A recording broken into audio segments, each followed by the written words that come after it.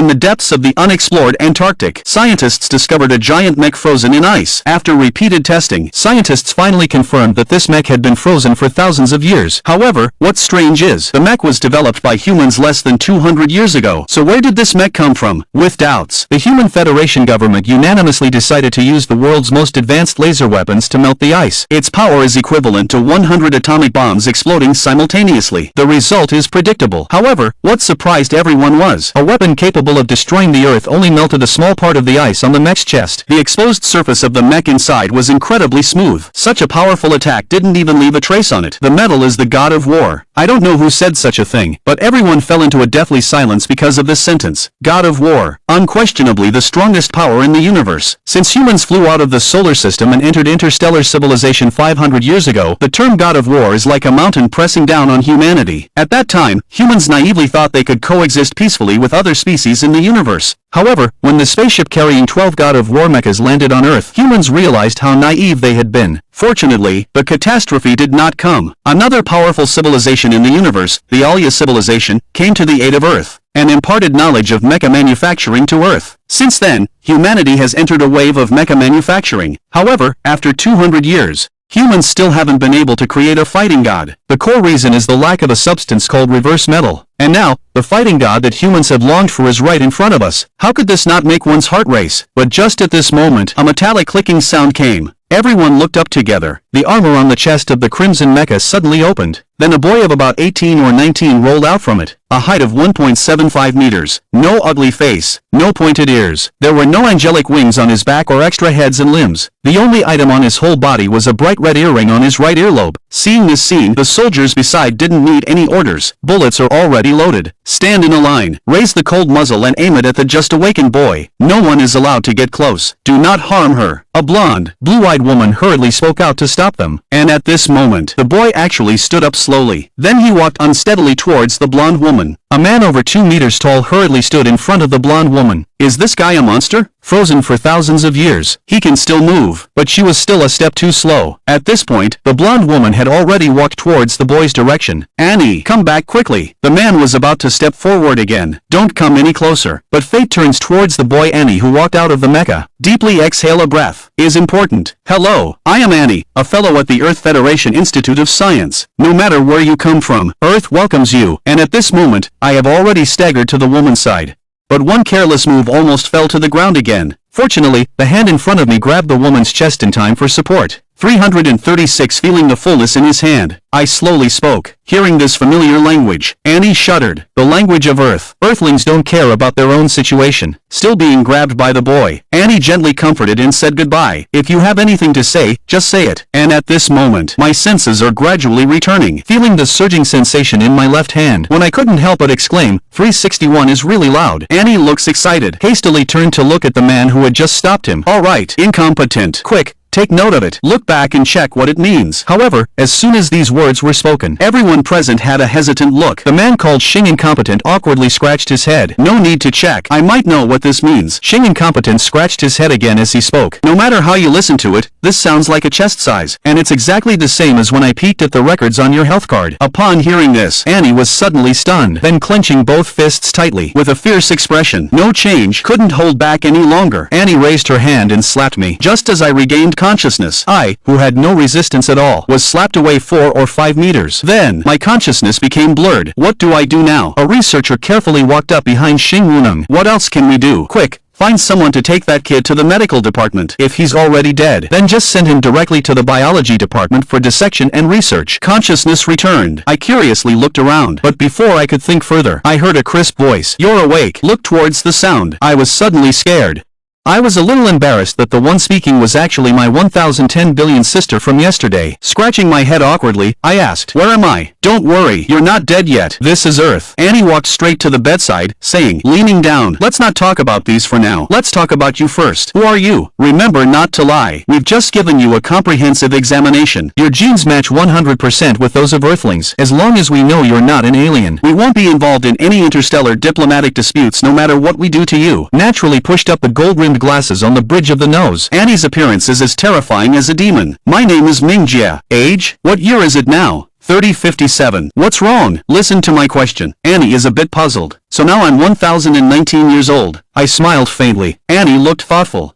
So that means, you were only 19 when you were frozen, Annie said. Her tone suddenly turned cold. You need to answer 2 questions honestly. Otherwise, I don't mind letting you experience the methods of humans 1000 years from now. Why were you inside that mech? Why were you frozen for over 1000 years? You made a little mistake and got frozen by aliens. Listen to my perfunctory answer. Annie's face grew colder. The second, is the mecha you're riding powerful enough? It's not that I didn't consider answering you directly, but you've already sat half your butt on my invention to interrogate me. You're lying. We've tested that crimson mecha. All metal parts are made of reverse metal. Is there such an ordinary mecha? Annie grips the folder in her hand, clasping it into a fist. The snake isn't what you said.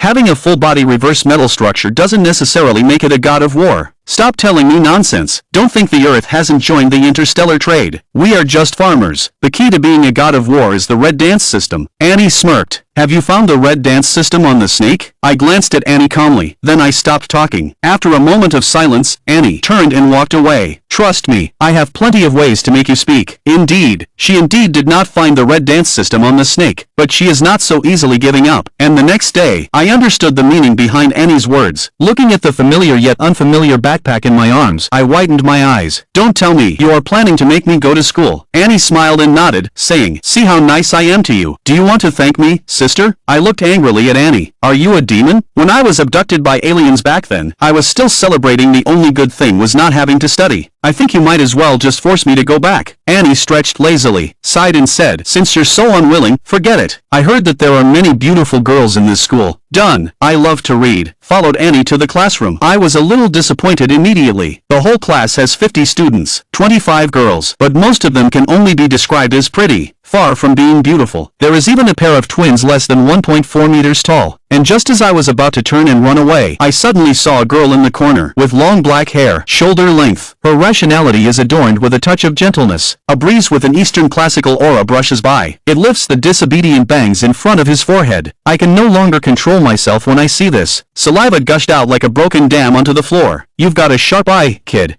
Shawn is a joke in our school. If you cooperate with my lesson today, I'll arrange for you to sit next to him. Annie leaned over and handed me a hand. You better keep your word. I changed seats as if it were planned with the boss. I took the handkerchief and wiped away the saliva. After reaching an agreement with Annie, I finally became Shawn's deskmate as I wished. And from Shawn, I found out Annie is actually a teacher at this Mecha Academy. Just then, Shawn's clear voice came through. Classmate Mingia, the teacher is starting the class. Do you have the textbook? Which textbook? I don't know either. I'm a bit busy. Then let's share. Shawn reluctantly opened her own electronic screen. The whole class is nearly 3 hours long, and it's all about the basic theory of mecha. I felt a bit bored and touched Shawn's thigh. Slippery. Really slippery. However, just when I was enjoying it immensely, an untimely voice came through. Classmate Mingia.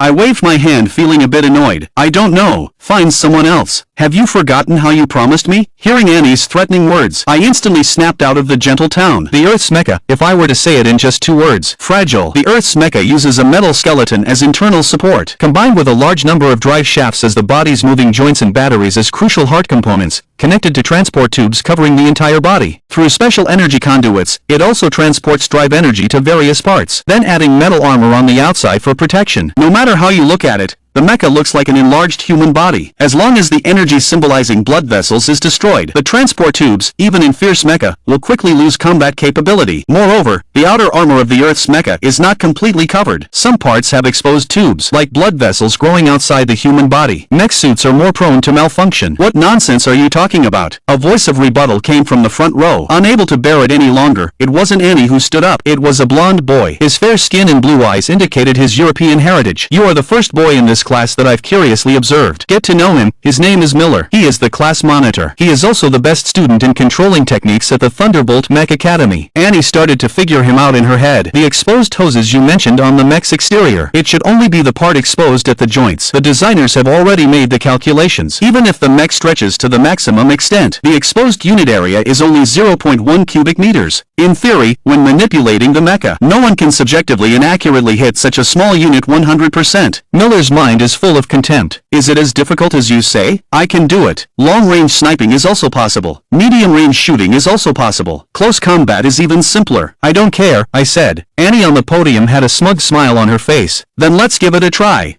Let's see whose theory is more accurate. Use the simulator for a 1v1 battle. I glanced at Miller, casually spoke. Okay, but what's the benefit if I win? The winner can get Ling Shan's obligation. Annie blinked at me. Wait, how can the teacher do this? Ling Shan blushed and protested. Aren't you and Miller lovers? No matter who wins in the end, I'll heal you. Annie's naked combat. I looked at the blushing Ling Shan in astonishment. Do you have a boyfriend? Ling Shan blushed and lowered her head. Falling in love with a mecha pilot won't end well. After all, we are destined to die on the battlefield. No more talk. I leave my seat. Walk towards the podium. Arrive at the mecha simulation arena. Miller provocatively glanced at me. Take out your data card. I'm using the assault mech. Mimi stands with one hand on her hip. The other hand swings a white memory stick. What's this data card? Stares at him. You're joking, right? If you're scared, just say. Miller laughs. Mingia, you're really forgetful. Wasn't your data card dropped in my office? Turns to look. I saw Wunan walking forward with a black memory stick. He handed it to me. Now I casually looked at the fresh thing in my hand. I looked at you. Students, enter the simulator. Students, the Miller vs. Mingjin match is about to begin. Annie announced excitedly. Many students quickly took their seats in the audience. Miller then stylishly jumped into the center of the venue. A black simulator? Huh? The first activated simulator instantly started moving. Lifted the 2-meter diameter metal cockpit. Wunong and Annie naturally walked into the control console, opened the massive electronic screen above. You're really amazing. I really don't understand what magic you used to make that kid show his mecha control skills so quickly. Wunong stood behind Annie, sincerely admiring her. It's simple. I'm just saying, whoever wins Ling Mountain gets a kiss. Smiling, Annie opened various instruments. Put on the communication headset. Ling Mountain's kiss, or I'll let that kid come out. I'll pilot him. Inept began to lift the white coat on his body. Do you want to die? Annie turned back and glanced at Inept, then immediately and honestly closed his clothes. When the cabin door is closed, the lighting in the cockpit lights up. Mingjie, can you hear me speaking? Holding a communication headset, Annie called softly. Very clear. Do you have any advice for me? I answered that the data card in your hand is a copy of the military high-level mecha prepared by Inept. But the one used by Miller's students is completely different. The computer-assisted system used by students can allow his mecha to exert power under the control of about 30 times per minute. But if your speed is less than 50, the mecha will be like a clock without oil. Every step is particularly difficult. Annie said with an evil smile again. I knew you didn't have good intentions. I sighed and inserted the wing. Don't say that. You should know that in space, the most basic surgical procedures are performed about 80 times per minute. You should be fine, right? I couldn't respond. I don't know if there's a problem. It's my first time piloting the Earth's mecha. And I only learned the control methods when I was just teaching. It's not surprising to lose. It's okay. I believe you can create a competitive stage for yourselves now. Annie excitedly pressed the start button. In front of many classmates, a clear image appeared on the giant screen in an instant. But when I saw the screen in an instant, the classmates all took a sharp breath in, simply because the created scene turned out to be a vast expanse of yellow earth. Not even a hint of hills or trees. Two sturdy mechas face each other, their imposing height reaching 25 meters. Blue-edged stripes, pure white base color. The bright red-pupilled mecha belongs to Miller. This is the number Miller won from the annual exam. It's the pride of the 1st Mecha Division of Thunderbolt Academy. In front of him is a completely black mecha with golden-eye pupils exuding a powerful aura. Although it also belongs to the standard assault type, this mecha is a full half-head taller. Especially when the classmates saw the rough red text on the chest of the black mecha, they were all stunned. The uncontrollable trembling of the Overlord Spirit Mountain. Is this the proud mech of the Earth Mech Defense Army's 1st Mech Division? Miller was surprised, gaping inside the Overlord mech. Miss Annie, are you serious? Let me fight the Overlord. Sorry, it seems like the incompetent teacher took the wrong data card. It's too late to change now. Just consider it as him having a little advantage. Giving a little advantage now. Annie smiled and frantically started typing on the keyboard. The virtual scene between the two mechs rapidly shortened the distance, frozen at a distance of 500 meters. The Miller mech instantly erected a huge armor, as big as a missile launcher, as small as a timed grenade, as long as it can be equipped with mech weapons. You can find everything here, and by the side of the Overlord also erected a magnificent weapon rack. But there is only a small tactical dagger on the rack. Are you satisfied now? In the headphones, Annie's gentle comfort. Okay, thank you, teacher. Miller awkwardly closed the communication. How is this finding balance? Let students pilot the mechs of the army, still increasing my advantage in weapon equipment. It's simply bullying. It seems the teacher also doesn't like this arrogant transfer student clamor.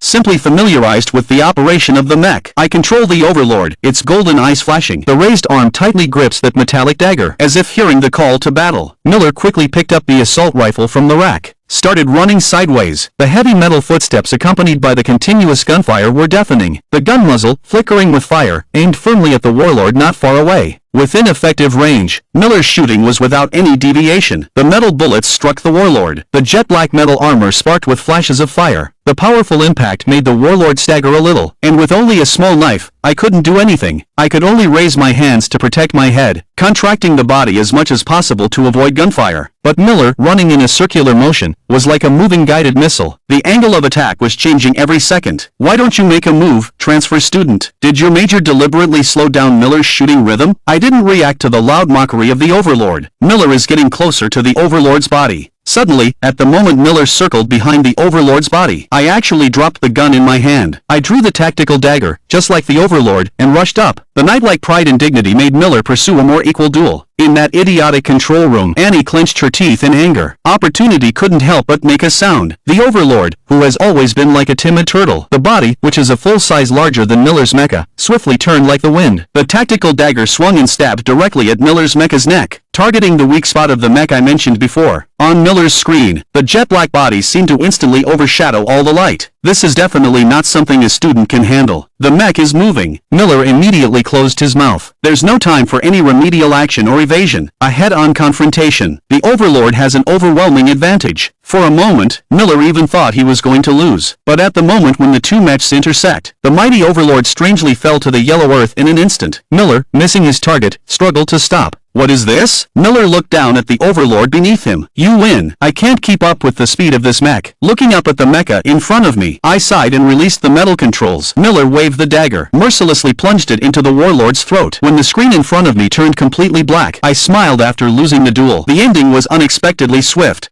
Amidst the cheers of many classmates, Miller kissed Shawn. Incompetent. The warlord's reaction just now was probably a result of not keeping up with the mecha speed. Why couldn't that alien mecha pilot from 1,000 years ago even control Earth's mecha? I'm really disappointed. Say something quickly to comfort me. Annie shook her head and took off the headphones. Is that what you think? But I think the warlord's final reaction was a bit strange. The helpless look is complicated. Until nightfall, Helpless still sits in the cockpit of the mecha, skillfully tapping the computer in his arms. And he is not the only curious researcher. In the distance, in the darkness, Annie, wearing the same heavy coat, walks over with a cup of hot coffee. How's it going? Have you found any useful information? Annie takes a sip of her cold coffee. This is called the Snake Mecha program. It has a strong self-defense capability. I have already used the Earth Federation's largest computer system to break into it, but there has been no progress so far. Helpless regretfully pursed his lips, but the movement in his hands didn't stop. Don't bother. Let's see how Mingia performs today. It might be true, just like he said. This mech is not the god of fighting. He's just a regular guy abducted by aliens. Annie's eyes reveal indescribable sadness. Creating the god of fighting was his lifelong dream, but now, the only clue has also been cut off. This time, it's really going to disappoint you, tapping on the keyboard helplessly, casually threw a small memory stick to Annie. What is this? Mingia's operation video inside the Overlord. There was indeed an occurrence of human and mech operation being unable to communicate, but the one unable to keep up with the speed is not human.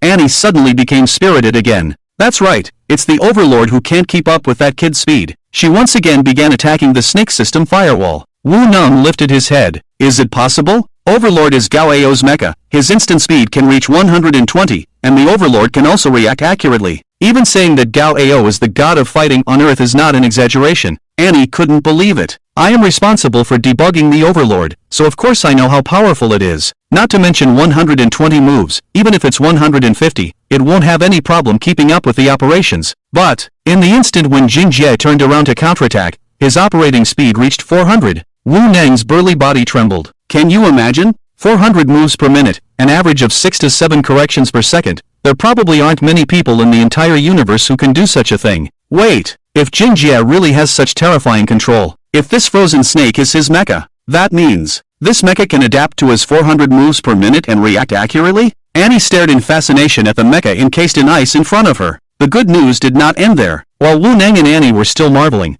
the computer in front of Wu Neng finally displayed a screen that was not unable to access. A set of special data appeared in front of Wu Neng and Annie. Is this the language of Araw Star? Is this mecha a product of Araw Star? Annie grabbed the computer screen. Wait, let me translate. Wu Neng frantically typed on the keyboard. When everything turned into Earth's language, cold sweat appeared on the foreheads of both Wu Neng and Annie, and the sweat had already turned into ice before it fell. These are the combat statistics of the snake. Annie trembled. It shouldn't be wrong. Like a car's odometer, these data reflect the entire life of this extraterrestrial mecha. Wu Neng nodded. But, can you imagine? From the first activation to the cessation of operation, there was only a 3-year period, but its total combat duration was 21,900 hours, and the longest recorded battle lasted for 100 hours? Wu Nang, what is the longest battle record for us humans? That was created by Gao Ao, fighting continuously for 48 hours. That should be the limit for us Earthlings. Wu Nang's expression became serious. The limit? Then tell me, what is Jing Jie?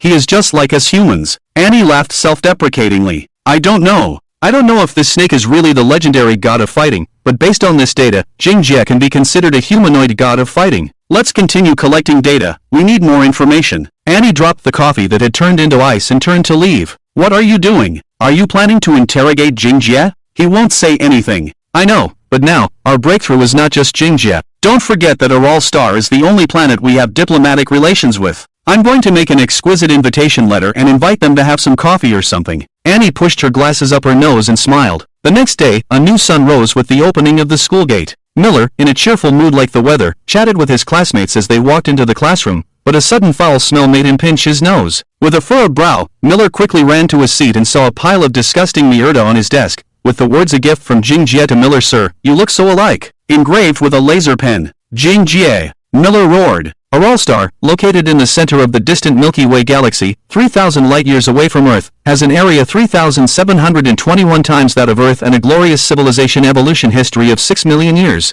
The excellent technology and superior environment that surpasses Earth have made Yalai star one of the most brilliant planets in the universe. What makes others envy even more is that the Yalai star system contains the most abundant antimetal mineral resources recognized by the entire universe. Legend has it that as long as the antimetal of Yalai star is fully developed, the wealth obtained is enough to buy half of the galaxy. It is precisely because of this enviable planet that, in the 6 million years of civilization, it has never been touched by invaders. This is only because Yalai star's massive military power cannot be described as shocking. The interstellar fleet and the quality of mechas rank among the top 3 in the entire universe. Of course, Yalai's battle god is also an intimidating presence. Unlike those planets with scarce antimetal resources, Yalai's battle god adopts a replacement system. Whenever a new battle god pilot is selected, a dedicated craftsman will tailor a brand new battle god mecha for the pilot. This ensures that the quality of the battle god mecha is always at the forefront of technology and never outdated. It is this strength that has made Yalai Star one of the 5 permanent chief justices in the Starfall Universe Alliance.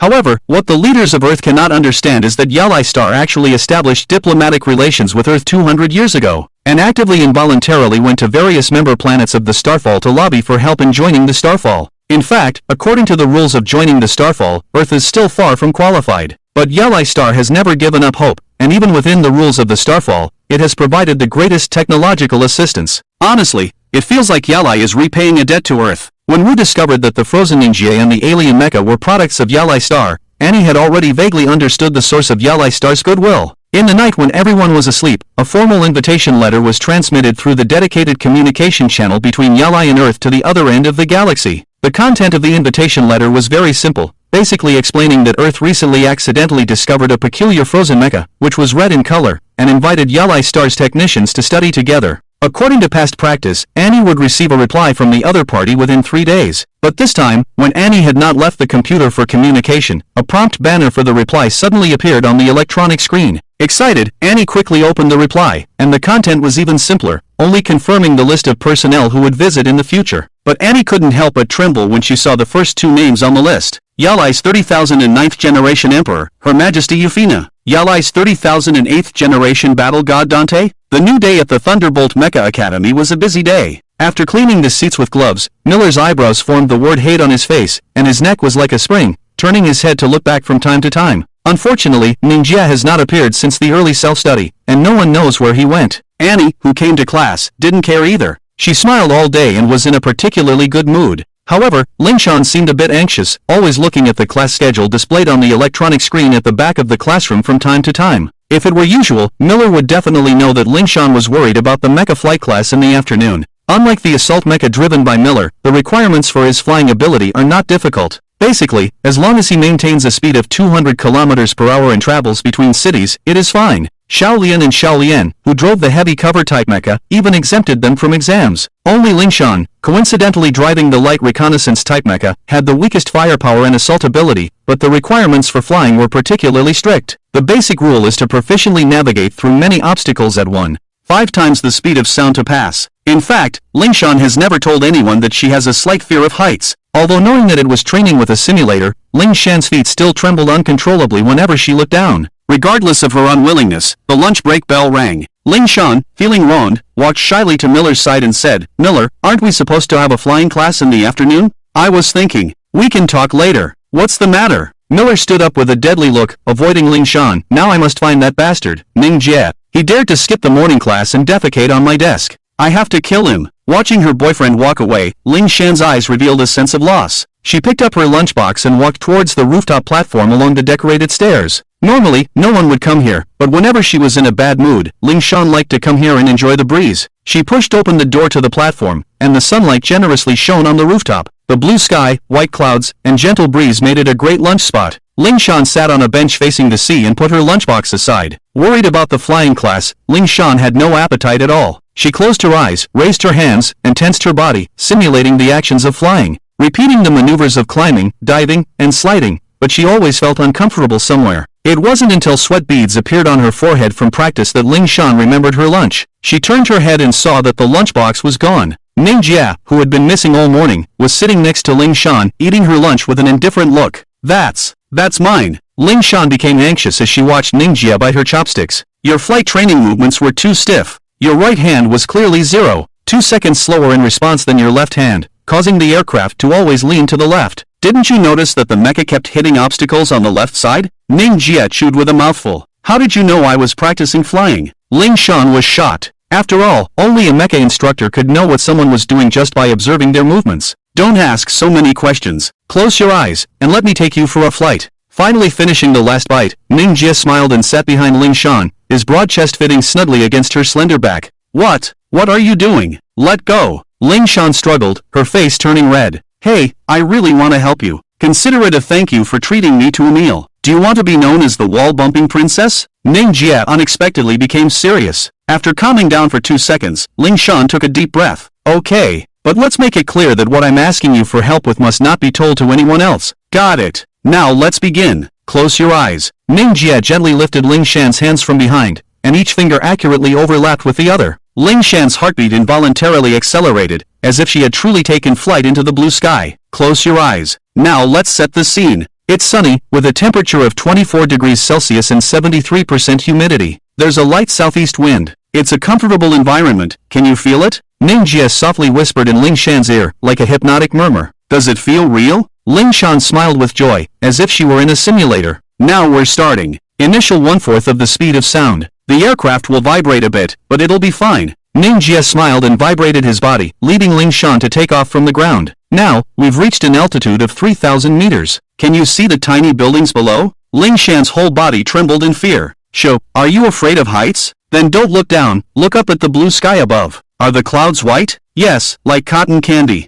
Shawn closed her eyes and lifted her head, starting to relax. "Do you know? What is the most enjoyable part of operating a mecha?" Mingia gently rested his head on Shan's shoulder. "That would be flying. We don't have wings, so we always look up at the sky. Mechas allow us to glide alongside birds. Is there anything more wonderful than this? We shouldn't be afraid, we should enjoy these moments. So, let's begin. Your obstacle flight. What obstacles are you worried about?"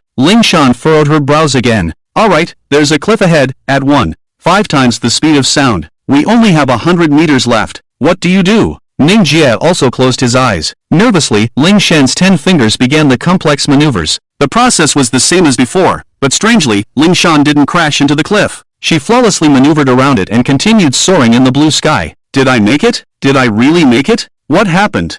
Shawn exclaimed. Remember the feeling just now, don't forget it." Mingia quietly withdrew his supporting hand, not planning to tell Shawn that he had subtly corrected her 0.2-second error with his fingers. "Continue soaring, enjoy your flight." When Shawn realized the warmth behind her had disappeared and turned to look, Mingia was already gone. At that moment, Shawn finally realized how close she had been to that man just now, and her face turned red as if smoke was about to come out. After her mood calmed down a bit, Shawn strangely discovered that when Mingia leaned against her shoulder, she seemed to hear a beautiful song. In the afternoon, the flight class proceeded as usual. Shawn received an unexpected A grade, and the teacher patted her shoulder, praising her significant progress. However, Mingia was still absent, not showing up. Finally, before school ended, Miller found Mingia in the open space behind the playground and beat him up with a group of people. Through the gaps in the crowd, Shawn saw Mingia lying on the ground. Even though he was covered in footprints, with his hands covering his head, he had a faint smile on his bloodied lips. Shawn finally confirmed that Mingia was a boy even stranger than she had imagined. While life on Earth continued to be peaceful in the vast universe, a massive white battleship was rapidly performing space jumps. The golden cross on the bow of the ship indicated that it was a battleship of the Yalai royal family. In the middle of this battleship, in a luxurious room, a slender girl sat on a large windowsill, leaning her head against her knees as she looked out the window. The scenery outside the window had turned into silver lines. The girl on the windowsill had silver-white straight hair that even reached below the windowsill. She was wearing a pure white, gauzy dress. In the reflection of the light outside the window, her face was so beautiful that it could stop time, possessing the power to make any man kneel before her. However, at this moment, a man stood beside her, as firm as steel. Despite his youthful appearance, he had a sharply defined face. With a height of only 1.75 meters, he was exceptionally sturdy, with muscles that resembled bricks forming his physique. He also had silver spiky hair and an old-fashioned aviator-style eye mask on his forehead. "Your Majesty, is it necessary for you to go personally?" the man said with a serious tone. "After all, for the past 1,000 years, we have received countless reports about him, but they all turned out to be false. The chance of finding him in the vast universe is extremely slim. Dante, don't forget that he created a legend with an extremely slim chance. Who could have imagined that with just one person, he would defeat over half of Yalai's military power at the time and even defeat the Ice Soul fighting god, recognized as the strongest in Yalai's history?" The girl on the windowsill leaned against the cold window, a sweet smile appearing on her lips. According to the legend, the hero of Yalai Star, the Flame Soul fighting god, the Snake Mecha Master, Mingia. "If it's true, I really want to meet this amazing character." Dante trembled with excitement. "You, who have already become the god of war leading the entire army of Araw, aren't you satisfied?" The girl laughed. "Of course, no matter how many people I defeat, as long as I haven't fought against Mingia, the people of Araw can never give me the title of the strongest god of war in history." Dante unconsciously clenched his fist. "Have you heard? They say that this afternoon, the Araw Envoy's warship will land in the city of Morninglight." I heard. It seems that the Empress of Araw, Euphina, and their god of war, Dante, will both appear. So exciting! If I could catch a glimpse of that Empress, it would be worth dying for. They say that Araw is a hereditary monarchy. Each generation has a female Empress, and each Empress looks exactly the same, incredibly beautiful. I wonder if it's true. All day today, the entire academy, no, the entire city of Morninglight, and even the entire Earth, were discussing the same thing. Everyone was excited like they had gone crazy. The streets were adorned with the most dazzling light effects, and cheerful electronic music played without a second of interruption. Numerous television stations from around the world gathered in this floating city by the sea, and all the nobles and authorities from around the world rushed to take the first charter flight, keeping the reception units of Morninglight City busy. "Shawn, look at this." Miller walked to Shawn's position with a card in his trembling hand, smiling. "It's the invitation to the Araw VIP reception tonight. Where did you get it?" Shawn also became excited. "Did you forget that my dad is a diplomat? It's not difficult to get an invitation." Miller showed off proudly, but his contemptuous gaze fell on Jingjie, who was sitting next to him. Poor Jingjie was rubbing the bruise on the corner of his mouth with a cooked hot egg. "Isn't it just an alien? What's so special about it?" Jingjie yawned lazily and peeled off the eggshell. "Shut up. You want to get beaten? You're mean. I'll give you guys the seats." Chewing on the egg, Jingjie walked away wisely. Leaving the classroom and entering the corridor, Jingjie clearly saw in the distant sky the giant warship, which was kilometers long, slowly descending through the clouds. The familiar golden cross emblem made Jingjie sigh. "Ah, just woke up and have to meet them again. They never give people a chance to breathe." His gaze returned to the spaceport of Morninglight City, a wide platform where hundreds of people played Scottish music with ancient bagpipes. Thousands of representatives from the business, political, and scientific communities filled the spaceport. Annie, standing in the crowd, changed into a black suit and a one-step skirt. Even the most sloppy Wu Nang was forced to change into a suit and wear a bow tie. The smell of cologne wafted from his armpits. "Annie, how much longer? I need to pee." Wu Nang couldn't stop trembling. "Stop calling me. If you dare to leave now, he will definitely cut off your little bird." Annie straightened her clean white collar. "Still talking about him? We're here pretending to be sculptures, but he doesn't even show up. Clearly, he's just being lazy." Wu Nang's sweat started to flow from enduring. "Shut up, the warship is landing." Annie didn't have time to deal with Wu Nang, the idiot, and immediately stood up straight. The white warship landed smoothly on the runway of the spaceport. The open doors turned into floating stairs. Without making others wait, a sturdy figure walked out first. It was Dante, dressed in a black suit, with a neatly draped cloak hanging from his shoulders. The majesty of the god of war allowed him to scan the entire venue and convey it to everyone. After confirming that there was no danger, from the open cabin door, Euphina, the Empress of Araw, wearing a white striped dress and a wide-brimmed sun hat, walked out. Even if they were separated by 100 meters, when Wu Nang saw the smile on the Empress's lips, he was completely stunned. Her skin was as smooth as jade, her amber-colored pupils slightly upturned at the corners of her eyes, and her straight and high nose. She had the same structure as a human, but no human could be as beautiful as her. She looks so young. If she doesn't speak, who would know that she's already 170 years old? Annie exclaimed sincerely. Wait, is she really that old? Wu Nang swallowed his saliva that was about to flow out. That's why I told you to read more information. The average lifespan of the Araw people is 300 years. The current Empress Euphina is only considered middle-aged, Annie explained. Wow, that's amazing. Can you take care of yourself that well when you reach middle age? Wu Ning's words were met with a sharp elbow strike from Annie, hitting him right in the bladder. Gracefully descending the stairs, Empress Euphina bypassed the Earth Federation president who came to greet her. Under Dante's protection, the Empress bypassed numerous politicians and celebrities and went straight to Annie, extending her friendly right hand. Are you Professor Annie? Hello, I'm Euphina. If you like, you can call me Nana. Euphina smiled sweetly like an ordinary friend. Hello. A flustered Annie shook the hand in front of her. Well then, let's not waste any more time. Nana maintained her smile, but her grip on Annie's hand suddenly tightened.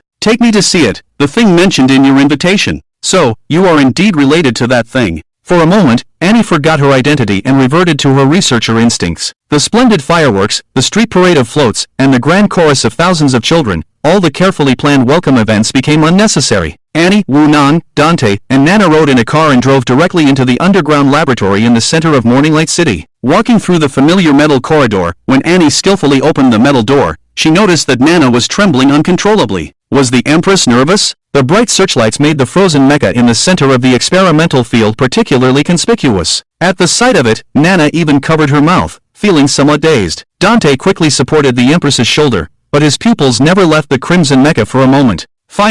We finally found it. It's the snake. Nana, standing upright, took off her sun hat and walked quickly towards the ice crystal. Your Majesty, be careful. The cold from the ice crystal is too intense. Getting too close will cause frostbite. Annie quickly stepped forward and stopped the Empress 10 meters away from the ice crystal. Where did you find it? Dante clenched his fist and stopped beside the Empress. Near Mars, it was found by one of our monitoring ships. At first, we thought it was an iron ore, but who would have known? Wu Nang loosened the uncomfortable bow tie around his neck and took a deep breath. If I'm not mistaken, this mecha should have been manufactured by the Araw star. But why was it frozen and drifting in space? Annie had many questions she wanted to ask. This is the cruelest punishment of the starry sky. When a certain mecha pilot violates the laws of the starry sky, and the circumstances are particularly severe, the starry sky will convene a grand trial, where all members will vote, and then the 5 permanent judges will cast their votes. Once the vote is unanimous, the mecha pilot and the mecha will be subjected to the punishment of being frozen in ice, and then let the ice crystal drift aimlessly in the universe. The sentence only ends when it is discovered and thawed by a civilization other than the starry sky, Nana explained, her eyes moist as she looked at the mecha kneeling in the ice crystal. How is this different from a death sentence? The chances of being rescued are terrifyingly low. Annie awkwardly smiled. But you really found it, and I'm really grateful to you. Your Majesty, they have already partially thawed it. The cockpit is empty. Dante suddenly looked at Annie as if he had gone crazy. Where is he? The person inside the mecha? Who are you talking about? Annie was a little scared. Who else could it be? Jingjie, the mecha master of the snake, the fighting god Jingjie. Dante almost shouted. As expected, it's confirmed. This mecha and Jingjie are the fighting gods. No longer afraid or nervous, Annie suddenly couldn't restrain herself and burst into laughter in the most unrestrained manner of her life. Leaving the cold laboratory, the 4 of them, with complex emotions, moved to a spacious reception room. Although there were no windows here, at least they could find comfortable sofas, a flat coffee table in the middle of the sofa, and warm coffee on the coffee table. Nana and Annie sat facing each other, while Dante respectfully waited behind Nana, and Wu Nang, who stood behind Annie, smiled strangely and leaned against the back of her sofa. The atmosphere where no one spoke was somewhat unbearable, especially for Annie, whose head was full of question marks. Before we talk, please answer me one question. Will you take Jingjie and the snake away? Annie's face was unusually serious. Academician Annie misunderstood our relationship with Jingjie. He is not our servant, and no one can command him. If he doesn't want to leave Earth, this is his home. On the contrary, if he wants to leave and someone tries to force him, Araw will do everything possible to destroy all obstacles. Nana picked up the steaming coffee in front of her. Her simple explanation made Annie tremble uncontrollably, as if she had seen the destruction of the Earth. Be grateful that we didn't torture Jingjie back then. If they knew that we had tortured their hero, I guess what's coming now wouldn't be a battleship. Wu Nang muttered quietly in Annie's ear, his back soaked in cold sweat. Your Majesty, I can assure you that no one will force Jingjie, but before you meet him, can you tell me about the connection between Jingjie, a pure earthling, and Araw? Enduring her fear, Annie continued to ask. Actually, this is a secret that should not be told to outsiders. However, this secret is probably only unknown to civilizations as backward as Earth in the universe, right? Nana slowly put down the ceramic cup in her hand, her already beautiful face showing a touch of sadness, making her even more charming. Just 1,003 years ago, the Araw civilization experienced a catastrophe that was almost annihilating. Really? Someone dared to invade Araw? Wu Ning opened his mouth wide. Even 1,000 years ago, your military power was terrifying. Indeed, but the one who invaded Araw was not an outsider. At that time, the fighting god betrayed the Araw royal family. As she spoke, Nana sighed lightly. Our military power has always been entrusted to the fighting gods, but who would have thought that the sharpest sword would be pointed at its own throat? How is that possible? Wasn't there anyone who resisted the rebellious fighting god? Annie exclaimed in surprise. No one dared to resist because no one could defeat him at that time, the ice soul fighting god, Minglang. In Araw's history, he was the only one who defeated all the simulated data of the previous fighting god mechas and was considered the strongest fighting god. Dante laughed, as if laughing at Annie's naivety, not to mention that he had a powerful army. Even if he was alone, he probably had the strength to storm the palace and kill the king. Exactly, at that time, the Empress was forced to escape Araw with only a few remaining royal guards in Mecha, aboard a battleship. According to the rules of the stellar tragedy, alien civilizations are prohibited from interfering in the internal affairs of other countries, and Minglang's rebellion was considered an internal affair. Therefore, no planet in the universe reached out to help the fleeing Araw royal family, and some even voluntarily provided the location of the Minglang royal family. Nana had long understood that the universe was a heartless place, but every time she thought about it, she couldn't help but show a look of hatred. I don't understand. What does this have to do with Jingjie? Annie didn't show any sympathy, she just kept asking her inner doubts. Speaking of which, I need to explain to you the process of the birth of the Araw star god. Instantly calm, Nana smiled charmingly again. On Araw star, everyone has the power to become a star god. When the previous generation of star god retires, Araw holds a grand ceremony. All the mecha pilots who participate in this ceremony will challenge the simulated data of the past Araw star god mecha in the simulation machine.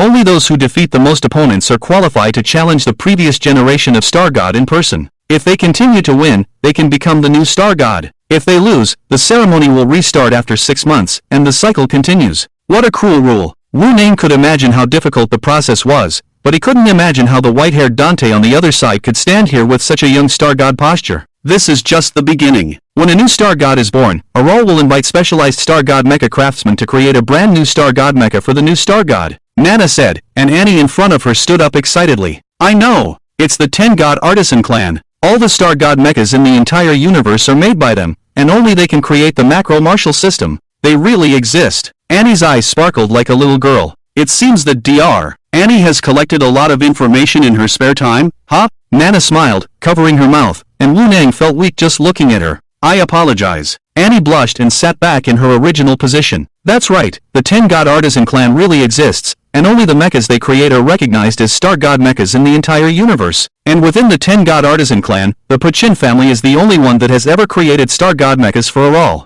At that time, the patriarch of the Pachin family also discovered Minglang's uniqueness and made an exception to create 2 star god mechas for him to choose from. One is the Frost Soul Star God Dragon, with a macro martial system driven by the mecha pilot's coldness. Unexpectedly, his coldness is not only towards enemies, but also towards his own people, Nana said with a hint of anger. The other one is the Flame Soul Star God Snake, with the macro martial system driven by the mecha pilot's anger. Dante took over Nana's words and gently patted the trembling shoulder of the emperor. At that time, the fleeing royal family took this star god mecha that Minglang didn't choose. They hoped to find a mecha pilot who could activate the snake and become a weapon to resist Minglang. I don't understand. The fleeing royal family should have had guardian mecha pilots with them, right? Why couldn't they activate it? Annie was puzzled. To activate the star god mecha for the first time, you must first activate its macro martial system. In other words, the mecha pilot must have enough emotions to drive the macro martial system. Unfortunately, the snake was made by the Pachin family based on Minglang as the standard. The anger of an ordinary mecha pilot was completely ignored by the snake and couldn't resonate with it. Coincidentally, the royal family that was chased by one of Minglang's troops and forced to land on Earth happened to land in a city in ancient China. Wu Nung. Annie didn't wait for Dante to finish speaking and knocked on the man's head next to her. Understood, I'll go check the historical records. Wu Ning quickly left the reception room. So, we met Ningjie. Nana smiled, her happiness shining like a flower. No one believed that it was the anger of this 16-year-old boy that caused the resonance of the snake. He became the recognized mecha pilot of the Flame Soul Star God and accompanied the spiritually uplifted royal family in a 3-year-long counterattack. With just one warship, a few guardian mechas, plus a star god found on Earth, they actually fought their way back to Araw. In the almost endless battles, Mingia truly became a true star god. When the final battle came, Mingia stood tall in front of tens of thousands of mechas and warships, with just one person, one mecha, and one sword, fighting until no one dared to approach him. And Ming Lang had no choice but to personally challenge the scarred flame soul battle god mech. As you can see, Mingia won, and our Araw royal family regained control of Araw's regime, continuing to flourish to this day. However, Mingia sacrificed everything in this battle that had nothing to do with him. In that earth-shattering battle, the woman Mingia loved was killed by Ming Lang.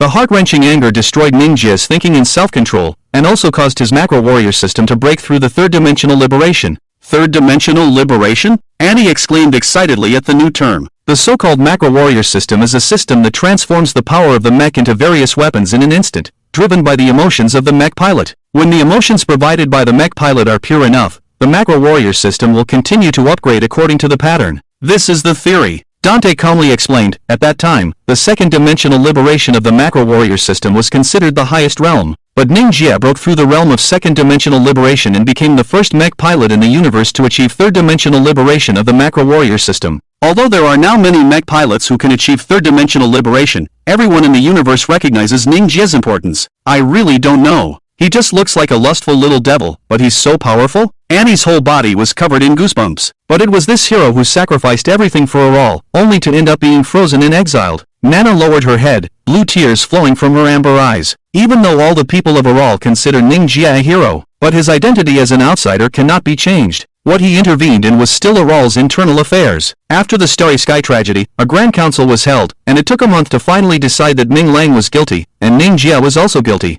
Both of them were frozen inside the mechs in exile to the far reaches of the universe. As one of the judges who judged Mingia, you should understand the pain of the Araw Empress at that time. On the day she passed away, she enacted a law, as the descendants of the Araw royal family and the people, to never forget the grace of the flame soul battle god. You must do your best to find the whereabouts of the hero and repay the debt. Now I finally understand why Araw, such an excellent civilization, has been condescendingly supporting and assisting Earth. It turns out that you just want to repay the favor to Mingia. Annie slumped weakly on the sofa. Thinking back, the end of the Earth's war, the establishment of the Earth Federation, the advancement of space technology, everything was closely related to Araw's support. In other words, without Mingia's help to Araw, Earth would not have the happy life it has today. Just like Araw owes Mingia a favor, the descendants of Earth also owe him. In the evening sun, lying on the roof of the teaching building, Mingia suddenly woke up from his nap, supporting his body with intense gasps, his close-fitting clothes soaked with sweat. It was because he had dreamed of that scene from 1,000 years ago again. On the wide street, a pristine white warship descended from the sky, tearing open the earth, raising a sky-covering dust, and stopping in front of him. Before that day, he used to call himself Chinese, but after that day, Mingia no longer knew how to address himself. Earthling?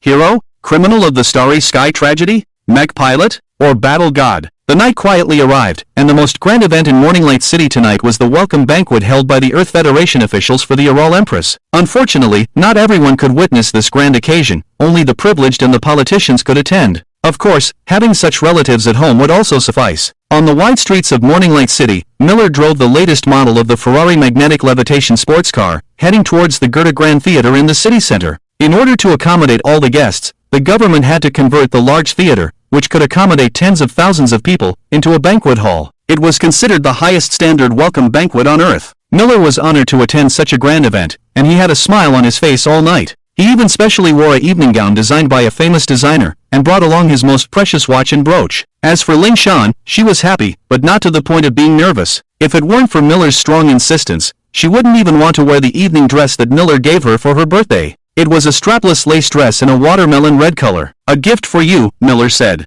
Shawn looked beautiful tonight, and Miller couldn't help but take a few more glances at her from the rearview mirror as he drove. He handed her a small box. You've already given me enough gifts, don't give me any more, Shawn said as she took the box. Don't worry, you'll definitely find it useful. Miller smiled and opened the box with one hand. Inside was a transparent glass bottle. What is this? Shawn carefully examined the bottle. It's the most expensive translation mechanical bug on Earth, the sodium micron level unit, which can work on biological thermal energy. There are a total of 5 bugs in your bottle. When you open it, 2 of them will crawl into your ears, 1 will enter your throat to the vocal cords, and 2 will lurk in your corneas. When you need to communicate, their artificial intelligence system can automatically translate the alien language of Araw into a language you can understand. The words you speak will also be transformed into Araw language due to the bugs in your vocal cords, and the bugs in your corneas can help you translate alien writing. If needed later, you can also input other planetary language versions. Isn't it amazing? Miller proudly showed off. I heard that such translation mechanical bugs have long become an important tool for communication in the universe. Unfortunately, Earth is just getting started and can only translate Earth language and Araw language for now. With this, you won't have to worry about not understanding the words of the Araw Queen later. When Miller arrived at the theater, the area outside the door was already filled with numerous luxury cars. There were at least 1,000 of them, which made Ling Shan a little overwhelmed. After presenting the invitation letter, Miller generously took Ling Shan's hand and walked into the gathering place of Earth's elites. It was truly magnificent. That was Ling Shan's first impression. Whether it was the towering 30-meter-high dome or the banquet hall the size of 2 football fields under the dome, everywhere exuded luxury and nobility. Countless celebrities held various styles of wine glasses, standing together in groups of 3 or 5, complimenting each other with the most sincere hypocritical smiles. How spectacular it was. So many people, and some of them are TV stars. Ling Shan felt a little uncomfortable in such an occasion. What are stars? They are just supporting roles here. The real important ones are the officials who govern the government, and elites like you and me, Miller said, shaking his dress at this moment. As long as you are here, can you tell me where the bathroom is? Mingia ran to Miller's side, holding his lower abdomen. You're here too? Ling Shan was pleasantly surprised to see her tablemate. Why are you here? Miller was only angry. Did I want to come? Annie forced me to come. Damn it, the wine in this era is too strong. I can't hold it after just 2 bottles. Mingia trembled in frustration, almost crying. Even though he was wearing a neat black suit and his hair was neatly combed, his twisted face still didn't give off a hint of gentlemanly demeanor. Ling Shan couldn't help but laugh, and all the tension disappeared because of Mingia's embarrassment. Mingia, why are you running around? Not far away, Annie, wearing a purple-black satin tight-fitting dress, walked through the crowd and hurried over, grabbing Mingia's wrist, afraid that he would run away. I'm about to pee. What do you mean, why am I running? Mingia can't stand the women around him anymore, but the feeling of her 36E breasts pressed against Mingia's wrist unconsciously reveals a lecherous expression on his face. I'll take you there. You two can have fun on your own. The buffet table is up ahead. Excuse me. Smiling, Annie led Mingia towards the restroom. Have you noticed, Annie seems to be particularly good to Mingia? Could they be in love? Ling Shan didn't dare to continue, her face turning red. Forget about it. This guy is really persistent. Can't believe I can still run into the stinky kid here. Miller pulled at his collar with a stern face and began socializing. It's not just Mingia who is uncomfortable in this hypocritical setting. Amidst the sea of elegant evening gowns, there is a sloppy figure wearing a dirty white coat, circling around the 50-meter-long buffet table. Wu Nong was overjoyed. It had been over half a year since he last encountered such a good opportunity to eat for free. In his hands were plates filled with the shells of high-end seafood, while the meat of these seafood had long entered his bulging belly. Wu Nong, what a coincidence, running into you here. Just as Wu Nong was secretly delighted, a big hand suddenly rested on his shoulder. Gao Ao, what are you doing here too? Wu Nong reluctantly turned his head. Surprised? You should know that I never miss an opportunity to wear formal attire. Gao Ao smiled, his middle-aged appearance well-maintained without any wrinkles in sight. His black hair was neatly combed, and his black suit accentuated his height of 1.8 meters. With white gloves, he looked like a gentleman. But who would have thought that he was the strongest mecha pilot on Earth? Do you remember a few days ago when I asked you to maintain the Overlord? Gao Ao's hand still rested on Wu Nang's shoulder, while his other hand casually picked up a piece of fruit in front of him. Didn't I give it back to you? Cold sweat started to form on Wu Nang's forehead. Yes, you did return it, but when I checked the data card of the Overlord, I suddenly found a set of operation records that I didn't know about. Gao Ao asked while eating the fruit. Maybe it was left behind by one of the repairmen during testing? Wu Nang began to struggle, but no matter how hard he tried, he couldn't shake off the arm resting on his shoulder. Is that so? Your repairman must be very skilled. My Overlord couldn't keep up with his operating speed? 400 operations per minute. Is this guy still human? Introduce me to him. The gentleman put down the fruit fork. Gao Ao looked at the nervous Wu Nang. Damn it, you're really persistent. Wu Nang felt frustrated. All the hosts of the banquet had arrived. After Ling Shan introduced herself 37 times, Miller shook hands 56 times, Annie stomped her feet outside the men's restroom 6 times, and Wu Nang attempted to escape 40 times, while Gao Ao persistently asked questions 68 times. Finally, the awaited guest arrived. As the double doors on the second floor of the banquet hall were pushed open from the outside, dozens of spotlights shone together. The symphony orchestra played passionately, even drowning out the footsteps of the guests. Everyone looked up towards the magnificent staircase. Nana, wearing a pure white evening gown that resembled a wedding dress, adorned her slender body. The skirt's pattern, made of gold thread and gemstones, shimmered with a captivating light under the spotlight. But no matter how captivating the light was, it couldn't surpass the faint smile at the corner of Nana's mouth, and her silver hair cascading down to her waist. Truly beautiful women not only captivate men, but also astonish women. Ling Shan was stunned. She admitted that she was beautiful, but compared to the queen in front of her, it was like the difference between a commoner and a princess. This difference was not in appearance, but in the indescribable noble temperament that couldn't be acquired through training. In comparison, Dante, who followed behind Nana, no longer attracted attention. Wearing a tight black suit that highlighted his muscles, he didn't bother to dress up for this banquet. Nana, who finally appeared after countless calls, did not greet anyone. She looked around under the spotlight as if searching for something rare. But when she held up her skirt, took off her shoes, and ran barefoot towards the object she was looking for, no one thought that the object, or the person, was anything special. Under the spotlight, Jingjie stood with his hands in his pockets, his suit still bearing the water stains from the restroom. He faced the queen with a calm expression. Nana couldn't control her excitement anymore. Her 100-meter run made the queen pant heavily. Her disheveled hair ruined her beauty, and her unadorned smile also spoiled her beauty. But she was still happy. "Finally found you," Nana said after catching her breath, and naturally leaned forward to the floor, a kneeling motion. Before everyone could exclaim, the silent Jingjie supported Nana, who was about to fall to her knees. "If you don't mind, would you dance with me?" Jingjie said seriously, no longer like a lecherous old man. "It's my honor, a dance that I've been waiting for 1,000 years, Nana said, placing her hand on Jingjie's shoulder. The melodious waltz began to play. The gentle piano music, no matter how long ago, never goes out of style. Nana danced the waltz skillfully to the unfamiliar foreign music. The closeness to her hero in her dreams intoxicated the queen as well, and the smile on her beautiful face turned into a flower that would never wither. The sight of a queen and a wolf dancing under the spotlight left everyone dumbfounded. Although they spun and twirled in sync with the music, everyone's gaze uncontrollably kept stealing glances at the two of them. Among these onlookers, Ling Shan's gaze was the most diligent, even though she was currently dancing with Miller. In this dimly lit ballroom, there were two people who couldn't blend into the atmosphere. Wu Nang and Gao Ao, holding glasses of red wine by the table, drank and looked towards a distant focal point. "So, the person dancing with the queen is the monster that made my overlord unable to keep up with his rhythm? But no matter how you look at him, he's just a child, right? Wu Nang, don't play me. Don't forget that we were roommates in college. I've long known your talent for telling lies." Gao Ao tasted the wine in his cup. "Believe it or not, all I can tell you is that kid is strong, a character who can dominate even in the universe." Wu Nang downed the contents of his cup. "So, he's stronger than me?" Gao Ao's grip on the wine glass tightened. "Hee, sorry, old classmate. Although I know you have a strong sense of self-esteem, if you were to compare yourself to Jingjie, the two of you are not even in the same world." Wu Nong patted Gao Ao's shoulder and turned around to continue eating. When the music reached its climax, Nana even hugged Jingjie's neck with both hands, pressing her whole body against his chest. Nana's swaying body in the wind was intoxicated, infatuated. But to Jingjie and Nana, it was just a whispered conversation that went unnoticed by others. "Is this the decision you made after waking up 1,000 years later?" Nana leaned her head on Jingjie's shoulder and closed her eyes lightly. "Actually, you don't have to worry about anything else. After enduring the frozen sentence, you are already innocent.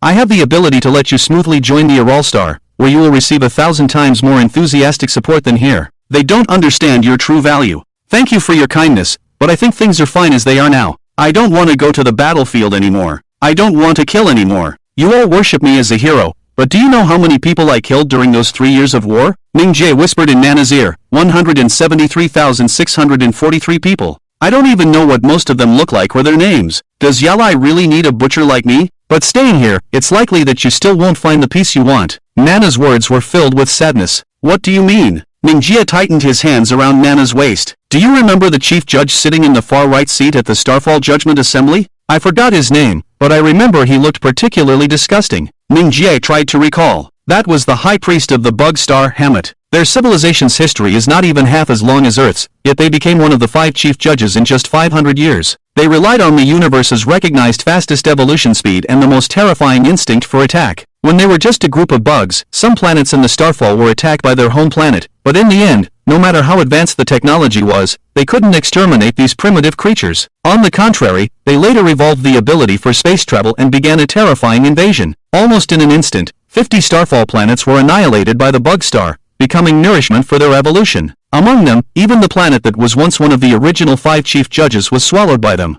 Everyone was afraid of their power, so they made an exception and allowed this vile bug star to join the Starfall, even becoming one of the 5 chief judges. Nana leaned closer to Ningjie. "So, is it true that enemies that can't be eliminated become friends? It's very similar to the theory that circulates in the universe." Ningjie sneered. Indeed, the bug star that became a chief judge did settle down and has always followed the law of no internal conflicts. However, since then, every new civilization that applied to join the Starfall was swallowed by the bug star. That's why for 1,500 years, the Starfall hasn't added any new members. Nana trembled. In order to repay our debt, we worked hard to help Earth develop and even recommended them to join the Starfall. But it's like putting Earth's name on the Bug Stars menu. It's not your fault. Even if you didn't intervene, according to the pace of human development, Earth, which didn't join the Starfall, would still be targeted. At least now, with the help of you, Earth's military power and technology have become much stronger. Mingia sighed softly. He truly seemed like a hero, even though destruction was imminent, his expression remained calm. I'm sorry, Mingia. Blue tears welled up in Nana's eyes. According to the law, even if the bug star invades Earth, Yalai cannot intervene. I understand. How much time do we have left? The bug star's army set off 10 days ago.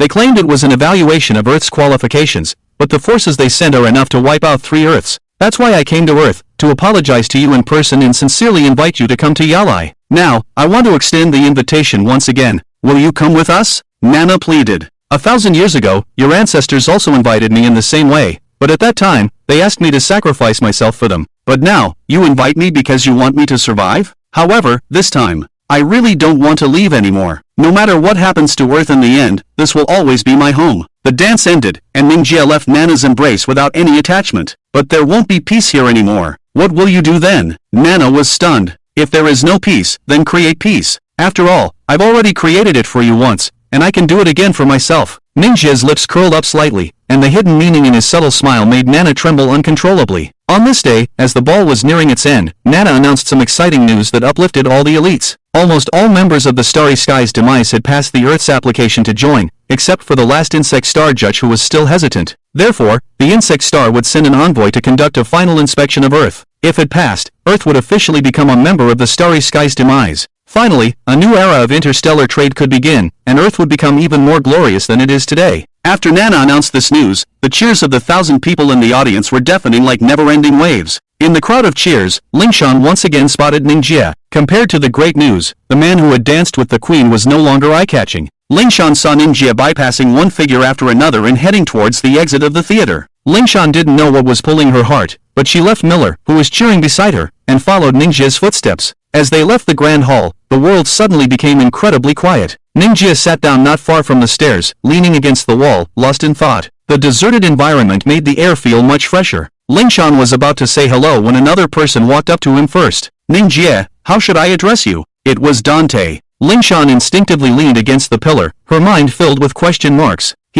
Don't you already know my name? Mingia didn't stand up, nor did he even look at the person in front of him. He just smiled casually. I mean, should I call you the Flame Soul Fighting God? Or the Savior Hero overall? Or just Mingia, who is nothing now? Call me whatever you like. You are now Araw's fighting god, right? Leaning back slightly, Mingia looked up at the serious man in front of him. Araw's 30,008th generation, the steel fighting god Dante, powered by the Hangu system. Dante remained expressionless, truly like a piece of steel. Why are you explaining all this? Actually, I don't care who you are. Mingia was amused by Dante's seriousness. It must be explained because I want to fight you and defeat you, becoming the strongest fighting god in Araw's history. Dante didn't hide his desire, just like a child. Have you challenged the simulated data of the previous fighting gods? Mingia didn't seem to dislike Dante's straightforward personality. It took me 2 years, a total of 30,005 fighting god data, and I have completed the challenge with a perfect record. Then you are already the strongest. I heard that back then, Mingling took 2.5 years to complete such a challenge. Mingia finally stood up and patted Dante's shoulder like an elder. No, among these data, there is no data for the Flame Soul Fighting God and the Ice Soul Fighting God. Your mechas were frozen, and I couldn't find your simulated data. So, if I don't defeat you, I can't become the strongest. At the very least, I have to defeat you, who once defeated the Ice Soul Fighting God. Dante maintained his strong posture and bowed to Mingia. Dante requests here, to have a battle with you. We can't fight. My snake is still trapped in ice. Even if I fight you with Earth's mecha, you won't be satisfied even if you win. Mingia sighed and waved his hand. Others may not know. Do you think I, as a fighting god mecha pilot, am also foolish? Facing the ground, Dante's voice became deep. As long as you have awakened, there is nothing in this world that can trap the snake again. You have the ability to awaken the sleeping snake and fight me as a fighting god. Unfortunately, I'm not in the mood to fight you now. Continue to protect your queen. That's the duty of a fighting god. Waving his hand behind him, Mingia climbed up from the steps. Whether you're afraid of losing or simply looking down on me, one day, you will definitely fight me. I guarantee it. Straightening his back,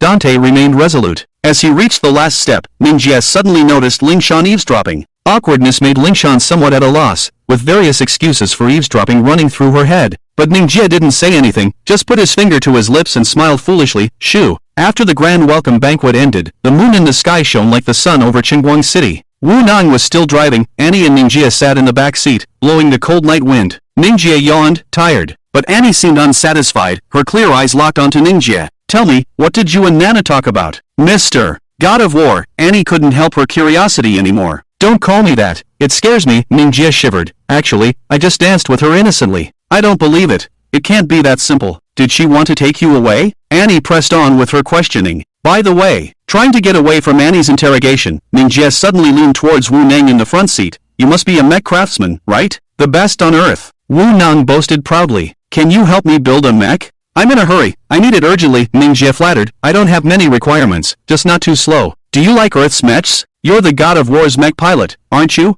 Leaning against the car seat, Annie sneered. You said you didn't have any requirements? I don't think it's easy to build a mech that can keep up with your speed when your reaction time is 400. Wu Nang's face twisted, no longer looking proud. Is 400 fast? I've already slowed down and cooperated with the data card you gave me, Mingia said, making Annie and Wu Nang break out in a cold sweat again. So what's your actual speed? Annie trembled uncontrollably. I haven't measured it specifically, but when I go all out, it should reach a maximum of 620, right? Mingia seemed indifferent. Please hurry, because I really don't have much time to wait.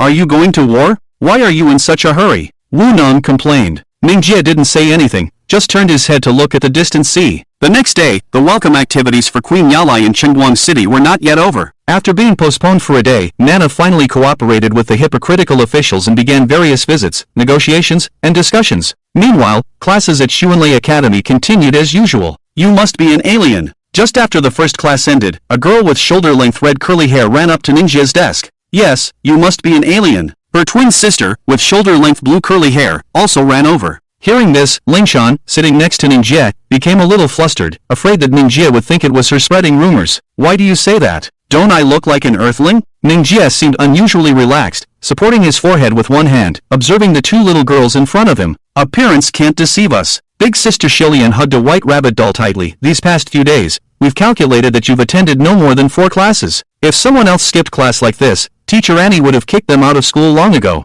And although you drove the Overlord that day, your reaction time with the machinery is too different. With that level, you can't even get into Xuanlei. Little sister Sholian nodded with certainty, holding a black rabbit doll. So we're sure that you're an alien, otherwise Teacher Annie wouldn't be so nice to you. The two sisters said in unison. Hee, you two really have wild imaginations. But let me ask, how can you, at the age of 12, sit in a high school classroom? Mingia scratched his head. Because Shelian and Sholian have good grades. We skipped grades together, the two sisters said in perfect harmony. For me, anyone with good grades is an alien. Mingia expressed his understanding as a bad student. Trying to argue. Let's go, Shelian. If the alien won't admit it, let's think of plan B. Sighing, Little Love held Little Pity's hand and left. Little Pity turned back and made a face. Mingia, are you really an alien? Shawn asked in a low voice when there was no one around. No, I am a pure earthling, Mingia affirmed. But why are you also the hero of Araw, the Flame Soul Fighter?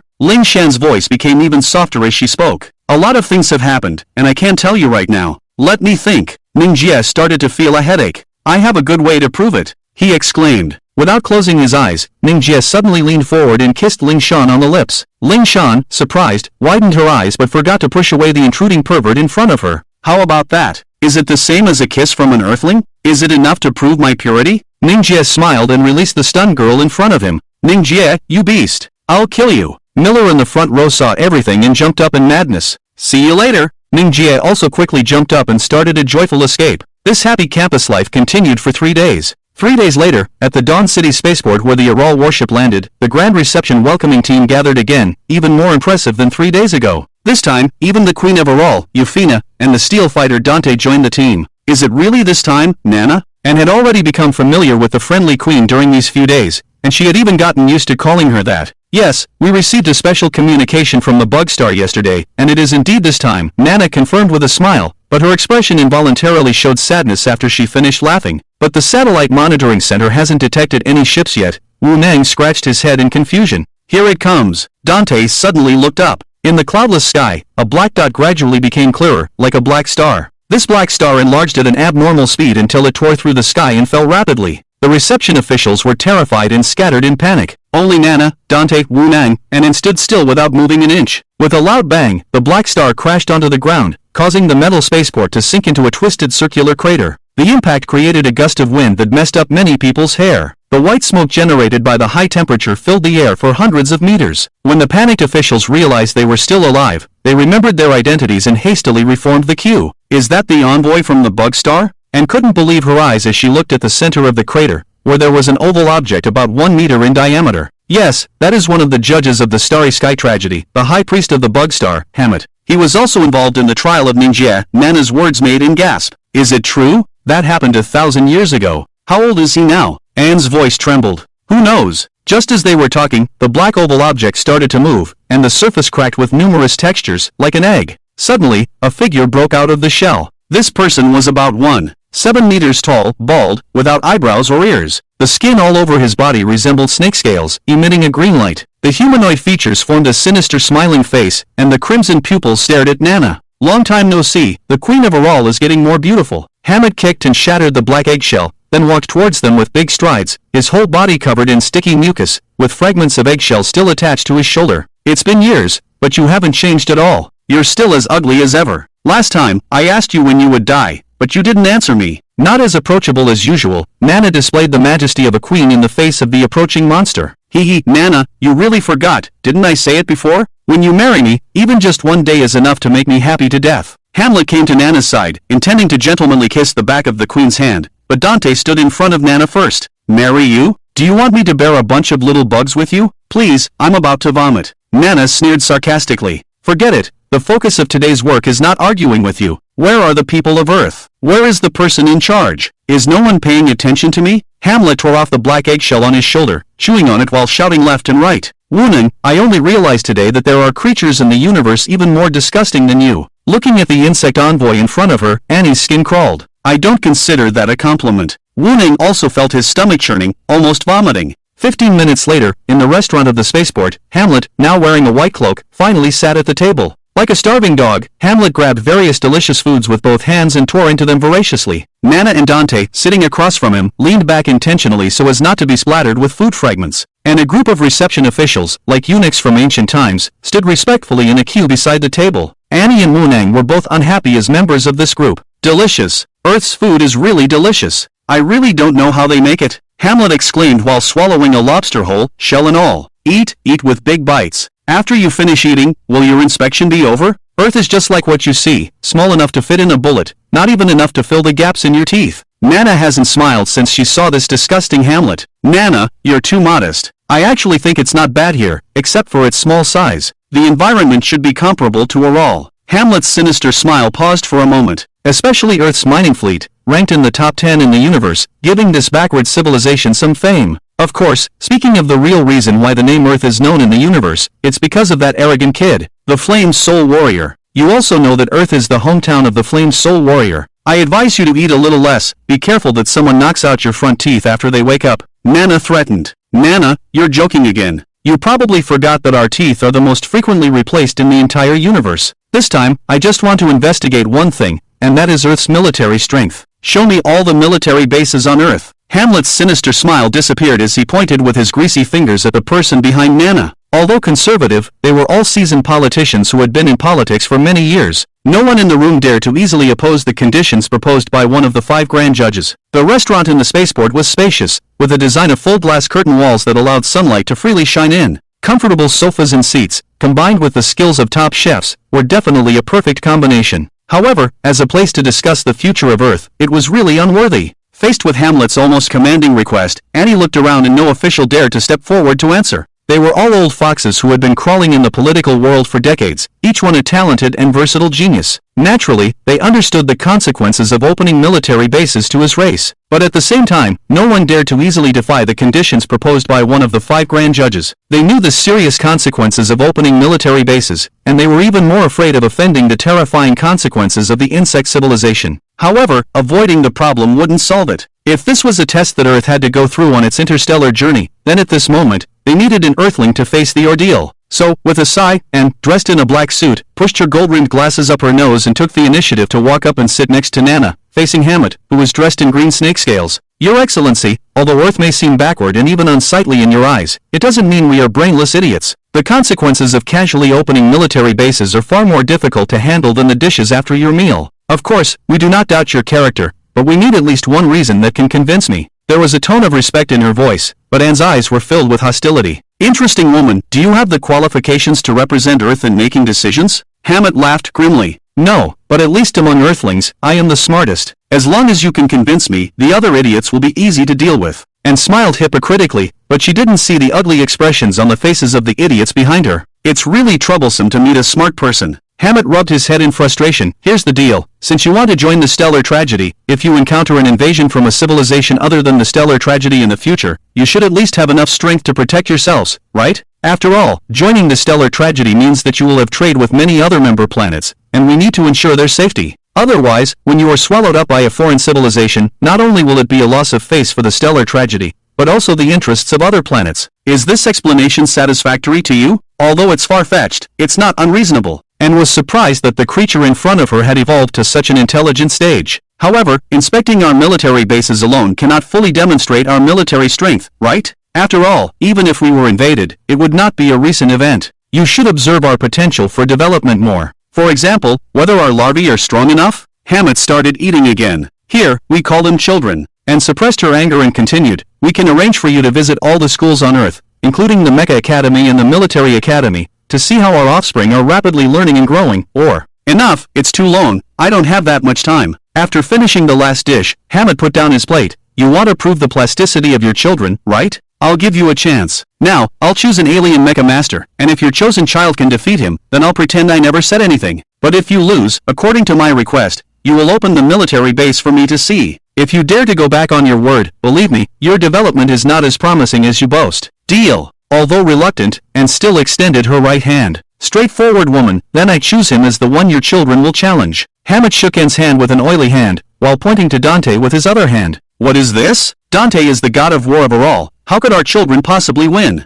Wu Neng couldn't stand it anymore and rushed out. I'm sorry, but I came alone this time. I didn't bring anyone, and the only person I can choose is Dante. If you think the hope is slim, we can ask Dante to reduce his power to 20% and also prohibit the use of all weapons, purely close combat. If your children can last 5 minutes, then you win. Hammett had obviously already planned this arrangement. But, you should know that Araw has always been inclined to help Earth. Are you using my god of war as your bargaining chip? Aren't you afraid that we will go easy on you? Nana patted Dante's shoulder next to her. It's okay, I know Araw's god of war values honor the most in the entire universe. It would be more painful for them to go easy on us on the battlefield than to kill them. Of course, if Dante disregards his own face, I will also have no complaints if I lose. Hamlet's laughter echoed in the restaurant. Who do you think you're talking about? Dante's determination had already dispelled Hamlet's worries. After the rather rough agreement, Anne's expression, which had been calm, could no longer remain calm. On the way back, her brows remained furrowed and her face looked extremely unpleasant. The officials, as if they had finally found a target to vent their frustrations on, scolded Anne harshly. It was as if she had betrayed the Earth. If it weren't for these hypocritical officials receiving a phone call at the same time, the blame would have continued. Anne, you took the gamble too far this time. Wu Neng glanced at his partner while driving. Do you think I wanted to?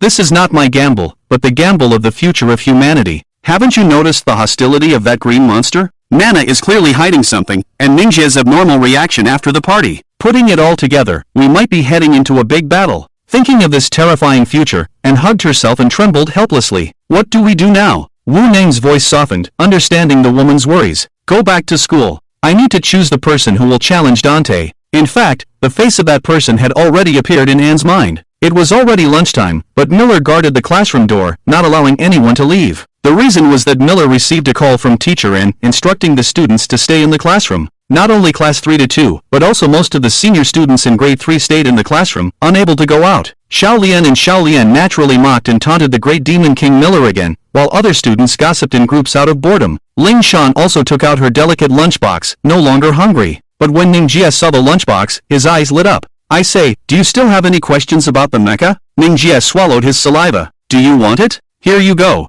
Perhaps not very hungry, Ling Shawn generously pushed the lunchbox in front of Mingia. Without waiting long, Anne and Wu Non walked into the classroom with serious expressions. Anne was terrifying today, and almost instinctively, the classmates sat back in their seats, not daring to make a sound. 30 seconds passed before Anne, standing at the podium, spoke for the first time. Students, suppose you were to fight against the 20% power output or all-star fighting god, who would be confident enough to win? The strange question stunned all the students, followed by disbelief and exclamations. Don't be nervous, consider it as a surprise test. Now, suppose you will fight against Dante, the Araw god with 20% power output, in close combat mode with mechas. What strategy would you have? Submit your answers within 30 minutes. I have assigned the same question to other classes, and the top student will receive a special surprise. And smiled artificially. The nonsensical test left the students somewhat bewildered, but students are like soldiers, obeying orders as if it were instinct. It didn't take long for many students to open their electronic screens and start editing their battle strategies. Only Mingia continued to gaze at Anne on the podium, as if he could see through her thoughts. Half an hour quickly passed, and the students sent their test papers back to Anne's email in the form of electronic mail. But Anne did not immediately look at them. Instead, she looked back at Mingia in surprise. Why didn't you write your strategy? Because it's simply impossible to achieve. Mingia's voice was unusually low. Dante is the new generation of Araw god. Do you understand the implications? To become a fighting god, the number of defeated opponents in real data should not be less than 20,000, and the simulation battle should last at least 3 years. What's even more terrifying is the difference in performance of the mechas. The fighting god mecha, which can perfectly reflect the super high speed of the fighting god, is composed entirely of biologically evolved metal. Even if you use the most powerful weapons on Earth, it is likely that you won't be able to harm him in the slightest. In terms of the mecha itself, there are no flaws in the fighting god mecha. With its immense driving force, even with just 1% power output, it can easily pierce through the strongest armor of Earth's mechas with a single finger. Everyone present was stunned, except for Shawn. No one understood why this transfer student of African-Asian descent would know so much about the extraterrestrial fighting gods. But, if there is a war that determines the life and death of humanity waiting for you, would you sit in the fragile Earth mecha and go to the battlefield? Annie's words were like a blood-stained flag, piercing into everyone's hearts, as if at this moment, they were all in the smoke-filled trenches of war. Mingia stopped speaking, waiting for Annie to symbolically finish reading the student's answers, and then call out his name. For an unknown amount of time, Mingia stood like a steel nail, after Annie quickly corrected all the exam answers. First place, Miller. Congratulations, you will have the opportunity to challenge Dante in such a state, which is almost every Earth mecha pilot's dream. Annie smiled hypocritically. Miller couldn't believe it and stood up, then cheered excitedly. Many classmates expressed their congratulations, while Shelian and Sholian sneered as usual. Only Mingia, still looking at Annie on the podium in confusion. That's it for today, everyone can have lunch now. Remember not to run around. Soon, there will be a special car to take you to the arena to watch this battle of the century. Well, goodbye for now. Annie left the classroom hastily, just like she came. Mingia couldn't sit still anymore and stood up and rushed out. What happened exactly? Mingia caught up with Annie in the corridor and rudely grabbed her arm. You know Miller can't win, and you know who I am, don't you? Hammett is here. He forced us to open all the military bases for him to visit. Defeating Dante is our only hope to stop him. Wu Nang explained the reason on behalf of Annie. Then why not choose me? If it's me. At this moment, Mingia suddenly realized how much he loved Earth. The home he left at the age of 16, Mingia didn't even understand what the definition of home was, but after 3 years of fighting and loneliness, he finally understood the value of this word. Wu Nang misunderstood. Annie didn't break free. She let Mingia hold her arm, even though it was starting to hurt. Defeating Dante is not our only hope. You are. Compared to opening the military bases, I don't want Hammett to see you so soon. He should know you, as the one who judged you back then. If the bug star really attacks, the sudden appearance of the flame soul fighting god will be our savior. He is the hero overall, the one who saved a civilization, and of course, he has the ability to save us. This is what I firmly believe at this moment. But your plan cannot avoid the burning of war. Before the fighting god you believe in appears, many warriors will lose their lives in this battle. Mingia let go of Annie, and his lowered forehead made it difficult to see his expression. I understand the consequences of this choice. No matter what others do, I will remember the name of every deceased. Annie walked quickly into the elevator, and when she looked back at Mingia, Annie was in tears. The grand fighting tournament is about to begin, and the news of Earthlings challenging the Araw fighting god has become the focus of major television stations on Earth. In an instant, all platforms started to produce programs around this event, and the advertising airships in the sky displayed large advertisements. The imminent battle would take place at 6 o'clock in the evening, and the outskirts of the Sunrise City Arena were filled with numerous spectators, all just hoping to get a ticket to enter. These people, who were enjoying the carnival, had no understanding of the true meaning behind this fight. Only a large group of officials nervously engaged in endless debates, searching for strategies while hurling insults at each other. Annie, on the other hand, had the rare opportunity to represent Earth and would accompany Nana and Hamlet, the two distinguished guests, to watch the grand performance. 1 hour before the battle, the spectator seats in the arena were packed to capacity. Many parents even brought their children to watch. The arena, which could accommodate up to 300,000 people, had never been so lively before. Speaking of the Sunrise City Arena, It covered an area the size of 8 football fields and had the appearance of an ancient Roman arena. It was made entirely of metal and was specifically built as a venue for mecha competitions. In the spacious rest area for mecha pilots, busy staff members were making final adjustments to the 01 mecha, which was quietly parked on the side. Inside the workshop, Wu Neng, who is usually carefree, was unusually serious. Finally, when the simulator stopped running, Miller, dressed in a tight blue outfit resembling a motorcycle suit, crawled out from inside. Sweat had soaked his blonde hair, and exhaustion was written all over his face. How did it go? Wu Neng had already forgotten how many times he had asked this question. No good. Miller shook his head in frustration and sat down on a nearby chair, drinking water in large gulps. I did my best, but the best record I could achieve was only 3 minutes and 20 seconds. This is the data of Dante, the steel fighting god, specially lent to us by Queen Euphemia. Have you carefully considered every detail? Wu Neng was still hoping for a miracle. I understand how you feel, Teacher Wu Neng, but that guy, he's really strong. Miller was reluctant to admit this. Even if his fighting god mecha is only operating at 20% output, the speed is still terrifying. His attack moves change extremely quickly, and as soon as a flaw is exposed, it will immediately be met with a deadly blow. The difference in our mechas is just as Mingia described. When I launched an attack with my 01, even if I hit him, his mecha wouldn't even have a scratch, while the parts 1 attacked were already distorted and deformed. Should I try again? Forget it. You've simulated the battle over 100 times since this afternoon. Your job now is to rest. Wu Neng sighed and walked up to pat Miller's shoulder. Teacher, although it's embarrassing for me to say this, losing to Dante wouldn't be a shameful thing, right? Miller vaguely felt the urgent desire for victory from Annie and Wu Neng. Yes, it's not shameful. I'll go tune the mecha for you. You rest. With a faint smile, Wu Neng couldn't explain the crucial nature of victory or defeat. He also didn't know how far he could still tune the mecha at this point. The 01, a student's general-purpose assault-type mecha, was 25 meters tall and 10 meters wide. Its speed, strength, attack, and defense were all average. It was designed by Wu Neng, but today, Wu Neng felt ashamed to face his own creation. Back in the venue outside, the cheers of the audience rose and fell like waves, and the colorful electronic fireworks outside the arena intertwined various patterns in the sky. Amidst this vast cheering and fireworks, Annie accompanied Nana and Hamlet as they entered the Emperor-like VIP box. When they appeared, the cheers of the audience grew even louder, and Hamlet, truly like an emperor, waved his arms towards the crowd. Are you satisfied now? This isn't your bug star. Nana sat down with a displeased expression on her face, taking the seat on the right. The insect star is not interesting at all. Our subjects are just bugs that can only chirp, and all they think about is eating. Hamlet sat on the left side with a smug expression, and, representing Earth, sat between the two VIPs, feeling no satisfaction or pleasure, only an invisible sense of crisis that made every cell in her body tremble with fear. In the audience seats, due to their special relationship as classmates, the students of Class 3-2 were lucky enough to be seated in the front row. They even held up electronic banners saying Miller, go for it. Unfortunately, the person Miller most wanted to cheer him on, Shawn, was just staring blankly at the empty seat beside her. Where did Mingia go?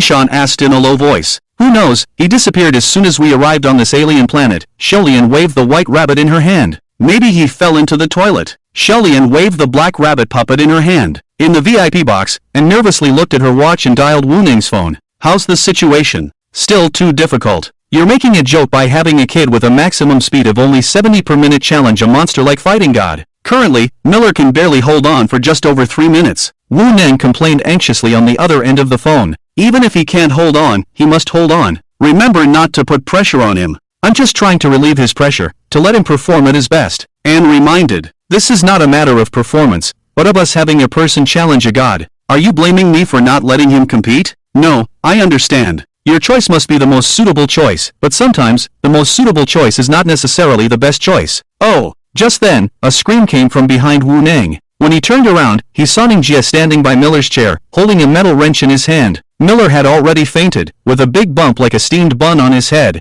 Wu Neng! What happened? And also heard the scream. It's nothing, I accidentally stepped on my right foot with my left foot, it hurts. Wu Neng finished speaking a poor lie and hung up the phone. Do you need help here? Mingia threw away the wrench in his hand and walked towards Wu Neng. I have enough mechanics. Wu Neng smiled. But your mech pilot is unconscious now. Coincidentally, I can also pilot a mech. Mingia exaggeratedly smiled. How about it? Hire me. Didn't you hear Anne's arrangement? Disobeying her orders won't just result in copying textbooks as punishment. Her arrangement sounds really good, but she doesn't know that I prefer facing a vast enemy alone rather than stepping on others' corpses like a hero. Because in that state, I don't have to consider any problems, I just need to destroy everything I see. In an instant, Mingia's ferocious expression made Wu Neng shudder. You brat! Hearing you speak so arrogantly, It feels like a special kind of comfort. Wu Ning couldn't restrain his joy any longer and hugged the arrogant Mingia. Dragging the shouting Mingia, Wu Nan walked to the position next to the No.01 mech, where a giant figure was hidden under a black oilcloth.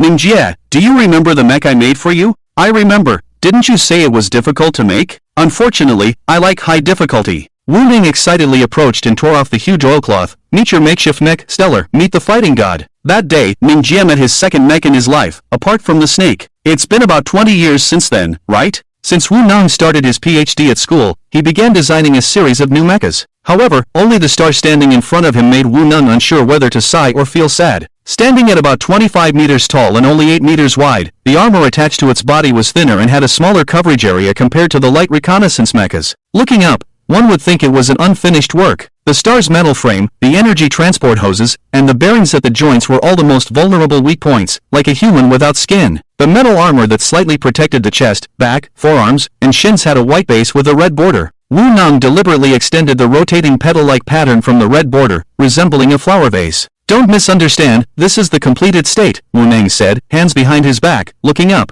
I am not a master craftsman of the Ten Gods clan, nor an alien technician. The knowledge I have learned can only allow me to greatly reduce the weight of the mecha in order to improve its reaction speed. By removing heavy armor, reducing the size of the bearings in the joint areas, and increasing the number of bearing transmissions, I have improved its agility. I haven't even installed an auxiliary operating system in this mecha to avoid conflicts with your fast operation and the computer. However, even so, the star can only reach a maximum hand speed of 390. Are you disappointed? After all, as you can see, it is so fragile that it can't withstand any attacks. As long as it doesn't get hit, it's fine, Jing Jie said casually, unabashedly taking off his clothes and putting on the same deep blue tight-fitting pilot suit as Miller. He walked up the stairs and sat in the cockpit of the star. How much time do I have to adapt to its operating system? After looking around the driver's seat, Jing Jie smiled because, due to the removal of the auxiliary system, more than 70 buttons had been added to the cockpit. Half an hour. Wu Ning looked at his watch. That's enough. I thought I only had 10 minutes? Jing Jie closed the hatch in front of the star's chest. The sealed environment instantly made his gaze sharp. When the bell for the competition rang, the unusually lively audience suddenly stopped cheering, and the viewers in front of all the televisions on Earth held their breath. The silence made the sound of the raised gate exceptionally clear, and the clack-clack sound made people's hearts tremble.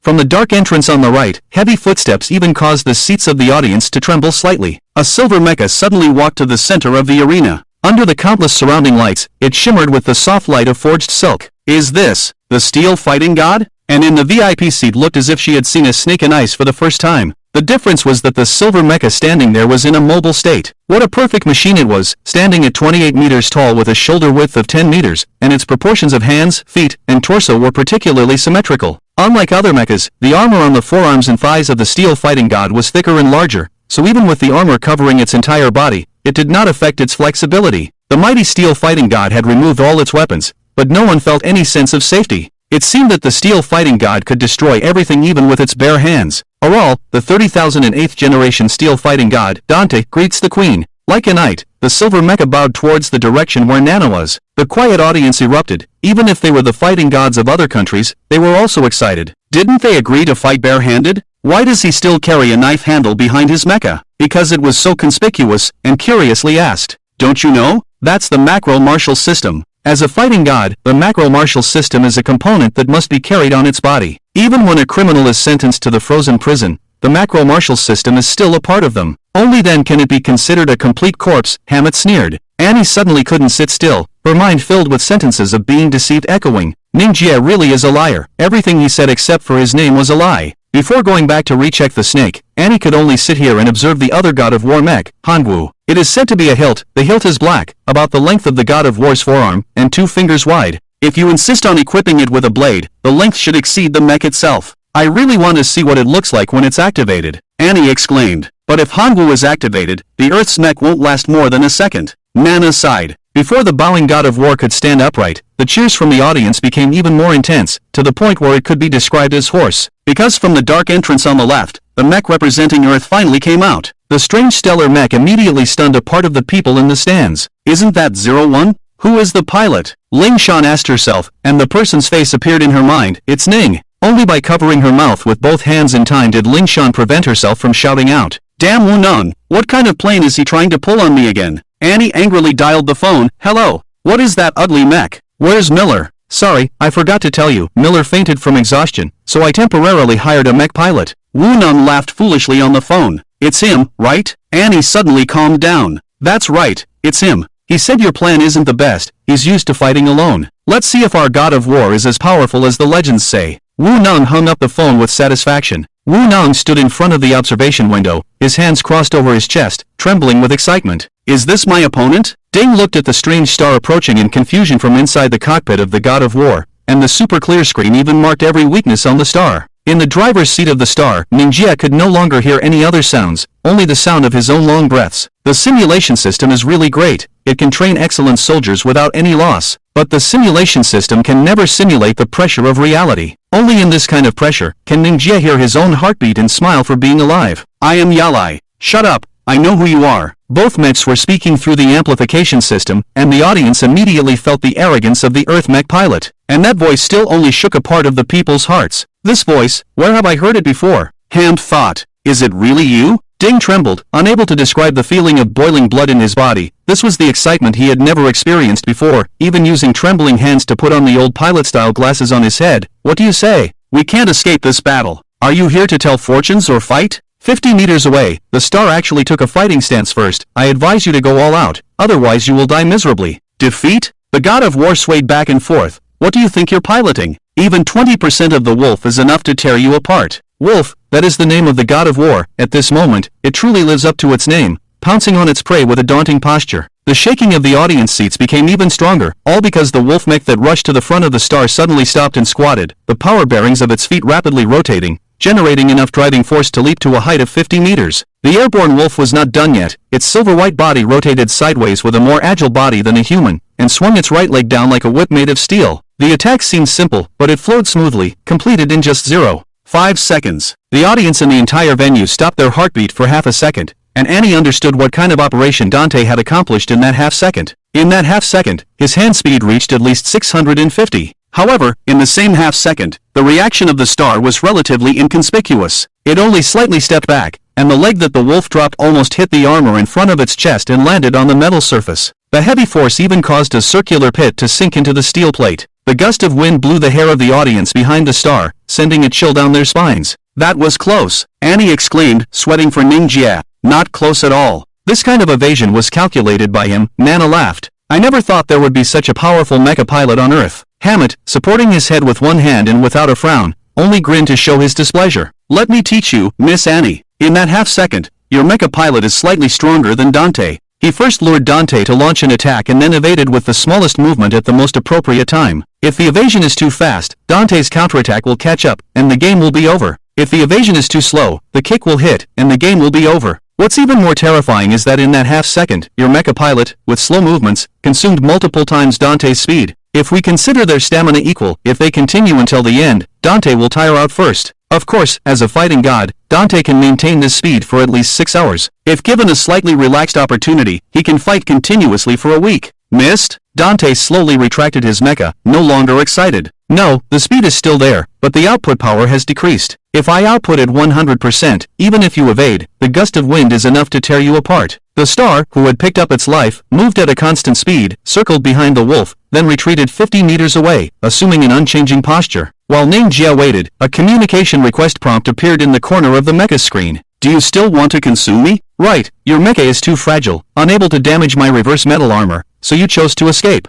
What a correct choice, but why am I so angry? Inside the mecha, Dante tightly grasped his own face, tearing his skin without making a grimace. You are Aral's fighting god. Aral's national hero. Aral's strongest fighting god. You can die. You can be defeated. But you absolutely cannot escape. The silver wolf launched again, leaning forward almost parallel to the ground, moving so fast that it created a white halo in the air. It jumped in front of the star just like before, and its legs swung down like an iron whip. However, this time, Ning Jia couldn't jump back and could only dodge sideways faster. But it seemed that she was still too slow. The leg of the wolf's metal brushed against the armor in front of the star's chest, scraping off countless sparks, as if a laser blade had cut through. The wolf's right foot landed again, creating a larger crater than before. But it was far from over. Before retracting its mecha, the wolf rotated its body in a tilted posture and swung its left knee forward, attacking the star's head. Inevitable, Mingia could only raise both arms to block. After 1,000 years, Mingia finally truly experienced the strength of a fighting god. The star, built with a strong steel structure, also retreated dozens of steps and slid 80 meters away. The system inside the star's mecha had already started to sound the alarm. Even though Mingia had tried to absorb most of the impact, the palm of her right hand, which directly received the attack, was still rotten, and small parts were falling off with a clattering sound.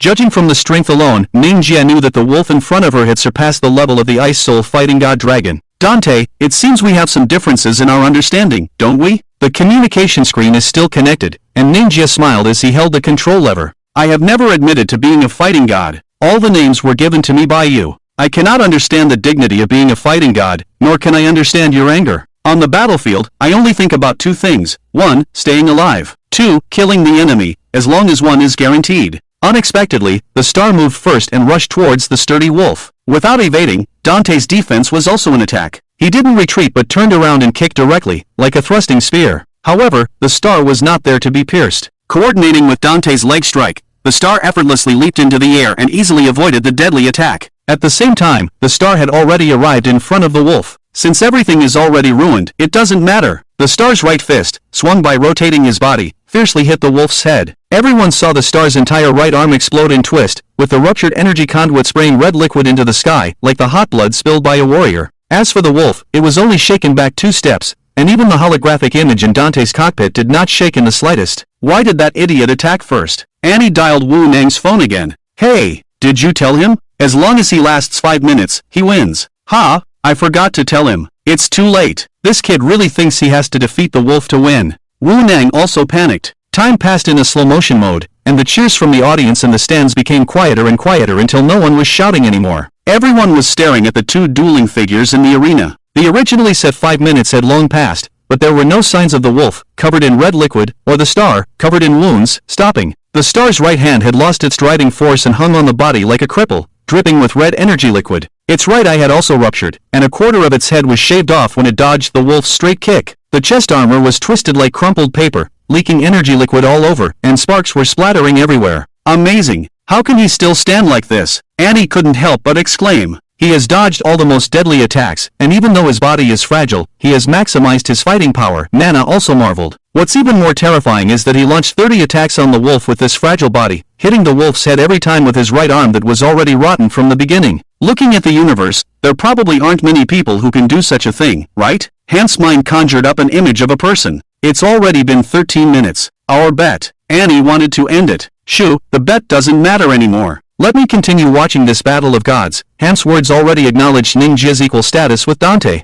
Give up. You've lost. In the video of the communication, Dante lowered his head, and even though he had won, there was no sign of joy on his face. Lost? No, I won't lose. Mingia smiled bitterly. From the day I stepped into the mecha, I knew I wouldn't lose. My loss is death. I'm still breathing, so I haven't lost yet. The mecha was too heavy, restricting Mingia's movements, so he used the star's left hand to tear off his right arm. He didn't need his head either, so Mingia grabbed his own head with one hand. Watching the scene of red energy liquid splattering, many audience members couldn't help but vomit. The broadcast on TV also displayed a warning banner and closed the channel. Without a head, he couldn't see anymore, but it didn't matter. Mingia had already torn off the chest armor, completely exposing the cockpit to the outside, and he stared at his opponent with his naked eyes. How about this? It's more spacious now. Let's continue. Mingia drove the incomplete star and rushed up again with a sneer. Monster! Dante's wolf also pounced. On the VIP stand, Hammett was stunned, but in an instant, he laughed again. It's really Mingia. That kind of reckless fighting style, probably only he can do it in the whole universe. Miss Annie, do you know why Mingia is called the strongest warrior in Araw? Nana lowered her head at this moment. It's not because Mingia defeated the so-called strongest Ming Lang, but because as long as he can still breathe and the enemy is still alive, he will keep fighting. Even without arms, legs, companions, loved ones, or pain, he can still fight. The intersection only lasted for an instant, faster than the initial half-second. The wolf stopped abruptly while running, and the spinning straight kick was more accurate, directly hitting the star's waist. But what he didn't expect was that the star, relieved of many burdens, became lighter. The star, leaping like a swallow, unexpectedly landed on the leg he kicked out. There was no more hiding, and Dante clearly saw Mingia's fierce smiling face on the holographic screen. Lie down, wolf. In the communication, Dante heard Mingia's soft and lullaby-like voice. The star leaped from the wolf's leg, flipped in the air, and landed vertically, with its merged feet stepping on the wolf's head. With a loud bang, the undefeated wolf fell on the earth. The holographic screen in front of Dante turned into flickering snowflakes. He knew that the final effect of Mingia's continuous attacks on his head had appeared. Even though the warrior mech was made of reverse metal all over its body, except for the eyes, which couldn't be made of it, the eyes that captured movements shattered under continuous close-range impacts. Even though Dante only needed a button at this moment, the backup camera could immediately restore the wolf's combat power, but Dante had no strength to touch that button anymore. Even with only 20% output power, the mighty steel warrior had no excuse to lose to the backward mech in the hands of others. At this moment, Dante finally understood that the strongest warrior was not the combination of Mingia and the snake, but Mingia himself. No matter what kind of mech Mingia was in, he was always the strongest warrior. Suddenly, Dante felt his body being dragged, and then the auxiliary system started to alarm loudly. The instructions made Dante panic and he regained his vision. On the clear screen, Mingia actually pulled out the huge black hilt behind the wolf. Mingia, what are you doing? That's my macro system. Dante shouted loudly through the amplification system. I know, just borrowing it. Inside the cockpit, Mingia frantically tapped on the keyboard. What is he doing? Annie couldn't understand. Erosion. Does he want to erode the wolf's macro system? Nana even stood up. It was impossible. These were the words Dante recalled in his mind. After all, his macro system's driving source was strength, while Mingia's driving source was anger, two completely different emotions. But what Dante still didn't expect was that humans would never have only one emotion. Even though Mingia's strength might not reach the level of three-dimensional liberation of the item in his hand, it was enough to be recognized as strong by the macro system. The sword handle waved by Mingia pointed directly at the VIP stand, and in an instant, a huge black long sword appeared out of thin air in front of the massive sword handle. Dignity, my dignity, you actually activated it in someone else's hands? Helplessly leaning on the driver's seat, Dante shed blue tears. The 30-meter-long and 5-meter-wide blade, half a meter thick if converted into human size, was a giant weapon capable of cutting horses on the battlefield. The sharp edge of dignity pointed directly at Hamlet in the stands, so close that he could reach out and touch the cold weapon with a raised hand. Something's wrong. Evacuate! And dialed security, and the prepared soldiers rushed into the arena, starting a rapid evacuation of the audience. The chaotic scene became uncontrollable for a moment. Before leaving, Shawn couldn't help but look back at the figure of the sword pointing at the high priest of the Worm Star. Miss, and let me tell you a little secret. Do you know why we originally had to freeze the real reason for Tsongjie? Hamlet laughed in front of the sword. Because Tsongjie is a madman of slaughter. In the Dark Universe, south of Pluto, a small Earth monitoring ship wandered, searching for exploitable minerals. Captain, what is that? Suddenly, right beside this monitoring ship, flashes of white light appeared, and countless giant warships instantly appeared through space jumps. They were called warships, but they looked more like terrifying moths with wingspans of kilometers, symbolically flapping their giant wings in the windless universe. On the back of each giant moth, a command bridge made of metal could faintly be seen, and the tail of each moth was like a warship's thruster, emitting white light. What on earth have we discovered? The captain's scalp tingled, not because of the enormity of these moths, but because this enormous fleet of moth warships formed an ocean that seemed boundless. Before the captain could react, a giant dragonfly with bat-like wings, 10 meters long, had already spotted them. The screams were drowned out by the sound of the ship exploding, and the vast fleet of worm stars headed straight for Earth, slowly advancing. At the same time, above the Earth, in the empty arena, Tsongjie crawled out from the broken star. He raised his left arm along the star and walked straight to the VIP stand, leaping down. And when Tsongjie completely detached from the Mecha and the Hangwu system, the ferocious black giant sword instantly disappeared as if it had never appeared. You're an indestructible monster. Still sitting comfortably in his chair, Hamlet stared at the familiar man in front of him. The universe is so big, and yet you managed to float back home? I don't want to waste words with you, vermin. Leave Earth, and I'll give you a way out. Tsongjie's face showed no expression, his hollow pupils looking at him as if he were looking at a lifeless object. Hee, your words are interesting. Can I take it as you begging me to spare Earth? Hamlet laughed. No, I'm warning you. Tsongjie leaned forward, his hands supporting the armrests of Hamlet's chair, getting closer to this monster with scales all over his face. At that moment, a soldier ran over from the entrance, nervously whispering a few words in Anne's ear. Anne's face instantly turned pale. Hamlet, your fleet has reached the Pluto region. What do you mean by this? Anne gritted her teeth. Don't you understand yet? We're hungry, and you are the main course. Hamlet explained casually, but his gaze turned to Nana on the side. Queen Araw, take your fighting gods and leave quickly. The reason my fleet didn't directly space jump to Earth was to wait for you to leave. Hamlet, this time, you will regret it. Nana had no more room to speak here.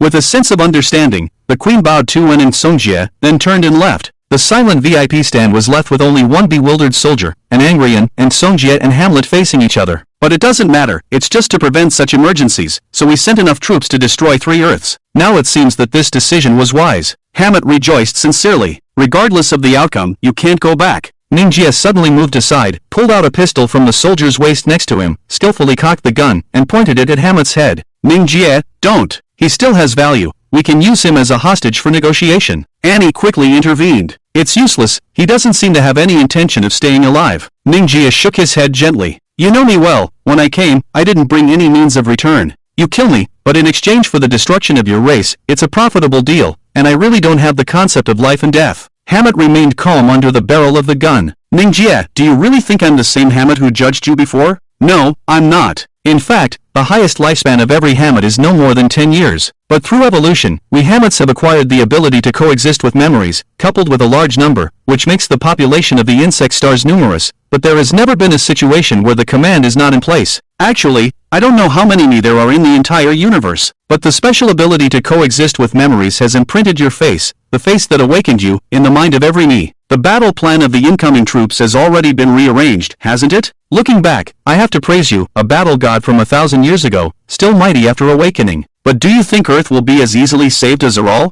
I will show you, but you are destined not to see it. Mingia pulled the trigger without hesitation. After a gunshot, Hammett died with a smile, and green blood splattered on Mingia's face. Why did you kill him? Annie reproached, but when she looked at Mingia's face turned towards her, fear made her close her mouth again. He's useless now. Keeping him alive will only make him see more and make us more dangerous. Notify everyone, start evacuating the people. The war is about to begin. Mingia's tone remained unchanged, and he casually put the pistol back in the soldier's waist. Evacuate? Where can we evacuate to? Their target is the entire Earth. Annie said sadly and self-mockingly. Mingia grabbed Annie's shoulders with both hands and roared with a grimace on his face stained with green blood. Are you scared out of your mind? Don't give me that expression that only the dead have. The war hasn't started yet, you're still alive, and being alive means you can resist. Will you fight with us? Annie's eyes became moist. No, I will stand in front of all of you. Mingia's words hit Annie's already stopped heart like a hammer. Suddenly, the phone in Annie's arms rang, and after answering it, Annie remained silent for a few tens of seconds. When she hung up, Annie looked at Mingia seriously. He wants to see you. Your leader? Mingia was not in the mood to receive visitors now. No, the leader of Earth. Annie wiped away the tears that were about to fall from the corner of her eyes. 30 minutes later, Annie personally drove and brought Mingia, who was still wearing his driving suit, to the outskirts of Morning Light City. Different from the grandeur of the city, after crossing through a dense forest, Annie finally led Mingia to see the earth composed of mud. This is a coastal cliff, where the green grass that submerged the ankles sways in the sea breeze. Occasionally, dandelion petals scattered and flew by like parachutes. And at the edge of the cliff, a small wooden cabin stood quietly. In front of the door, an old man sat in a wheelchair, gazing into the distance. Who could have imagined that such a peaceful scene would soon be no more? Go, he only wants to see you. Annie parked the car 30 meters away. Mingia was about to get out of the car when Annie pulled him back. Here, wipe the blood off your face. She handed him a clean handkerchief. Thank you. Mingia smiled faintly and accepted it. Annie was puzzled by this smile. It was hard to imagine that a young man who was only 19 years old, upon learning that a devastating war was imminent, could still smile so easily. What was even more terrifying was that when he pulled the trigger to end someone's life, it was as natural as breathing.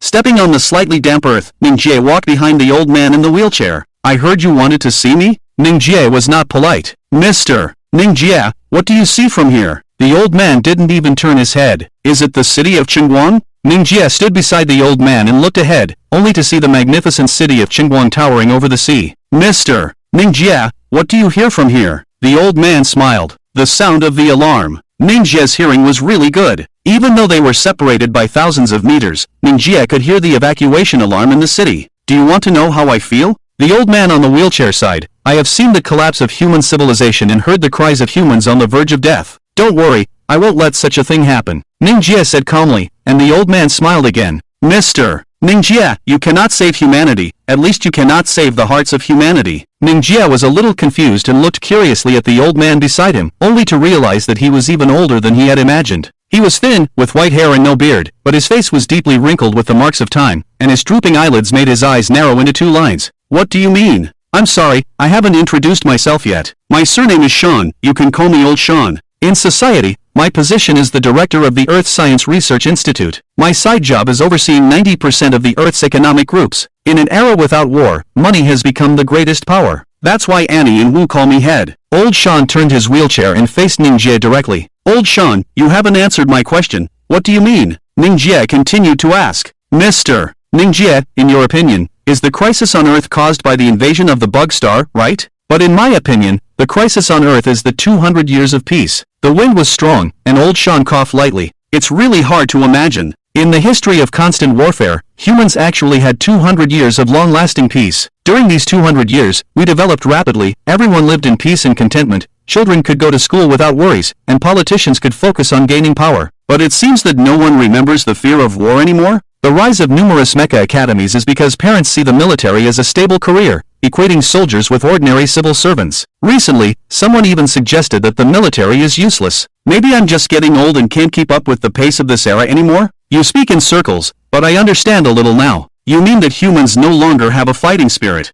Mingia gazed at the distant city. It's a sad fact. Looking back at the history of humans killing each other, our fangs were once so sharp. But today, peace has dulled our fangs, turning us from meat-eating beasts into grazing livestock. Even if it's not the bug star invading today, who can guarantee that tomorrow won't bring the bird star or the dog star? Mr. Mingia, I understand the power you possess after witnessing your battle with Dante today. However, you can never escape your human nature. One day, your fangs will also accompany you in death as time passes. On that day, where should humanity go? The sea breeze blew over the cliff where only two people stood, bringing a slight chill. I understand one thing now, you don't want me to intervene. Mingia lowered his head. At least until humanity regains its fangs, I don't want you to hinder our evolution. The old man sighed deeply and turned to look at the beautiful city in the sea. But do you know how many innocent people will die because of your decision? Mingia trembled. 1,765,444 people. That's the total number of troops heading to space tomorrow to fight against the bug star. It represents 90% of Earth's cosmic power and 50% of the mecha core. The old man stated the most specific number. Do you know?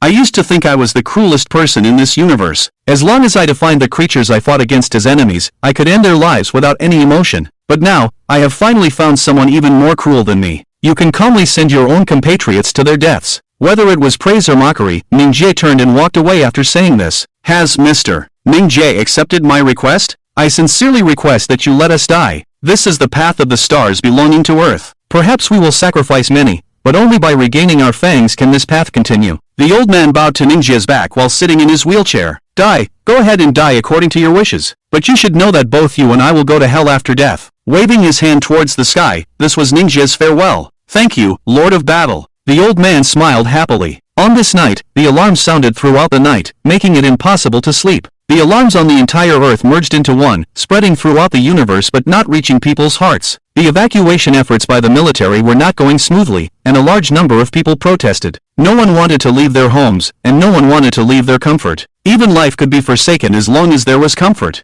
News media, resistance organizations, and unions all denounced the federal government, questioning where Earth's space fleet was and why they couldn't stop the enemy outside of Earth. And at dusk in the city of New Dawn on the new day, the space fleet that had been criticized by the public began its orderly departure. 13,000 various types of spacecraft, 500,000 mechas, and a total of 1,760,000 soldiers were mobilized at once. The terrifying numbers instantly silenced the noisy crowd, and the evacuation efforts finally became smoother. It was also at this sunset that the spaceships flew into the sky like raindrops that Shawn arrived at the platform of the academy again. Mingia, you're really here. Without deliberately searching, Shawn spotted the figure at the edge who was gazing at the fleet of warships. Such a grand formation, I haven't seen it in a long time. Mingia sighed deeply. Is Miller alright? You gave him a big bump on his head. He's been looking for you like crazy all day. Shawn walked lightly behind Mingia and spoke with a smile, finding her boyfriend's embarrassment amusing. Actually, I'm surprised. Why didn't you go to the front lines with the space fleet? You're so strong. Are you surprised? Actually, I'm even more surprised. I used to be used to standing at the forefront, but now I have to stand behind many others. Although I understand that I must do so, I still can't get used to this position where I can watch others die. Suddenly, Mingia turned around and tightly hugged the frail Shawn, who began to convulse.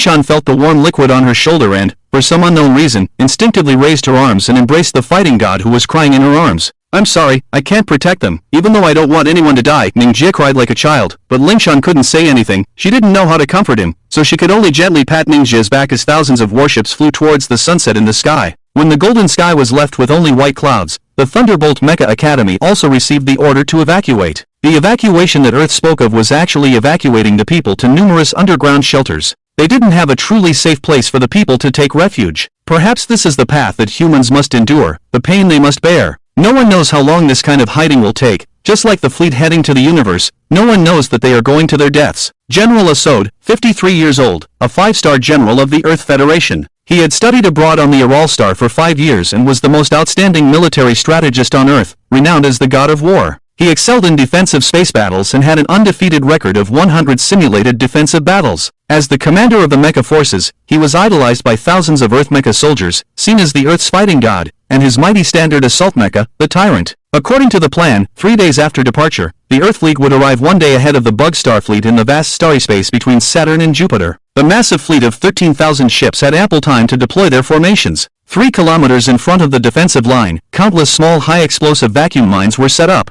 Based on the image data obtained from the monitoring ship, the Bug Star fleet turned out to be a group of insects that had evolved to navigate in space. But insects were still insects, lacking long-range attack capabilities. The basic tactic of the Bug Star was to use their swarm, which gave General Assaud the confidence to set up this defensive line to exterminate the bugs. Moreover, after years of development, human monitoring systems had been deployed throughout the solar system. General Assaud had complete control over every move of the Bug Star fleet. However, his confidence did not infect the commander of the Mecha forces, Gao. Accustomed to piloting Mecha in a suit and tie, when he learned of the number of Bug Star Moth warships, he no longer had the relaxed expression he had at the banquet. A total of 23,000 giant moth warships, flapping their wings, were approaching. No one knew if they were fragile creatures or the most terrifying killers. Regardless of the speculation, what was bound to happen eventually happened. When the numerous fleets lined up and lit up their alert signal lights, everyone could already see, 10 kilometers away, the Bug Star fleet that had bypassed Saturn's rings. Although they had known the enemy's numbers for a long time, when they saw the huge red eyes of the moths, Gao and the Tyrant Mecha felt a chill down his spine. "Spread the word, no warship is allowed to fire, I want them to come over," General Assaud coldly ordered from the flagship. "All Mecha on standby. No attacking allowed." Gao shouted the order, and the nervousness had already engulfed the hearts of many before the enemy approached. Gao finally understood what he had been worrying about all along. He saw that even his subordinates, who were usually competitive and ambitious, were trembling in their mechas. They were afraid, and unprecedented fear engulfed their hearts, and Gao's palms were also sweating. The giant moths of the Bug Star did not stop their advance, as if they hadn't even noticed the presence of the Earth fleet. At the moment they were 5 kilometers away, it was as if they had just realized it, and countless green dots detached from the abdomens of the many moths. After leaving the moth, the 5 million light spots suddenly spread open their fierce bone wings and the 10-meter-long dragonfly beast flew straight towards the Earth's fleet at a speed far exceeding the Earth's supersonic fighter jets. And when the bone-winged dragonfly collided with the vacuum mines that had been laid in ambush, it instantly formed a brilliant firewall in space. "Fire! Fire all ships! Laser cannons! Missiles! All weapons that can be fired! Give me a shot!" Assaud roared. "Fire!" Gao gave the same command. Before the explosion of the fire had extinguished, a massive fleet of 13,000 warships and 500,000 mechas fired across the vast expanse of space. Countless bright lines and flying missiles crossed the exploding vacuum minefield, triggering even larger explosions and heading straight towards the massive insect fleet. Due to the angle, Gao could only see the fire of their own attacks and the exploding vacuum minefield in front of them. As Assaud had predicted, the insect stars did not have the ability to attack from a distance. The oversaturated attack lasted for half an hour, and the firewall in front of them burned for half an hour as well. It was not until all the compressed oxygen carried by the vacuum mines had burned out that the Earth fleet's gunfire stopped due to overheating. However, what they were greeted with was not a smile of victory, but a look of astonishment. How could this be? Assaud was dumbfounded, seeing that the insect fleet was still slowly approaching. Many moth fleets did not die, only their bone-winged dragonflies in front of them were burned by the gunfire. Numerous bone-winged dragonflies, who were not afraid of death, blocked all the gunfire from the Earth fleet with their bodies, not even uttering a single scream when they were burned to ashes. "All mecha units, prepare for close combat." Among the overlords, Gao lowered his head and operated the mecha to change the 30th magazine of the assault rifle. Charge! The bullets were loaded, and the pitch-black overlord rushed ahead of the insect fleet. Under the inspiration and command, the vast human mecha forces began a tragic charge, and from the abdomen of each giant moth, new green light spots emerged one after another. Suddenly, the 5 million bone-winged dragonflies seemed to multiply endlessly, rushing up like locusts with their fierce mouths wide open. The firepower of the human fleet assisted, but almost everyone understood that this battle had no suspense. While the fierce battle was still ongoing, inside one of the giant moth warships, on the back of a black moth with a body length of over 2,000 kilometers, another hand was closing his eyes and savoring.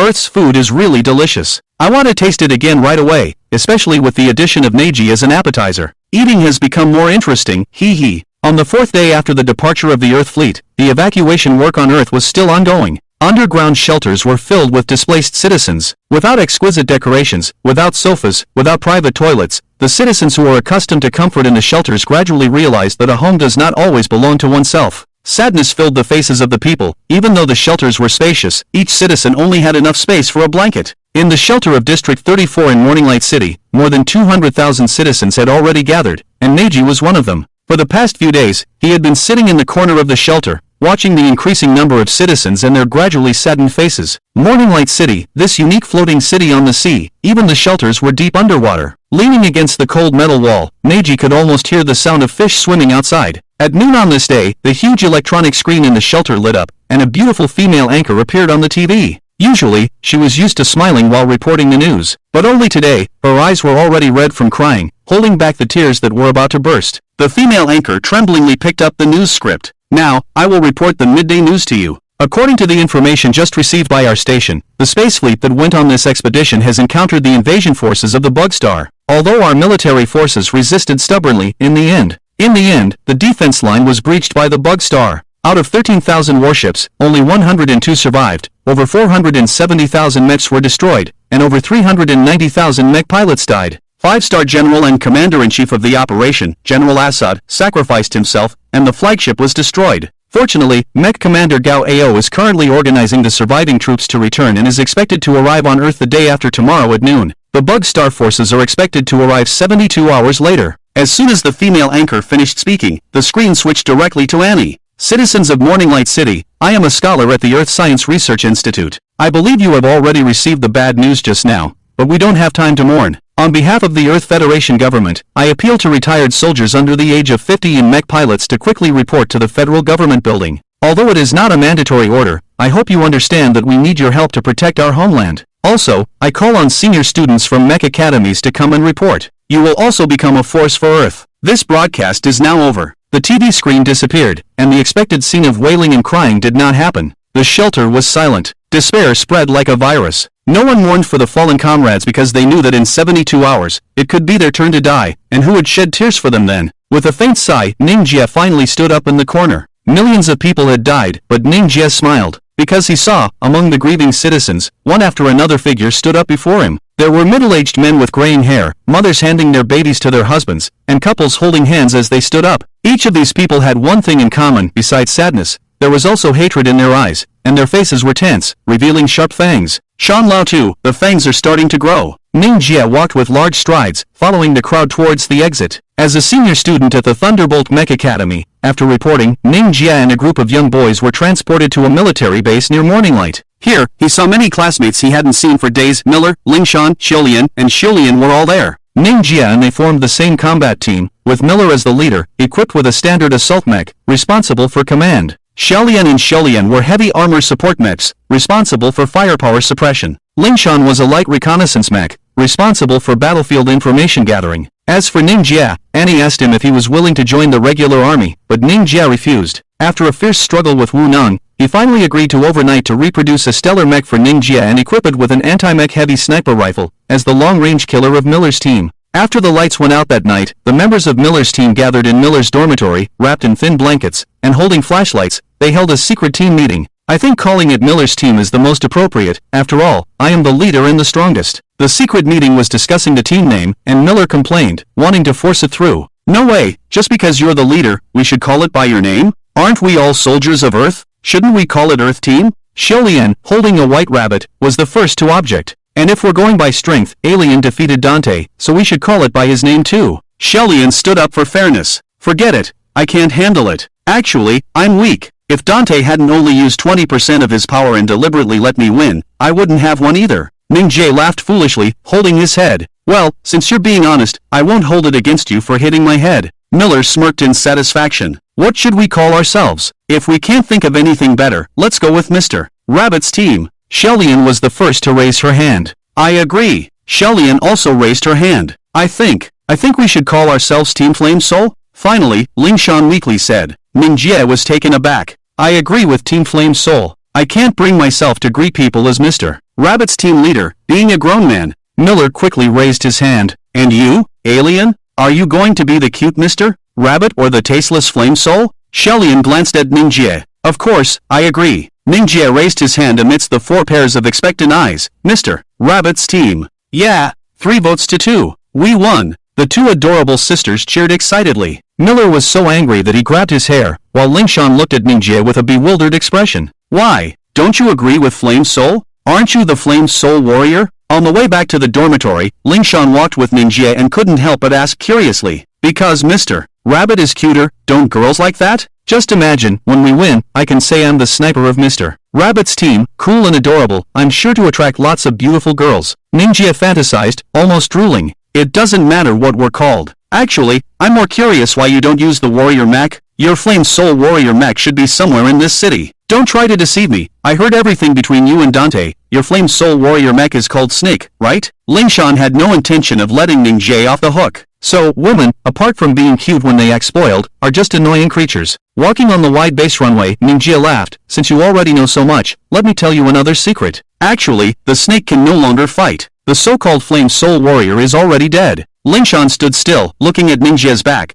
her emotions too complex to describe. The warrior is dead? As the first person on Earth to know this news, Lingshan didn't know whether to be glad or despair. Glad that Mingia was still alive, despair that he had lost his power. The next day at noon, the Earth fleet that had escaped began to land, and most of the citizens had already taken refuge and couldn't see anything. Only those who remained on the ground to continue fighting witnessed this unforgettable scene. They said they had withdrawn 102 warships, but not a single one was intact, and most of the returning mechs were heavily damaged. One of the accompanying Gaos landed forcibly in the military base where Mingia was. A large number of medical personnel quickly rushed into the burning hull, carrying out one injured person after another, as well as several bodies. Even during the rescue operation, explosions on the ship's hull continued to occur, making it very dangerous. The scene could no longer be described as chaotic. The members of Mr. Rabbit's team standing by the runway instantly understood that peace was no longer present, and the flames of war were approaching and burning. The battered Overlord mech stumbled and fell on the runway, and Gao, who crawled out of the cockpit with great difficulty, immediately spotted Mingia.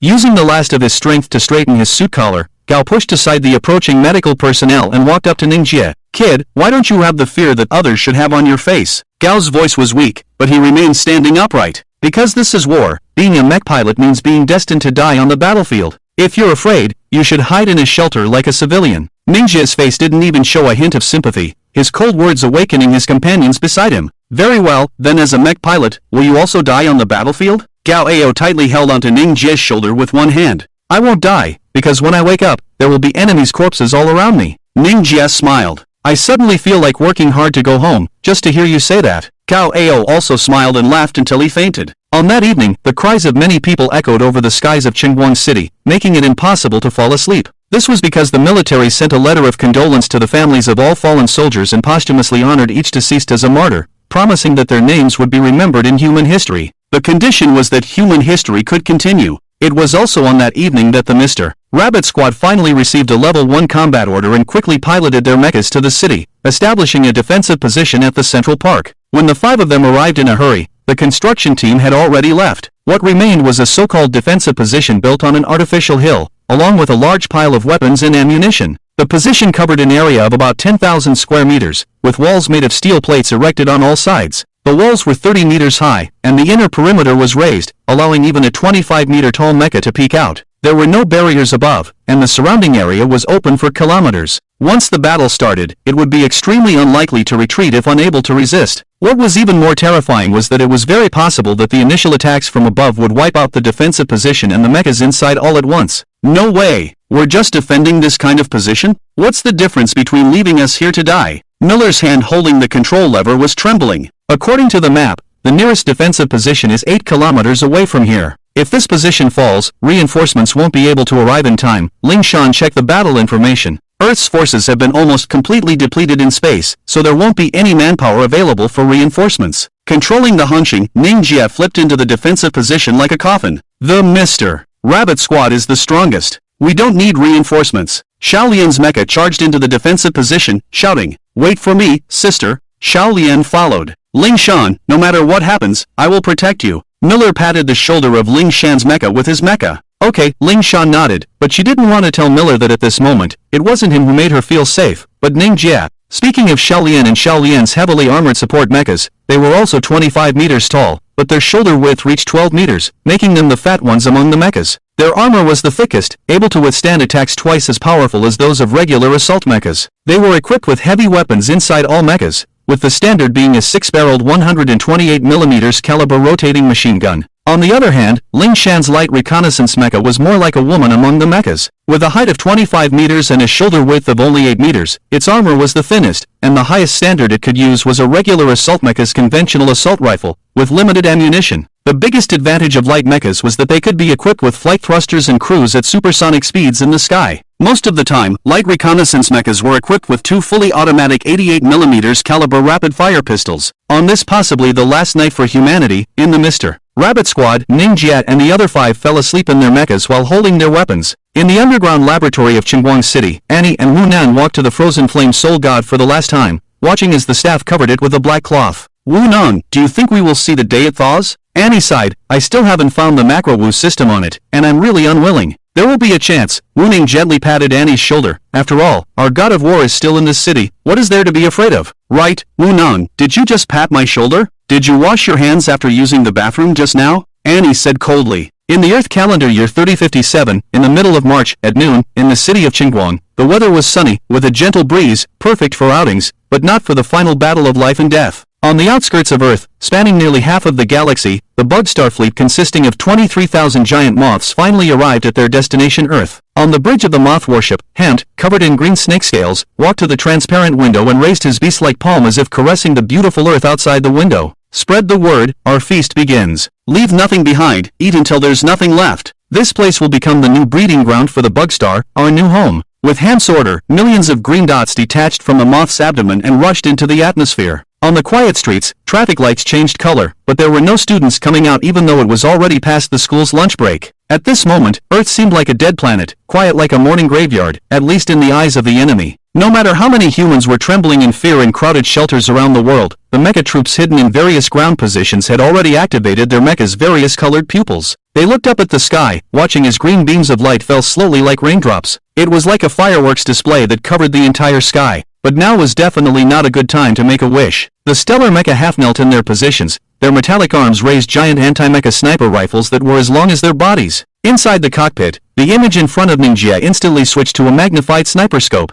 What he saw was not a beautiful fireworks display, but the ugly faces of the bone-winged dragonflies at the forefront of each green beam of light. These disgusting bugs contracted their wings inside like forelimbs, allowing their bodies to glide through Earth's atmosphere like arrows, accelerating their descent to the maximum under the influence of Earth's gravity. The bone-winged dragonflies that were advancing towards Earth deliberately covered their entire bodies with disgusting green slime, so that the high temperature generated by friction had no effect on their green exoskeletons. Mingia even saw them grinding their serrated fangs. Mingia, report the enemy's altitude, quantity, species. Miller gave orders like it was written in a textbook. Although only the stellar mecha were equipped with long-range scopes, looking at the dense green lines in the sky, Miller could also imagine the terrifying faces of the enemy. Distance altitude is 20,000 meters, still descending. Quantity, do you really want to know? As for the species, they're all disgusting bugs. Inside the mecha, Mingia calmly reported, it's too far. According to their speed, they will enter Ninja's sniper range in 1 minute, enter Shalian's strafing range in 1 minute and 30 seconds, and enter Miller's 01's firing range in 1 minute and 40 seconds. I'll go meet the enemy first. Wait for me to come back. Ling Shawn, who couldn't wait, had already assumed a half-crouching takeoff posture in her mecha. But even after the engine started, Ling Shan's lightly armored reconnaissance mecha remained motionless on the ground. Surprised, Ling Shan turned her head and saw that Mingia was holding up his sniper rifle with one hand and holding onto her thruster with the other. What are you doing? Ling Shan asked in confusion. Is it written in the textbook that your opponent will be bugs? If you want to live a little longer, absolutely do not fly off the ground today, and absolutely do not leave this position. While reprimanding Ling Shan, Mingia saw in the other defense positions of Qinguang City, mechas with blue dots were flying into the sky. They were all light reconnaissance mechas like Ling Shan's, but no one would stop them from their suicidal actions. At the same time as they ascended, on the surface of the Earth, hidden in various corners of the city, missile launchers fired simultaneously, dragging thick white smoke as tens of thousands of short to medium-range surface-to-air missiles brushed past the mechs in the sky and quickly plunged into the green ocean. The shockwaves from the explosions blew down from the sky, and even the members of the Mr. Rabbit team stationed on the battlefield felt the slight vibrations of their mechs. The rolling clouds of fire merged together, turning the entire sky red, and the tense mood of the light reconnaissance mechs in midair finally relaxed. But before they could relax enough to wipe away the cold sweat dripping from their foreheads, one after another green bone-winged dragonflies emerged from behind the rolling clouds of fire, all unfolding their menacing bat-like wings. The wind pressure generated by the high-frequency vibrations caused these monsters, which had just been speeding like meteors, to suddenly hover in midair. The human light reconnaissance mechs, which were supposed to be more agile than birds with their powerful propulsion, appeared as clumsy as humans in front of this group of insects. We've gone too far. We're beyond the range of ground support fire from our comrades. Go back! Go back! A mech pilot screamed in the cockpit, frantically operating the mech's machine guns, and the shell casings from the two lightweight fully automatic pistols rained down like droplets. A giant dragonfly that charged in front of him had its head shot into a honeycomb, and its green bodily fluid splattered onto his screen. But before the mech pilot could even show a hint of a victorious smile, two more bone-winged dragonflies charged out from behind it, swinging their side-like forelimbs and piercing through the armor in front of the light reconnaissance mech's chest. The bright red liquid sprayed from the mech, whether it was the mech's energy fluid or the mech pilot's blood, was unknown. When the mech lost power, a greedy swarm of bone-winged dragonflies immediately surrounded it, tearing open the mech and devouring the metal. Watching the tragic scene in the sky, Shawn in the mech convulsed. If it weren't for Mingia's interception, she would probably have been the one eaten. Thank you. Miller connected to Mingia's cockpit through a private channel and said this sentence before immediately connecting to all the team members. Aim at the sky and shoot, regardless of whether it's effective or not. Cover our people's retreat. Miller's pristine white 01 mech was the first to raise the heavy rocket launcher and fired 16 needle-like missiles into the sky in one breath. Don't snatch. I want to shoot down the first one. Shaolian eagerly raised 2 rocket launchers in one breath. Wait for me, sister. Shaolian operated a heavily armored support mech in the same way. The surviving light reconnaissance mechs in the sky couldn't tell whether they were retreating or falling, rapidly approaching the ground. The artillery fire hindered the large group of pursuers behind them, but at the same time, it exposed the positions of all the defensive positions. The dragonflies moved their fly-like huge compound eyes, without the need for language, and tens of thousands of insect beasts instantly divided up the attack areas, as if they had forgotten about the escaping light reconnaissance mechs and all began to dive again, rushing towards the various positions on the ground amidst the artillery fire. You delayed me for 30 seconds. You wasted my time. Mingia controlled the star, lightly pulling the trigger with his right index finger. The sniper rifle mounted on his shoulder shot out high-velocity armor-piercing rounds into the sky. The recoil from the buttstock was perfectly absorbed by Mingia's perfect posture, cushioned and dissipated in the shortest amount of time. The silver cartridge ejected from the barrel had just landed, bouncing twice, when in the sky, the head of a descending insect beast had already been shot through, and its green brain matter splattered onto the voice of a nearby comrade. Good. So accurate. Hit the target from 9,700 meters away? Inside the light reconnaissance mech, Shawn exclaimed as she watched the scene in front of her. Can an anti-mech sniper rifle shoot that far? Shaolian? Discarding the rocket launcher on her shoulder, Shaolian quickly raised 2 6-barreled Gatling guns, and the huge ammunition boxes, as big as a box, were strapped to her back. Of course it's impossible. This is within the Earth's sphere, where it's difficult to control factors such as gravity, high-altitude wind pressure, and changes in airflow. Although he's using high-speed penetrating bullets, after flying 8 kilometers, it's basically propelled by inertia. Shaolian imitated her sister's appearance and picked up the same heavy weapon. The fact proves that this guy is an alien. Shaolian's voice was drowned out by the sound of the engine starting as the machine gun rotated. The 6-barreled Gatling gun, with a firing speed of 1,600 rounds per minute, was like a fire-breathing monster, shooting bullets that seemed to be burning into the sky. The bone-winged dragonfly that had just entered range was directly turned into a sieve by the barrage, without even a chance to cry out in pain. From a distance, it looked like green flowers blooming in the sky. Shaolian also joined her sister's barrage, with 4 continuously rotating machine guns covering the airspace of the position. 10 seconds later, Miller 01, who also held 2 assault rifles, joined the barrage. This was no longer a war that required aiming. As long as they kept pulling the trigger, changing magazines, and then continuing to pull the trigger, anyone could kill these despicable bugs. But they seemed endless, continuing to dive towards the ground. Defensive positions formed by students often couldn't withstand even one round of such dives. They lost their lives in a brutal way in what their families considered stable jobs. Of course, in the end, they would all become martyrs. On what could possibly be the largest monument in history, their tiny names would be found, just as the old man on the mountain had hoped. At this moment, in the cockpit, Mingia was still searching for gaps between the bugs, shooting at the ones in the rear. Every time he hit one, the formation of the diving bugs would slow down slightly. Because Mingia was killing the commanding units, they looked the same as ordinary bugs, but they always instinctively hid at the back. Not because they were afraid of death,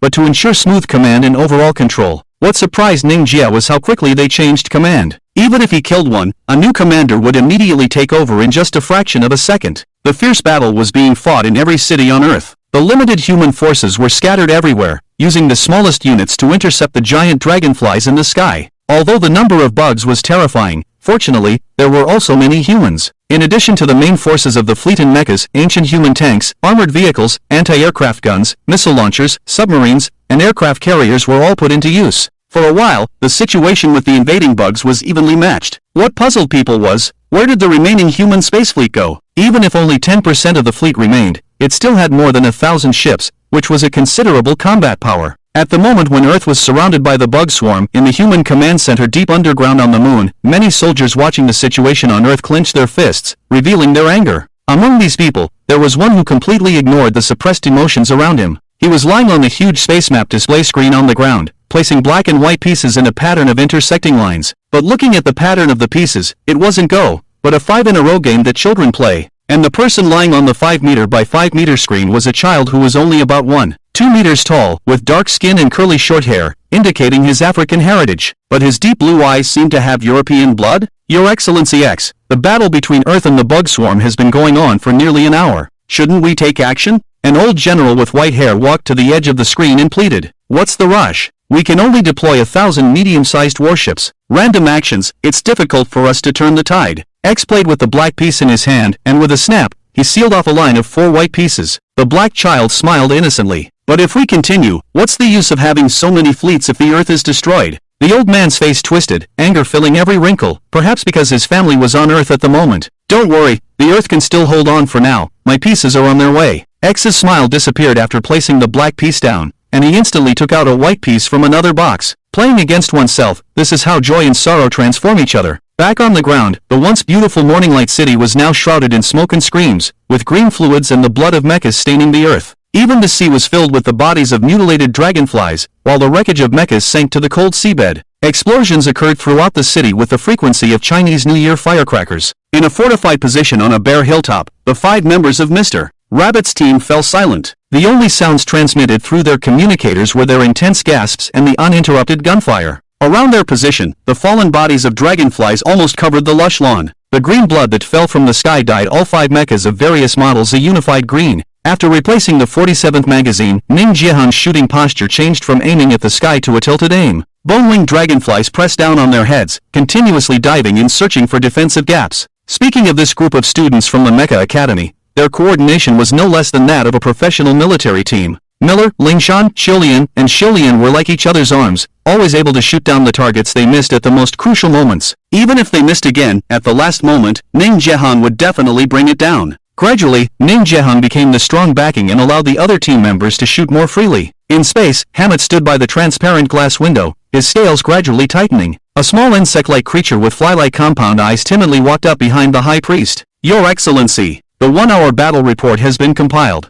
The resistance on the Earth's surface is higher than we expected. Over 70% of the dragonfly beasts we deployed have been shot down, but the Earth's losses are still less than 20%. Even if we continue to deploy, it is estimated that it will not have much effect on the overall situation. Are you suggesting that we retreat? Looking at Hammett's face reflected in the window, the trembling insect delivering the report stammered. Your Excellency, that's not what I meant. I'm suggesting whether we should change our troops. Ground combat is the Black Scorpion's strong suit. With fly-like compound eyes, the insect delivering the report whispered. Since you know, why are you still standing here? Do you want to be my venting snack? Hammett exposed a mouthful of fangs. Yes, I'll go right away. The terrified insect quickly returned to the command post. After a while, tens of thousands of giant moth warships with flapping wings saw black dots detach from their abdomens and fall towards the earth. These black dots were not as numerous as the dragonfly beasts, but they were several times larger. Therefore, when they fell, they dragged out longer and more vivid red shadows, like huge black meteors. What is that? Miller shouted while shooting. You guys keep covering me, Ning Jiahong said, pointing his gun towards the sky. Through the scope, Ning Jiahong saw a drop-shaped black object. Its surface was covered with cross-shaped cracks, like a cut watermelon. Ning Jiahong had no more doubts, and immediately pulled the trigger. The sharp armor-piercing bullet accurately hit the center of the cross, completely piercing through it. Like a latch on a broken door, the originally compact black droplets instantly split into 4 pieces, revealing 4 ferocious monsters. They stood at a height of 20 meters, their black bodies covered in a hard shell. Their upper bodies, as rigid as humans, supported a huge fan-shaped head with 4 sharp fangs protruding from their mouths. Even the contours of muscles could be seen on their humanoid arms, but at the end of their arms, they still had mantis-like sickles, 3 meters long and full of serrations. Their lower bodies were the most peculiar, consisting of 4 opposing crab-like long legs, resembling a suspended tank. Unfortunately, they had no wings. The scattered 4 black scorpions fell not far from the position of Mingia, turning into minced meat. The scorpion shells exploded into fragments, flying everywhere, and the black blood, as dark as their bodies, contaminated the originally verdant grass. As for the other black droplets, they all safely landed around the position, forming impact craters one after another. After the last flying dragon beast was shot down, the city of Chengguan fell into 3 seconds of silence. After 3 seconds, one black droplet after another opened its hard shell, and all the soldiers watched as one black scorpion crawled out after another. "What kind of monster is this?" Miller exclaimed as he looked at the gathering black insects outside the position. "Shoot! Keep shooting!" Mingia shouted, raising his sniper rifle and pulling the trigger. A bullet pierced through the heads of 2 black scorpions. In an instant, the black scorpions screeched sharply like cicadas and rushed towards the defensive position like a black ocean. The awakened humans began their counterattack, firing their guns with even more intense firepower than before. These black scorpions, which were twice the size of the bone-winged dragonflies, had terrifying defensive capabilities. Their even stronger shells allowed them to continue charging even after being hit by several bullets. These insects, who knew no fear, continued to crawl forward using their forelimbs, even with 3 of their 4 legs severed. "Shoot their heads! Shoot these bastards' heads!" Miller roared, both of his assault rifles broken, and he quickly discarded 01 Mecha and picked up a shotgun to continue shooting. "They're coming! They're coming!" Shawn roared, throwing 2 grenades. "Xiao Lian, I'll come help you right away." Xiao Lian switched to her 5th backpack magazine. "Xiao Lian, be careful." Xiao Lian directly mounted the machine gun on the steel plate of the defensive position. The balance of the Earth's war was suddenly disrupted by the arrival of the new species from the bug star. Gradually, one human position after another was swallowed up by the black scorpions. At the moment when it felt like the destruction of the Earth was about to happen, in the universe, X's pawns finally arrived. X's pawns were not battleships armed with cannons, but a fleet of mining ships that had arrived from Mars. With the top 10 mining capabilities in the universe, the total number of mining ships exceeded 300,000. Seeing this toothless tiger arrive, the bug stars still put up a serious resistance. The bone-winged dragonflies, which had once destroyed 90% of the Earth's space fleet, once again pounced on the human fleet. However, this fleet, which was advancing at full speed, unexpectedly stopped its momentum 10 kilometers away from the enemy fleet. Countless white meteorites flew out of the front hatches opened by them. Under the effect of inertia, hundreds of thousands of meteorites, in a posture similar to artillery shells, collided with the bug star fleet. As a purely instinctive reaction, the green sea-like dragon beasts once again gathered together, forming a meat shield for defense. Strangely enough, as soon as the meteorites collided with the bodies of these dragon beasts, they instantly ignited into raging blue flames, burning these insects into pieces. Who could have imagined that these seemingly ordinary meteorites were actually a mixture of white phosphorus and pure oxygen, and even slight friction was enough to ignite a large fire? Some of the fire meteors that broke through the defense line directly collided with one giant moth battleship after another. The originally massive moth battleship suddenly burst into flames like a torch, and the flapping wings of the moth battleship rushed towards the Earth's atmosphere. It was destined to turn into ashes before landing. Seeing this scene, in the command room underground on the moon, the soldiers who were just lifeless suddenly cheered, and the worried old general was so excited that tears streamed down his face. Surprisingly, X, the black boy who created this feat, had a worried expression on his face as he held the black stones. "What's next? Where should we go?" Looking at the scene of hundreds of moth fleets burning outside the window, Hammett unexpectedly laughed. "I never thought there would be intelligent commanders among the people of Earth. Unfortunately, this little trick is just a sideshow during a meal. When there is such a huge difference in power, strategy cannot make up for it.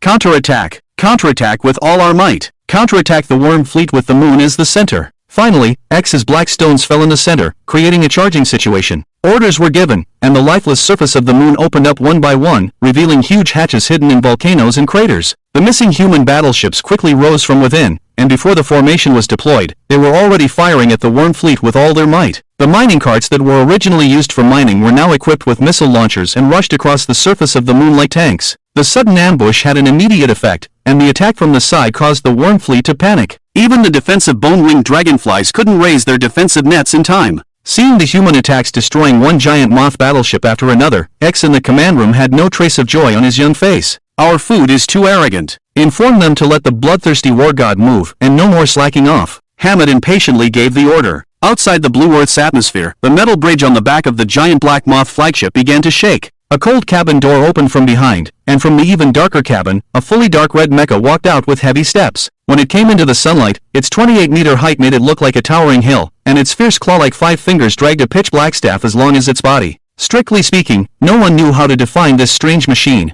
Even though its entire body was covered in reverse metal armor and it held the iconic symbol of the war god, under the sturdy helmet, its pupils were bloodshot, and one could even see the dark muscles between its dark red armor. It was like a medieval knight, completely wrapped in armor. "I'm hungry. Is there anything to eat? Hunched over, the bloodthirsty war god supported itself on the bridge with one hand, and its scattered pupils looked at Hammett, who was smiling behind the window. Are you hungry? The insect race could communicate through neural waves, and Hammett smiled and pointed to the distant moon, where groups of bone-winged dragonflies were launching an assault on the human defense fleet. Your food has been prepared for a long time, and it's definitely plentiful. Thanks. With its fierce mouth wide open, the bloodthirsty war god swung the black staff onto its shoulder. Its body suddenly crouched, and with a powerful leap, it jumped towards the distant moon. The tremendous impact even caused the giant moth battleship to slide 3 meters to the side. With just one leap, this armored beast flew several kilometers away, and then several bone-winged dragonflies attached themselves to its back, becoming its propulsion. During the flight, dark red patterns appeared on the previously bare surface of the black staff on the bloodthirsty war god's shoulder, and a giant dark red iron hammer, wider than its shoulder, condensed at the head of the staff. This is the driving force of the bloodthirsty war god's grand martial system, fueled by its hunger deep within. Returning to the battlefield on Earth, the once prosperous and beautiful city of Morning Light is no longer visible. Everywhere there are collapsed buildings and skyscrapers on the verge of collapse. The black scorpions swarm the ground like ants, and every position is under attack from the black insect horde.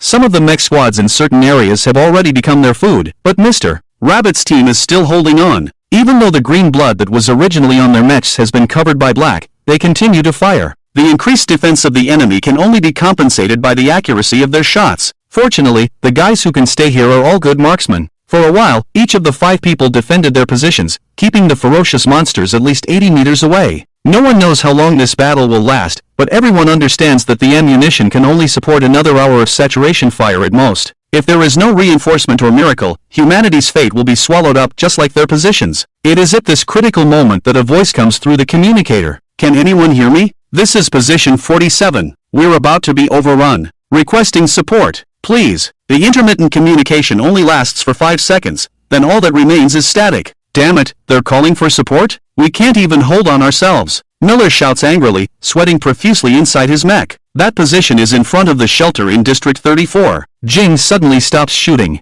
There are over 200,000 civilians there. Jing, what are you planning to do? You can't save them. That position is 10 kilometers away from here, Shawn questions. If we don't even care about the life and death of civilians, why are we entangled with a disgusting bunch of bugs here? Don't forget the purpose of this battle, otherwise you'll end up like me. Hongxing suddenly throws away his sniper rifle and replaces it with a 7-round shotgun and a box of ammunition. Without giving others a chance to stop him, Hongxing flips over and leaps out of the position. The surrounding black scorpions scream with excitement, converging towards Hongxing, seeing him as the food that has come to them. Hongxing, although I don't know you well, I know you're strong. Jing strokes the control stick in Hongxing's cockpit, then suddenly tightens his grip. Now, show me how strong you really are. After a moment's pause, Hongxing's eyes flash red, and he charges towards the approaching black scorpion troops. Cover him! Miller shouts, turning around with 2 shotguns in hand. Don't help! I don't want to kill you, or die from your stray bullets. I can handle this alone. Jing speaks, while Hongxing has already made contact with the first black scorpion.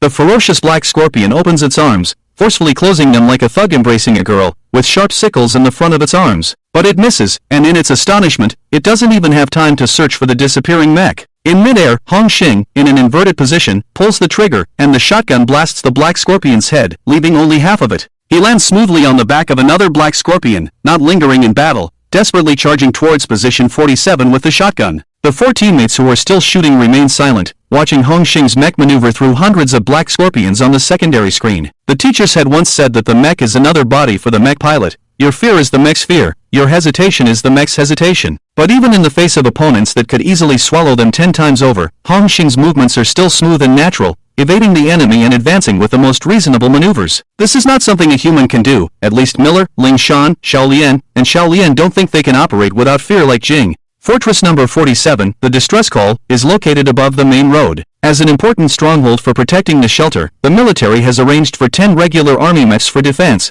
as well as our artillery defense consisting of 17 missile launch vehicles. But now, all that remains here is the sound of chewing. Hundreds of black scorpions have surrounded the 10 idle mechs, tearing open their armor and swallowing their hoses like snacks. The bright red energy liquid flows and spreads along the roadside ditch, like a red stream. The unfortunate creatures that couldn't squeeze in from the outside can only gnaw on missile vehicles, power poles, streetlights, cars, and anything made of metal. Among them, the most pitiful one has arrived at the entrance to the underground shelter. There is no metal here, only an entrance similar to a ramp leading to an underground parking lot. The curious black scorpion supported itself and peered inside. Before it could see anything clearly, there was a loud bang. 2 of its 4 legs were severed, and it fell to the ground without support. Its head was pierced by a sharp dagger, and black blood flowed down the entrance ramp into the depths of the shelter. The sudden arrival of the star made all the black scorpions in front, who were eating, stop chewing and look over with their blood-red eyes. To them, what appeared in front of them was just another source of food. But the star, who was treated as food, easily pulled out the dagger from the black scorpion's head, swung it, and splattered blood on the ground, revealing a bit of the originally silver-white blade.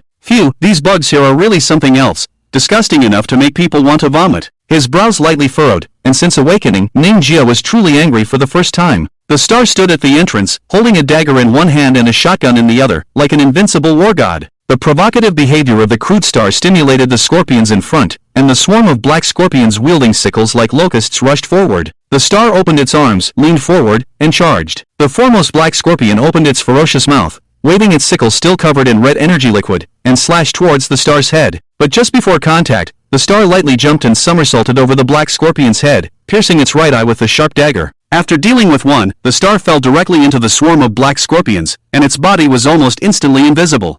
Shawn, go help Mingia. In the constant gunfire at the stronghold, Miller suddenly shouted, Great Demon King, have you gone crazy? You hate aliens the most, yet you're letting your girlfriend help him? Shaolian mocked. Yes, I hate him, but I don't hate my compatriots who need saving. Mingia is right, mech pilots are destined to die on the battlefield, but civilians are innocent. Only Shawn's mech can fly at high speeds here, at least. It's good to send some ammunition to that guy. I'll be back. Shawn took 2 boxes of shotgun shells and ignited the thrusters on her back.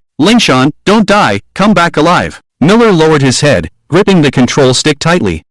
I won't die.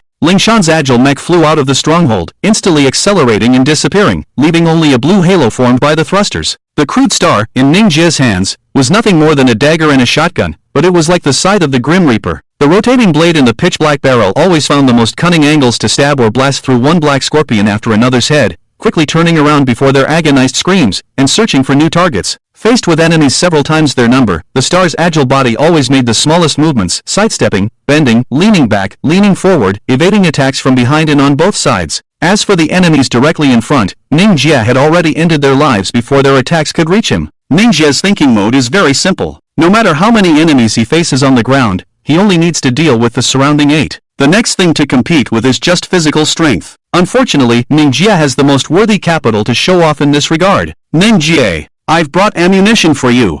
Shawn lowered her height while hovering, shooting at the crawling creatures on the ground with a pistol in one hand, shouting loudly, Idiot! You're flying too low! Mingia roared angrily. In an instant of distraction, the armor on the back of the star armor was cut in half by a sneak attack from a black scorpion.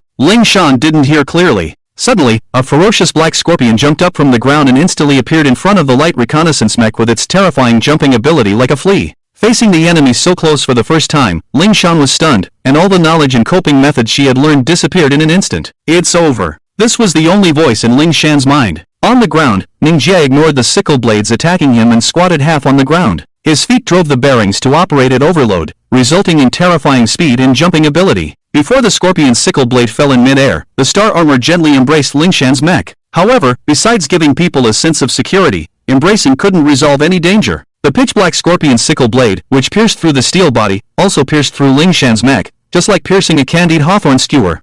Shawn couldn't catch her breath because the sickle blade that pierced through even the steel was pressed against her shoulder. In this way, the two mechs tightly embraced each other, along with the scorpion whose blade couldn't be pulled out, fell into the swarm of insects below. Another greedy feast began, and the scorpions with wide-open mouths pounced, fighting for every piece of fresh steel.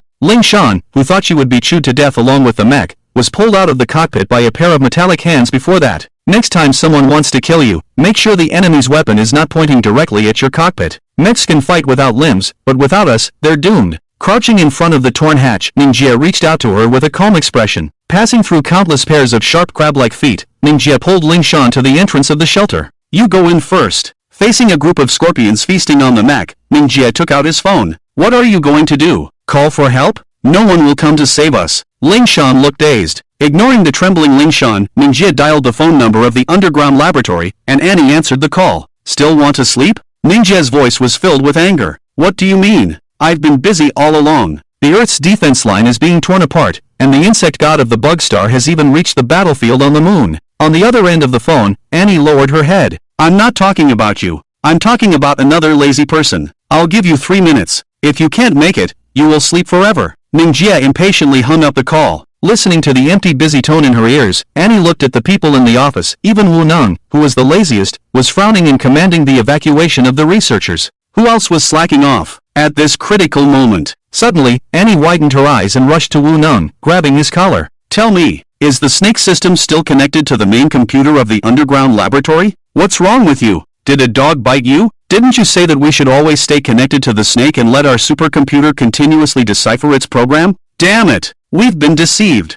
Annie angrily let go of Wu Neng's collar and turned around to rush out. Wu Neng also abandoned his work and chased after her. Not long after, Annie and Wu Neng arrived in front of the tightly closed metal door again, and the two soldiers on duty saluted them impartially. Open the door quickly! Annie shouted fiercely. Before the soldiers could react, there was a sudden loud noise from behind the metal gate, and the thick metal door was forcefully twisted and deformed. Through the cracked door, Annie could clearly see the huge block of ice stuck on top. Ignoring the dazed soldiers beside her, Annie squeezed through the small gap in the door. Wait for me! Wu Neng also followed suit, but his large size required a lot of effort. Standing again in the experimental field that haunted Annie's dreams, the thing that captivated her was nowhere to be seen. The ground was littered with shattered ice, releasing a chilling white smoke, and the walls around were severely damaged by the exploding ice. The oilcloth that was once used to cover the ice crystals was full of holes, like props used by magicians to perform magic, now lying flat on the floor. Annie grabbed a corner of the oilcloth and pulled with all her might, but it didn't budge until Wu Neng joined in and lifted it. However, all Annie and Wu Neng could see was a huge void in clear seawater. Are you kidding me? It actually shattered the ice crystal that is stronger than diamond? Wu Neng said in embarrassment. Wu Neng, connect the city's surveillance cameras. I want to see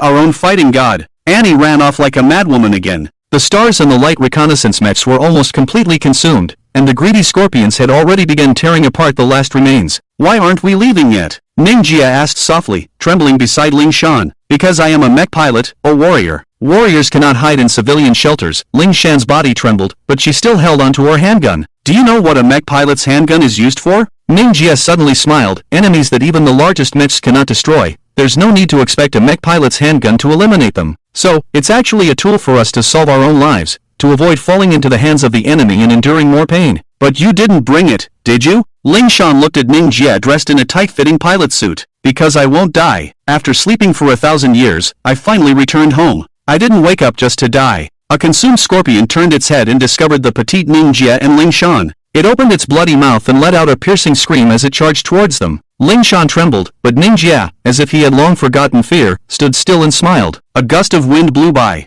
Boom! A deafening explosion tore through the metallic ground in front of Mingia, and seawater gushed out like a fountain, reaching a height of 10 meters. In the white water curtain, a red metal arm grabbed the head of the charging black scorpion. Like a disgusting bug in a human's hand, the black scorpion struggled and screamed, attracting the attention of all its companions. What is that? Ling Shawn asked in confusion. A snake that has been frozen with me for 1,000 years. Didn't you say the fighting god was already dead? Yes, the fighting god is dead, but I am still alive. Mingia's mouth curled up into a sinister smile. At that moment, the red metal arm that was gripping the black scorpion's head suddenly tightened, and the massive head of the scorpion instantly exploded like a fruit, scattering fragments everywhere. The black blood splattered Ling Shawn and Mingia. Ling Shawn almost vomited, but Mingia closed his eyes, tilted his head back, and enjoyed the baptism of the black blood. Discarding the dead bug in his hand, the snake, supported by the arm covered in black blood, crawled out of the large hole like a child breaking out of a cocoon. The bright red armor burned like fire, shimmering under the sun with droplets of water, and the pitch-black pupils were as terrifying as black holes. The fully enclosed metal body was a world apart from human mechs with just one glance. Squatting on the ground, the red flame soul fighting god roared like a wild beast. Its voice spread like spreading light, unstoppable, and spread throughout the entire city. All the soldiers in battle and the tearing scorpions froze at that moment. That kind of terrifying fear, whether it's humans or insects, is trembling. If you don't want to take refuge, come with me. Leading Ling Shawn, Mingia walked towards the flame soul fighting god. From waking up until now, Mingia finally sat in the cockpit of the flame soul fighting god again. Curiosity mixed with a little fear, Ling Shawn also climbed in. However, the cockpit was not spacious enough to accommodate two people, so Ling Shawn had to sit on Mingia's lap, holding onto his neck tightly. The heavy cabin door closed from the outside, and in an instant, it became pitch black. The cockpit lit up, and the 360-degree surround display screen reflected the surrounding environment realistically. Every blade of grass and every tree seemed so clear that you could reach out and touch them. Of course, those black scorpions with their mouths wide open were also seen clearly. and surrounding the pilot's seat were hundreds of various control switches, like a nightmare encircling the cockpit of every mech pilot. "You brat, it took you so long to wake me up. You have no conscience." Suddenly, a voice called out from the cockpit. "What is that?" Shawn was startled. "It's just my talkative assistant program." "Hey, what do you mean by talkative assistant program? I am the super handsome Snake Lord of the Flame Soul Fighting God." From the screen in front of Mingia, a black object appeared and angrily shouted. "It looks like a worm," Shawn said in confusion. Hee, did you hear that? Worm Lord, am I the only one who thinks that?" Mingia laughed until his face twitched. "TSK, another uncivilized earthling. How do you understand the magnificence of my Snake Lord?" The snake disdainfully minimized the icon in the corner of the screen. "Enough of the idle talk, Snake, gather battlefield data. For now, I am only connected to the main computer of the underground laboratory in Morning Light City. Through monitoring calculations, there are about 200,000 black scorpion-type insect beasts, and the city's defenses won't last more than 30 minutes. Then in those 30 minutes, we'll take care of all of them." Mingia tightly gripped the control lever with both hands. "Are you serious?" Shawn widened her eyes as she hugged Mingia's neck. Hee, Shawn, watching Mingia's battles up close like this is scarier than watching a horror movie. The snake smirked strangely. "How do you know my name?"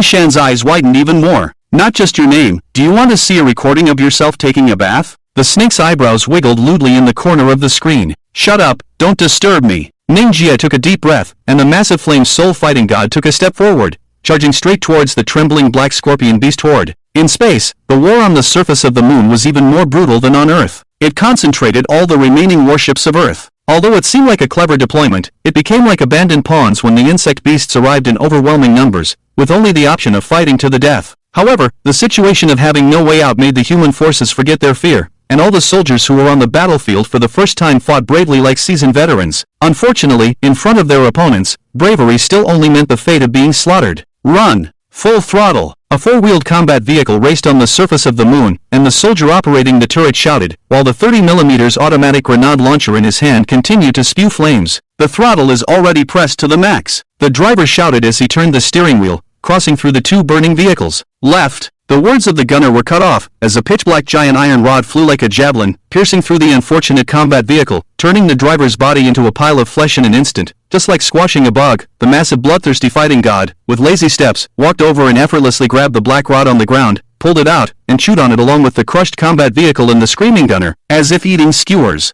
The appetizer is over, time for the main course. With a gulp, the bloodthirsty fighting god leaned forward, the black rod held in its hand, and one end drooping on the surface of the moon. And in front of him, just 1 kilometer away, was the huge volcanic crater where the underground command post was located. "Stop him!" the commander roared on the front line. In an instant, numerous cannons aimed at the bloodthirsty war god, but before they could fire, the bloodthirsty war god had already taken a mad charge, resulting in a dark red storm that came straight at them, too fast for the naked eye to discern. All the tanks in its path were swept up, disintegrating in midair and torn into pieces. Even the large tank that was just commanding was twisted into the shape of an iron ball. When the annoying cries ceased, the bloodthirsty war god stood in the center of the volcanic crater, with 12 steel gates, each 30 meters thick, beneath its feet. "He can't get in. Even an atomic bomb can't open this place. He can't get in." In the command center, the old general trembled and muttered to himself, cold sweat covering his spine, because the huge screen in front of him only showed the ferocious face of the bloodthirsty war god. X, with his dark, tender skin, said nothing, his hand gripping the black stone making a cracking sound. "Open the can." The bloodthirsty war god grinned, gripping the staff with both hands and raising it high above his head. The surface of the black staff was instantly covered in crimson patterns, and a huge iron hammer appeared at the top.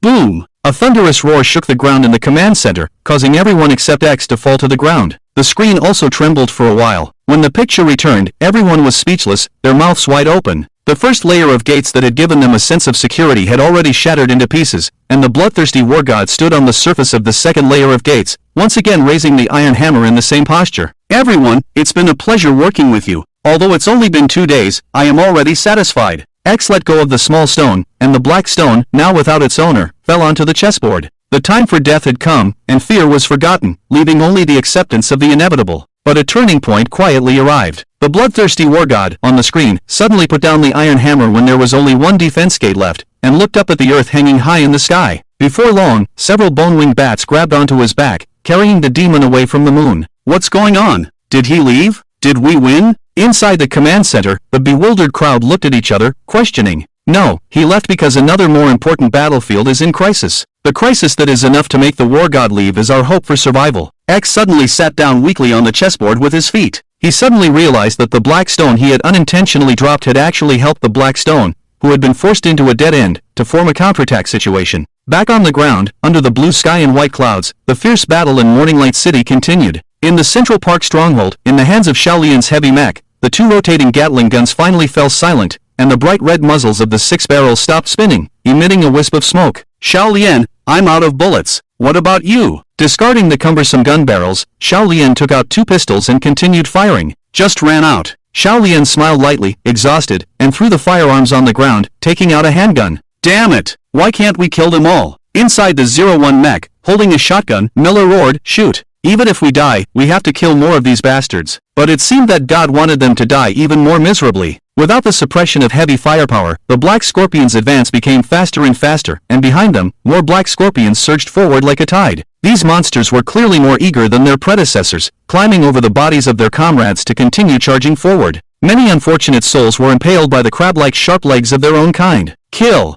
Their main force is here. 3 mechs in the stronghold simultaneously turned their gun barrels towards the direction of the Black Flood. Unfortunately, bullets could not stop the onslaught of the Black Scorpion swarm, which engulfed the fortified position that had been held for 2 hours and 37 minutes. But after the flood of Black Scorpions passed, the 3 seemingly dead mechas pushed aside the collapsed fortifications on top of them. The members of Mr. Rabbit's team looked around in confusion, as the vast position was now only filled with the bodies of numerous Black Scorpions, silent as if the battle had already ended. What happened to them? Why didn't they kill us? Said Little Love, holding an empty pistol in her hand, bewildered. I don't know. The charge just now. It felt like they were running away. Miller furrowed his brow in confusion. I know what they were running from, said Shaolian, excitedly gripping the control stick in the cockpit. On the screen in front of her, dozens of Black Scorpions were slowly retreating in a defensive formation. And in their midst, a crimson, no, rather a pitch-black mecha was slowly approaching. In the mecha's hands, it dragged the mutilated bodies of 2 Black Scorpions, leaving dark bloodstains on the ground as it walked.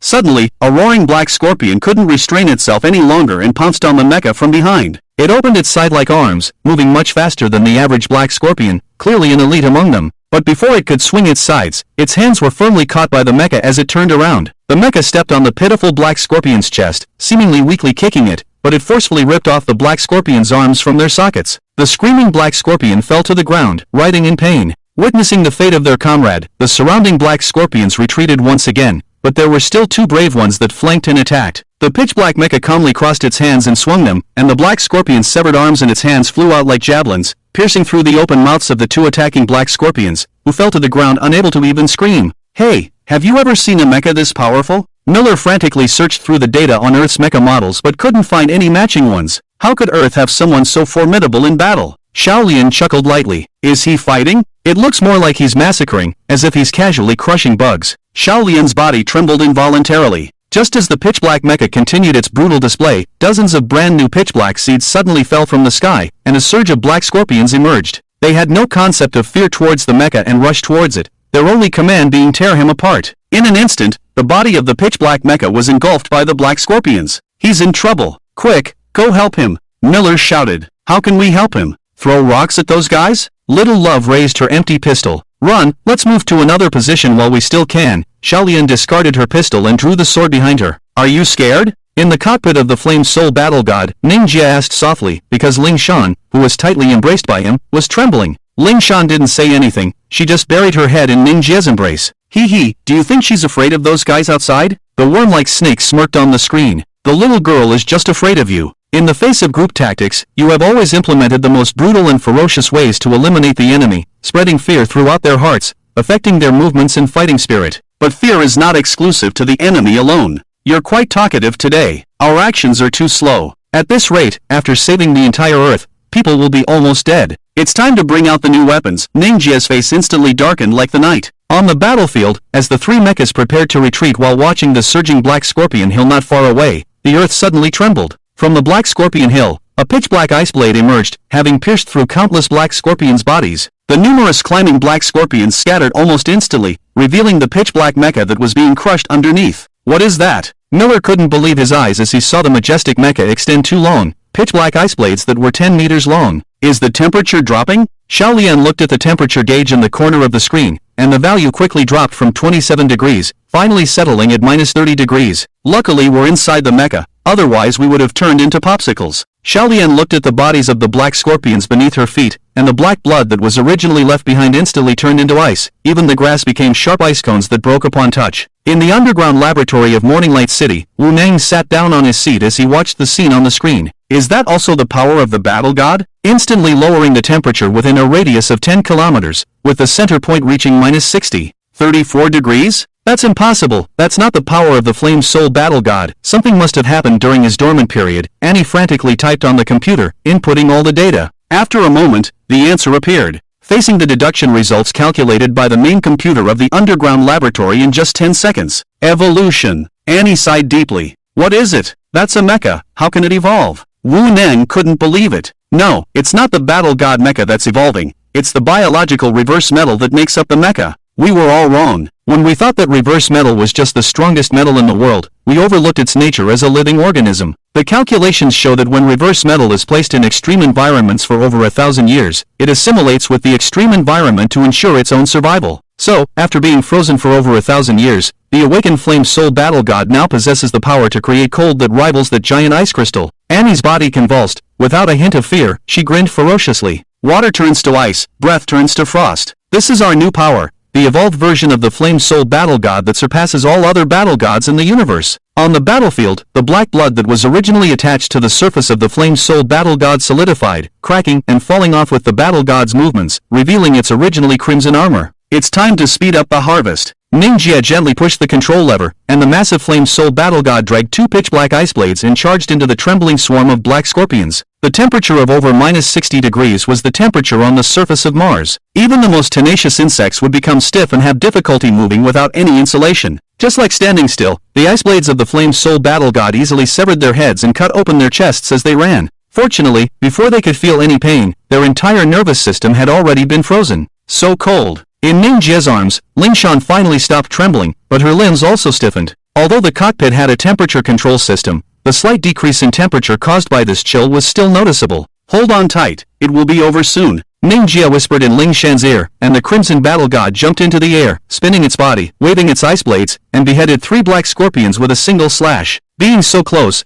Shan finally heard the song that had always accompanied Mingia. The song came from the earring in Mingia's ear, and the voice was very soft and gentle, like a lullaby for a baby. And it was in this gentle lullaby that Mingia's battle god continued to charge and fight. The sense of fear and the bone-chilling cold made the newly joined insect beasts also begin to retreat. But just as they turned to flee, a fiery red meteor fell from the sky at high speed. The Flame Soul Battle God, which was still rampaging, abruptly stopped and leaped backward. With a loud bang, the ground on which it had just stood sank and cracks spread like a spider's web. Underneath the fallen object, a pitiful black scorpion had turned into mud. He finally found the most delicious dish. Supporting a long black stick, the bloodthirsty warrior stood up, his entire body's reverse metal armor burning red and emitting blue smoke. Standing half a head taller than the Flame Soul warrior, he stood in front of Mingia, who held an ice blade. What is that? Looking at the monster on the screen, Shawn unconsciously held Mingia tighter. Mingia, run away. That guy's surface is reverse metal, and the weapon in his hand is also analyzed as Hongwu. He should be the Bug Star warrior. The snake's expression was serious, and for the first time, he made a serious suggestion.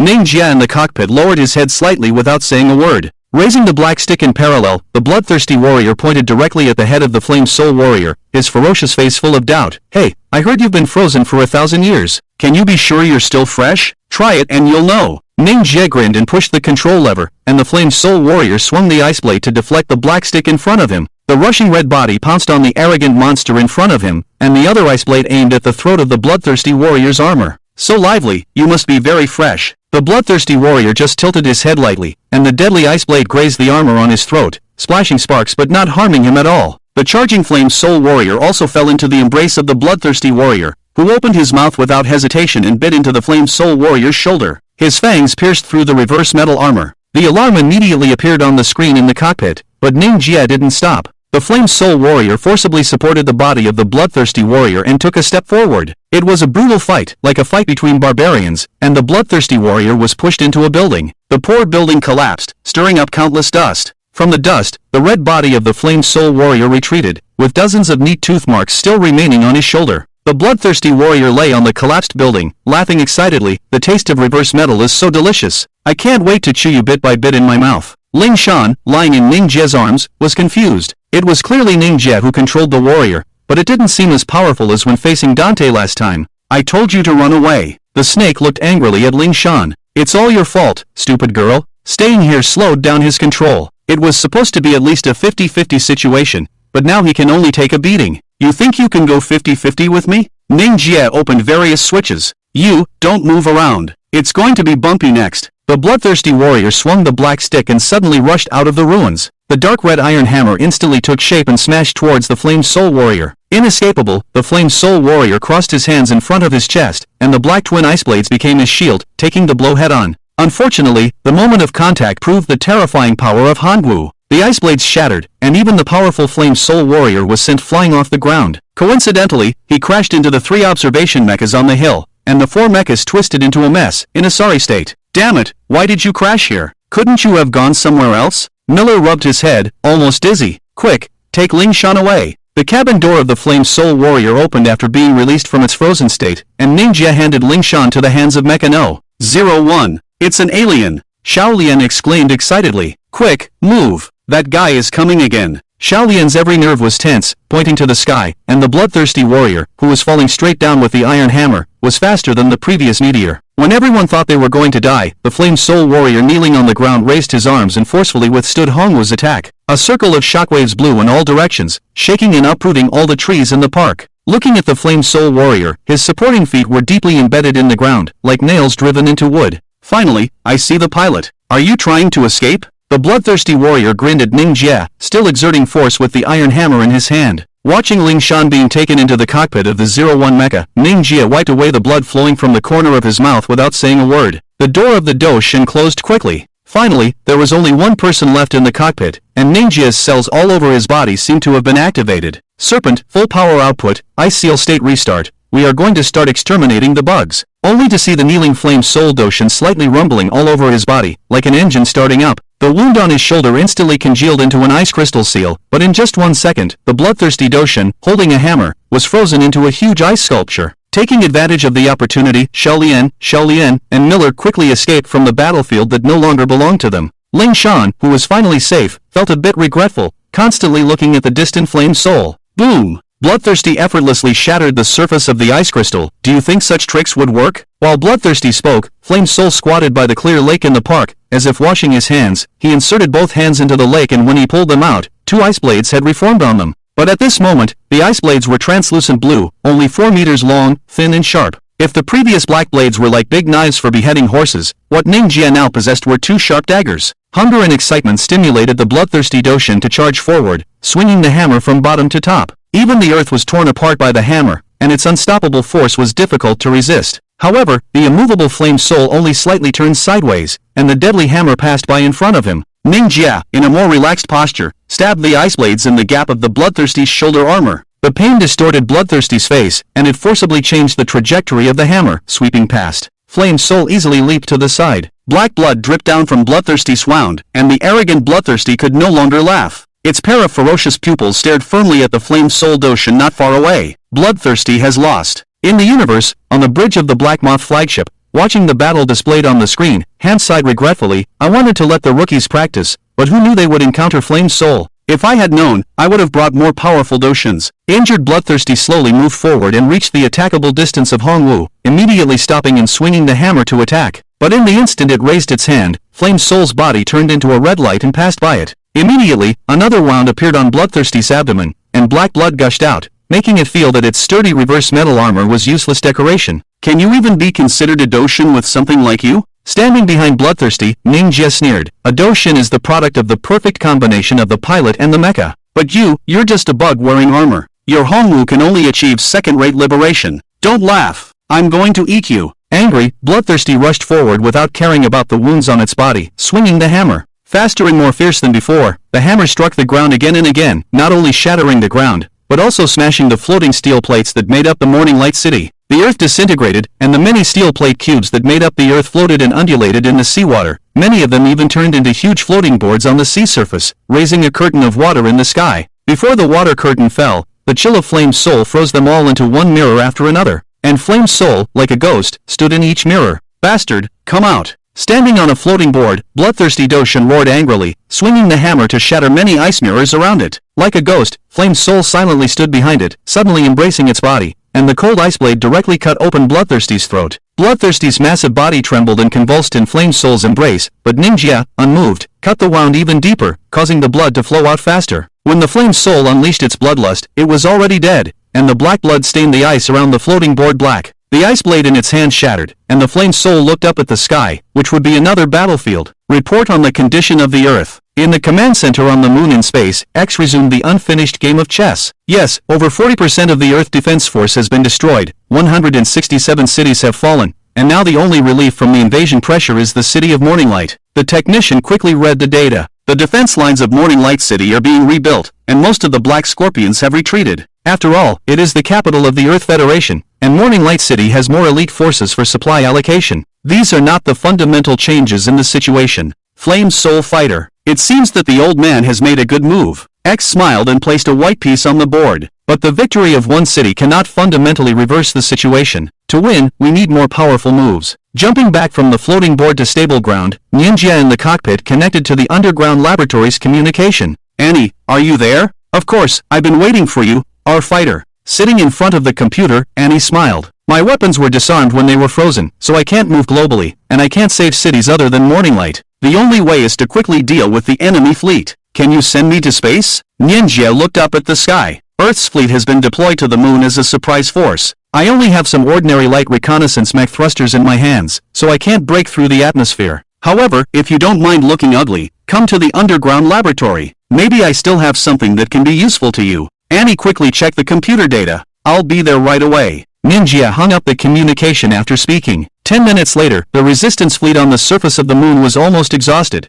and there was no attack in space that posed a threat to the Moth fleet. The large Moth fleet once again opened its abdomen, and countless newly born green-winged dragonflies flew out endlessly. Millions of invaders sharpened their fangs, waiting for the command to be given. High Priest, look! A bug with compound eyes exclaimed. On the enlarged screen in front of Hammett, a crack appeared in the ground of Morning Light City, revealing a giant primitive rocket. This antique, which was the initial spacecraft equipment for humans, has now become humanity's last hope, because the Flame Soul Fighter is fixed on top of the rocket. Countdown begins. In the rocket launch room, the technician said solemnly, "No need, we're running out of time." Wu Ning smiled and took off the technician's microphone on his head, directly pressing the launch button. Thick smoke spewed out from the bottom of the rocket, devouring the Earth. The giant thrusters propelled the fighter straight into the sky. Everyone in Morning Light City saw the magnificent rocket take off and unconsciously looked up at it. Stop him. His trajectory is our flagship. The compound-eyed bug shouted, and outside the Moth warship fleet, countless bone-winged bats flew towards the direction of the rocket. But before they could get close to the rocket, more attack missiles had already flown from the ground,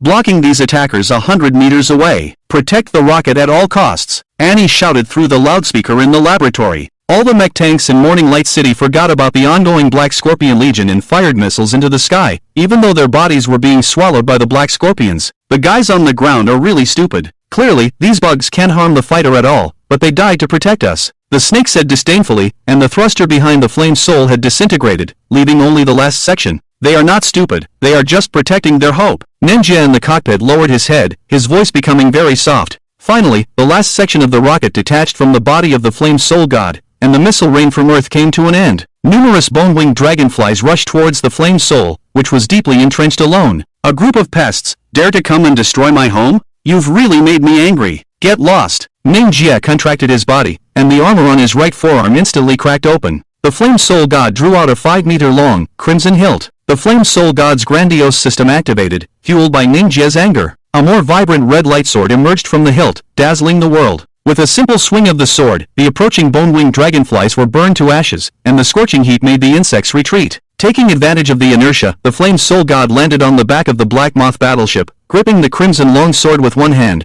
pointing it towards the bridge window, just like the day Ning Jia pointed a gun at Hammett's head. This is your second chance. Go back to your planet and never set foot on Earth again. Ning Jia's voice echoed inside the bridge. High Priest, the temperature outside the window has reached 1,000 degrees. The Black Moth is burning. The panicked compound eyes bug ran to Hammett, only to be impaled through the chest by Hammett's hand. The chaotic bridge instantly regained its composure. Flame Soul God Ning Jia, even though you wear an emotion control device, you can still ignite your candle sky. It seems you really hate me, don't you? Hammett licked the fluid of his kind from his hand and slowly walked towards the window. You have 10 seconds to consider. The majestic flame soul stood firm. Mingia. You win this time, but next time I will come and kill you, eat your bones, and drink your blood. I will turn every person on Earth into food for our bug star. Hammett leaned against the window, shouting ferociously. I'll take that as a refusal. The flame soul god's sword plunged straight into the bridge, igniting a massive explosion that engulfed the pitiful black moth. Instantly losing command, the vast swarm of bug star moth fleet descended into chaos. Many moths, retreating from each other, fell into Earth's atmosphere, their wings ablaze. The invaders on Earth also lost their fighting spirit at this moment, abandoning their numerical advantage and fleeing in panic. The Earth's mecha units, already in dire straits, as well as the ordinary human forces, looked at the foolish enemies in confusion and launched a counterattack against the Black Scorpion with a ratio of 1 to 300.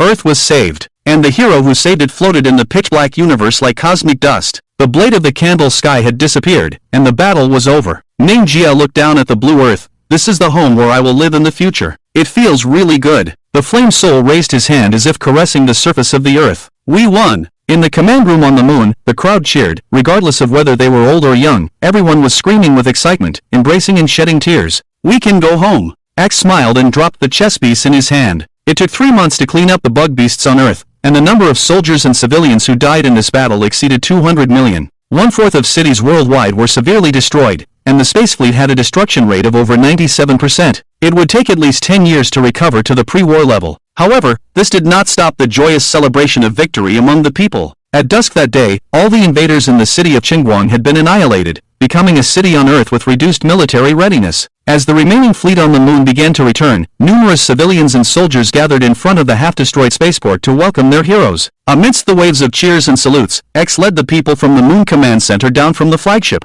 As the first representatives to welcome them, Annie and Wu stepped forward. I've heard a long time ago that the head organization gathered a group of geneticists to create the most intelligent human plan, and I never thought they actually succeeded. Holding X's hand, Annie looked at X without any gratitude. I suppose you're praising me. X squinted and smiled, but this victory is not mine, it's yours, Miss Annie. If it weren't for you releasing the flame soul god, our Earth would have been destroyed. By the way, I found a treasure on the way back, and now I'm giving it to you. As X spoke, the flame soul god, as red as blood, walked out of the hatch of the warship behind him. Every step it took seemed to make the Earth tremble, and the hearts of all humans beat with it. Amidst the hoarse cheers, the crowd desperately surged forward. If it weren't for the soldiers forming a human wall, the flame soul god would have been swallowed by the flood-like crowd. And Mr. Rabbit, the member of the duty team, stood not far away. Ling Shawn enlarged the image of the flame soul on the screen, and she couldn't imagine that she had been in that mecha not long ago. The proud flame soul god came to Annie's side and knelt down, and from the open cockpit, Mingia leaped to the ground. Welcome home.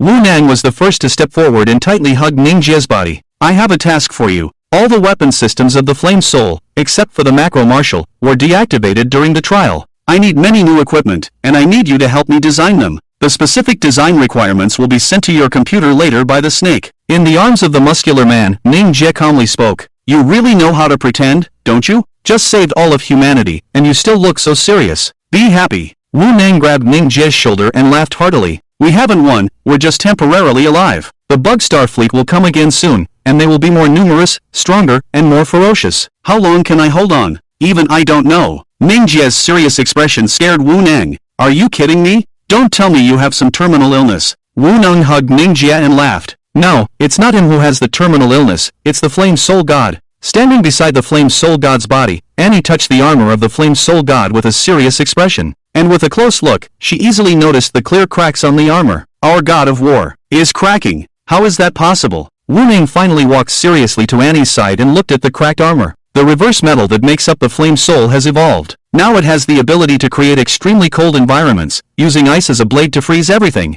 Mingia slowly walked to the flame soul god, gently touching its armor as if caressing his own skin. Ironically, my macro marshal is driven by the anger in my heart, and the candle sky it creates as a blade that melts everything with ultra-high heat. Now, it is destroying the flame soul itself. The high temperature released by the liberation of the first dimensional has already caused the death of the reverse metal and the surface armor accustomed to extreme cold. If the second and third dimensions are liberated, the flame soul god may be killed by its own high heat. What's terrifying is, this kind of damage is irreversible. Annie, Wu Nang, and X were speechless, silently listening to the cheers of the crowd. Not long after, Annie, Wu Nang, and X's phones rang at the same time, and they all answered and hung up at the same time. Is your order the same as mine? X smiled. Mingia, let's go. The head wants to see us. Annie gently patted Ningjia's back. I'm hungry, remember to have something to eat prepared. Mingia stretched lazily and walked towards the nearby car. I'll take care of the flame soul, I'll take good care of it. Wu Nang patted the mecha and gave Mingia a thumbs up. Where are they going? Not far away. Miller watched as Mingia got into the car.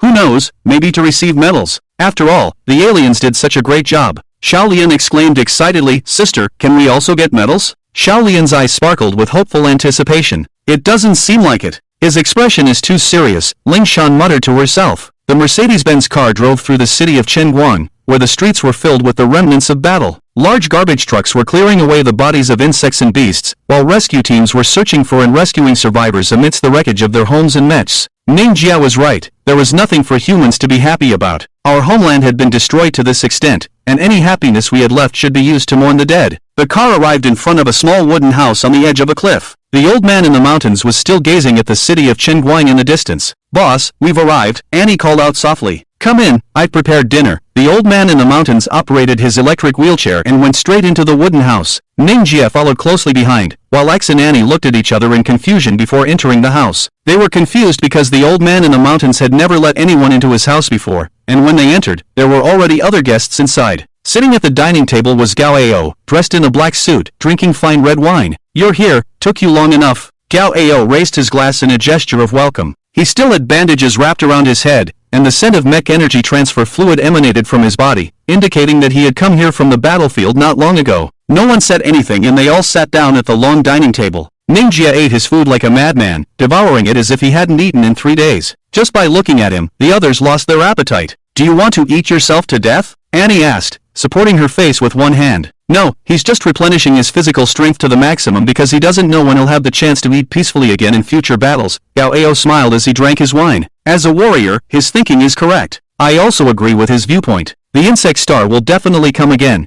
and they won't give us much time to rest and recover. X also started eating desperately. The victory of a battle cannot change the current crisis facing humanity. Therefore, we must find a breakthrough and make sure that the path of the Earth's stars is solid. The old man in the mountains sighed and lowered his head. There is a way to save us, Mingia said with his mouth full of food. Join the Starfall Alliance and become a member of the Alliance planets. It's not that easy. We've been applying for 200 years, but all we've gotten is a pending result. Annie shrugged helplessly. The past is the past. Things are different now. We have our own battle god, the Flame Soul Battle God. Our strength will be recognized by the Starfall Alliance. We may perish in the attacks of the insect star, but the Flame Soul Battle God will definitely survive. He will represent the souls of 6 billion people on Earth and launch revenge against the planets that once ignored the destruction of Earth. If we negotiate with this kind of determination, we have a chance of success, X said seriously. Just as I thought. I called you here to entrust this task to you. The old man in the mountains finally smiled and gently pressed the switch on his wheelchair. The previously calm living room suddenly began to sink. Along the long glass tunnel, they saw a huge underground spaceport. Docked at the port was a giant spaceship that had never appeared in human history before. Numerous workers were busy moving cargo onto the spaceship. The streamlined hull was 1,700 meters long, and the 12 parallel high-power thrusters could easily propel the ship to the speed of light.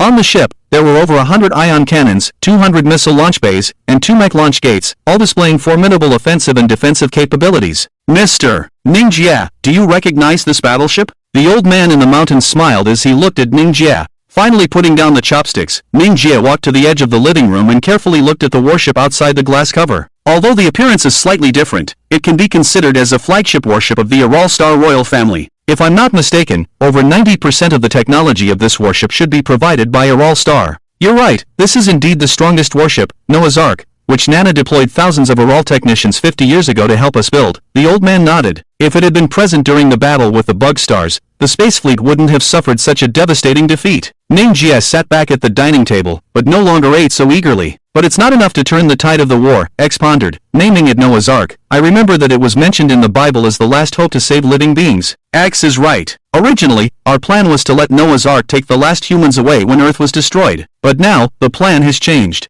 We can't give up our homeland. Noah's Ark will take our messengers to the headquarters of the stellar cataclysm. Whether it's a threat or flattery, we must make Earth join the stellar cataclysm. The old man spoke with conviction. Let us see it, because we will be on it, right? Annie felt no sense of honor, but rather worry in her eyes. Let me explain what's next. Gao Ao put down his wine glass and stood up. Everyone, the assignments have been made. X will be the captain of Noah's Ark, Annie will be the head of the technical group, and Wu Nung, who hasn't arrived yet, will be the head of the mechanical maintenance group. As for Mingia, he will be the captain of our Noah's Ark's mech escort team, and I will be the deputy captain. I won't do it. Mingia, who was full and satisfied, put his legs up on the table. I don't want to be any kind of leader. I can't be responsible for my comrades. I will try to fight alone. Actually, you don't need to be responsible for anyone. None of the mech pilots joining your escort team will expect your protection. We can all die on the battlefield. At any time. Geo pleaded. Death is not an honor. I'm most afraid of you guys who embrace death. You face the enemy like a tide, bravely ending your own lives, thinking that if you can't complete the mission, at least you can die in peace, without caring about what happens to the living.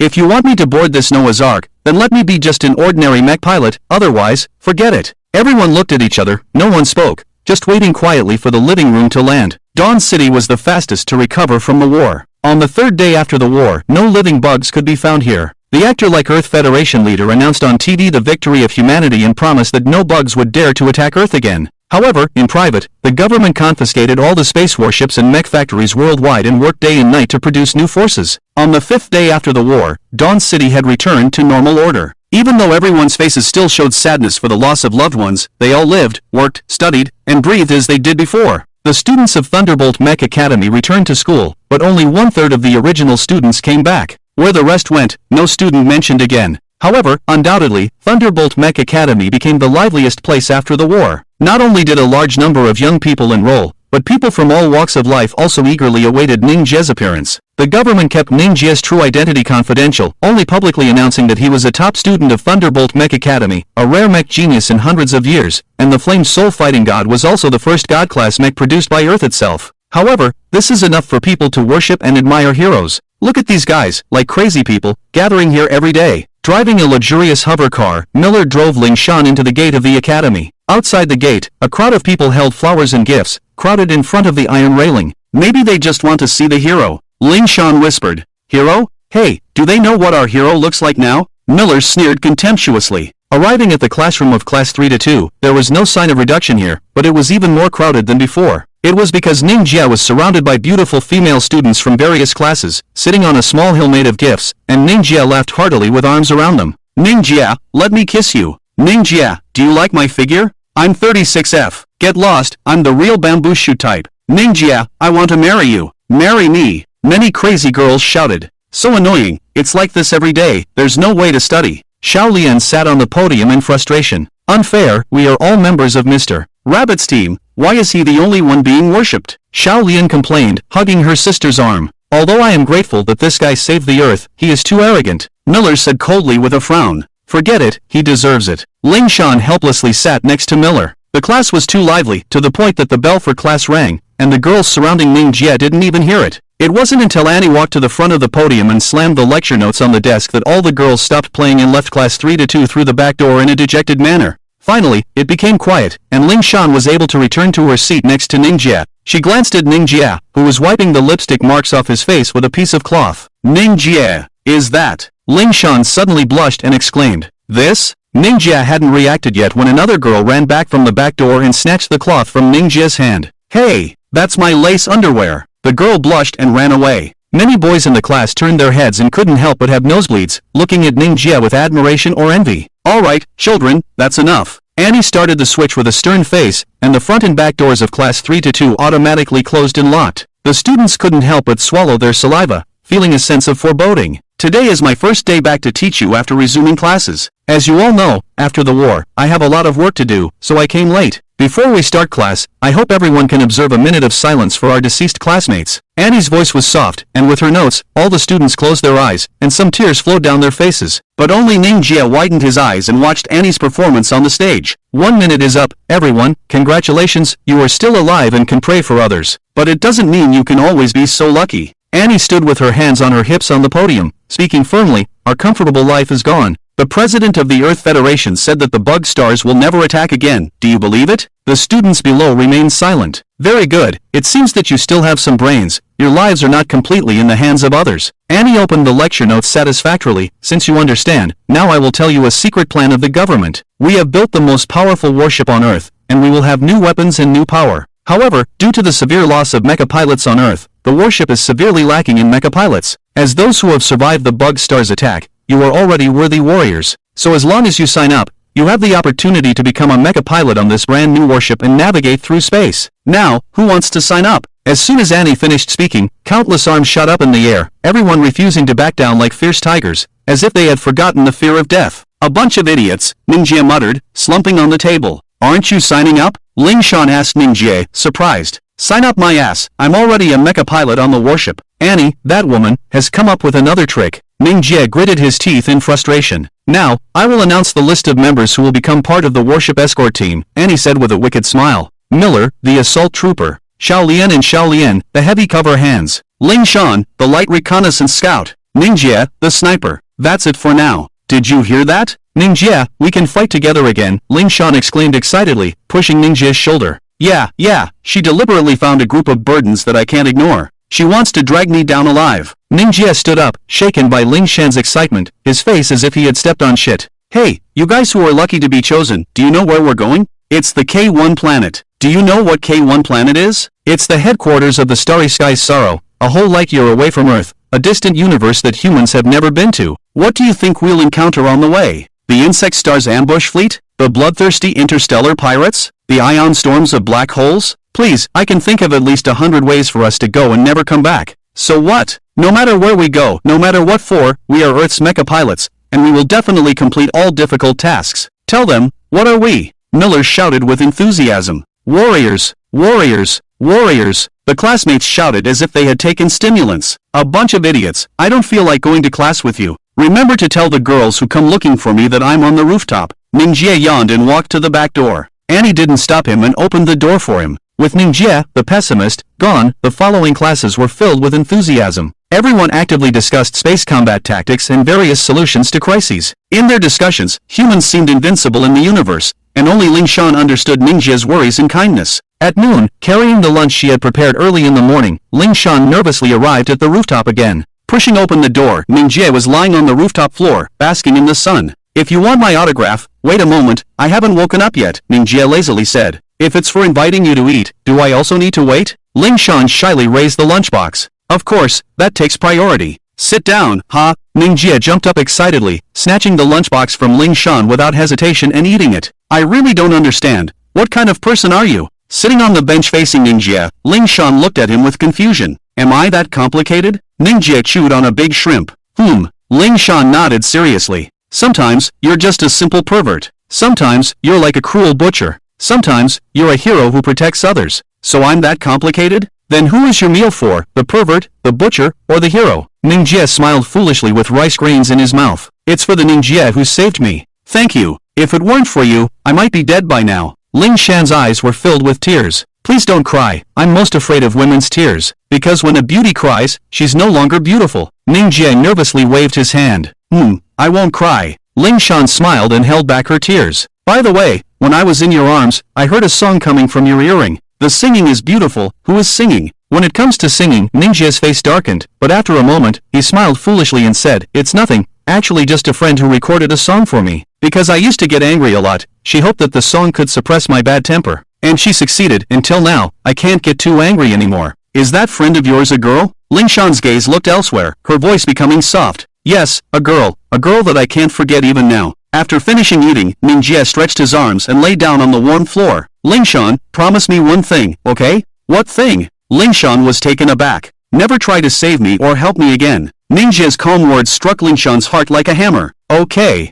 Shawn could only silently nod. On the 10th day after the Great War, Noah's Ark was born. When this huge new warship leaped out of the underground harbor, all humans were stunned. The Noah's Ark, as white as clouds and made of steel, brought shock and a sense of security to humanity. Men, women, and children flocked to the streets to witness the splendor of Noah's Ark. Unfortunately, Mingia did not come. He and Wu Nong arrived at a secret military base in the outskirts. The Flame Soul warrior, who had been separated for 10 days, knelt on the runway of the base, its red armor and majestic appearance resembling a warrior about to go to the battlefield. In front of it were various new equipment. Take a look. I have armed the Flame Soul warrior to the teeth. Wu Nong proudly showed his work to Mingia. The upgraded version of the 12-barrel Gatling gun, capable of firing 3,200 rounds per minute, equipped with 30,000 high-explosive ammunition, a weapon that can single-handedly destroy a warship. Too heavy, Mingia sneered. Too heavy? Then how about this? The upgraded version of the assault rifle, with a magazine capacity of 50 rounds, can be equipped with various types of bullets, with a maximum range of 3 kilometers. Too ugly. Ugly? Then how about this? The 100mm grenade launcher, with 32 rounds, can fire at high speed, guaranteeing that after one round, all living creatures within a kilometer will be wiped out. Too indiscriminate. Big brother, what do you like then? I don't understand. Wu Nang grabbed his head in frustration. What is this? Mingia suddenly stopped in front of a pile of weapons. Do you like this? Wu Nang pointed at a 10-meter-long, pure white metal longsword. This is something I made up. I remember it's called the Close Combat Cutter. It was originally designed for mechas to cut through flagship-class melee weapons, so the blade is equipped with 3,600 tiny artificial diamond saw teeth. When activated, it can cut through objects like an electric saw. But later in actual combat, it was found that holding such a thing, it's as difficult as reaching the sky to get close to a warship. This is it. I like it. Make a few more. Oh, by the way, have you finished making the thrusters I asked you to make? Mingia licked his lips excitedly. Of course, but even now I can't believe that thing was made by me. Wu Nang wiped the cold sweat from his forehead. 10 minutes later, the runway of the base was empty, leaving only the towering flame Soul Warrior and the giant thruster hanging behind it. Mingia, can you hear me?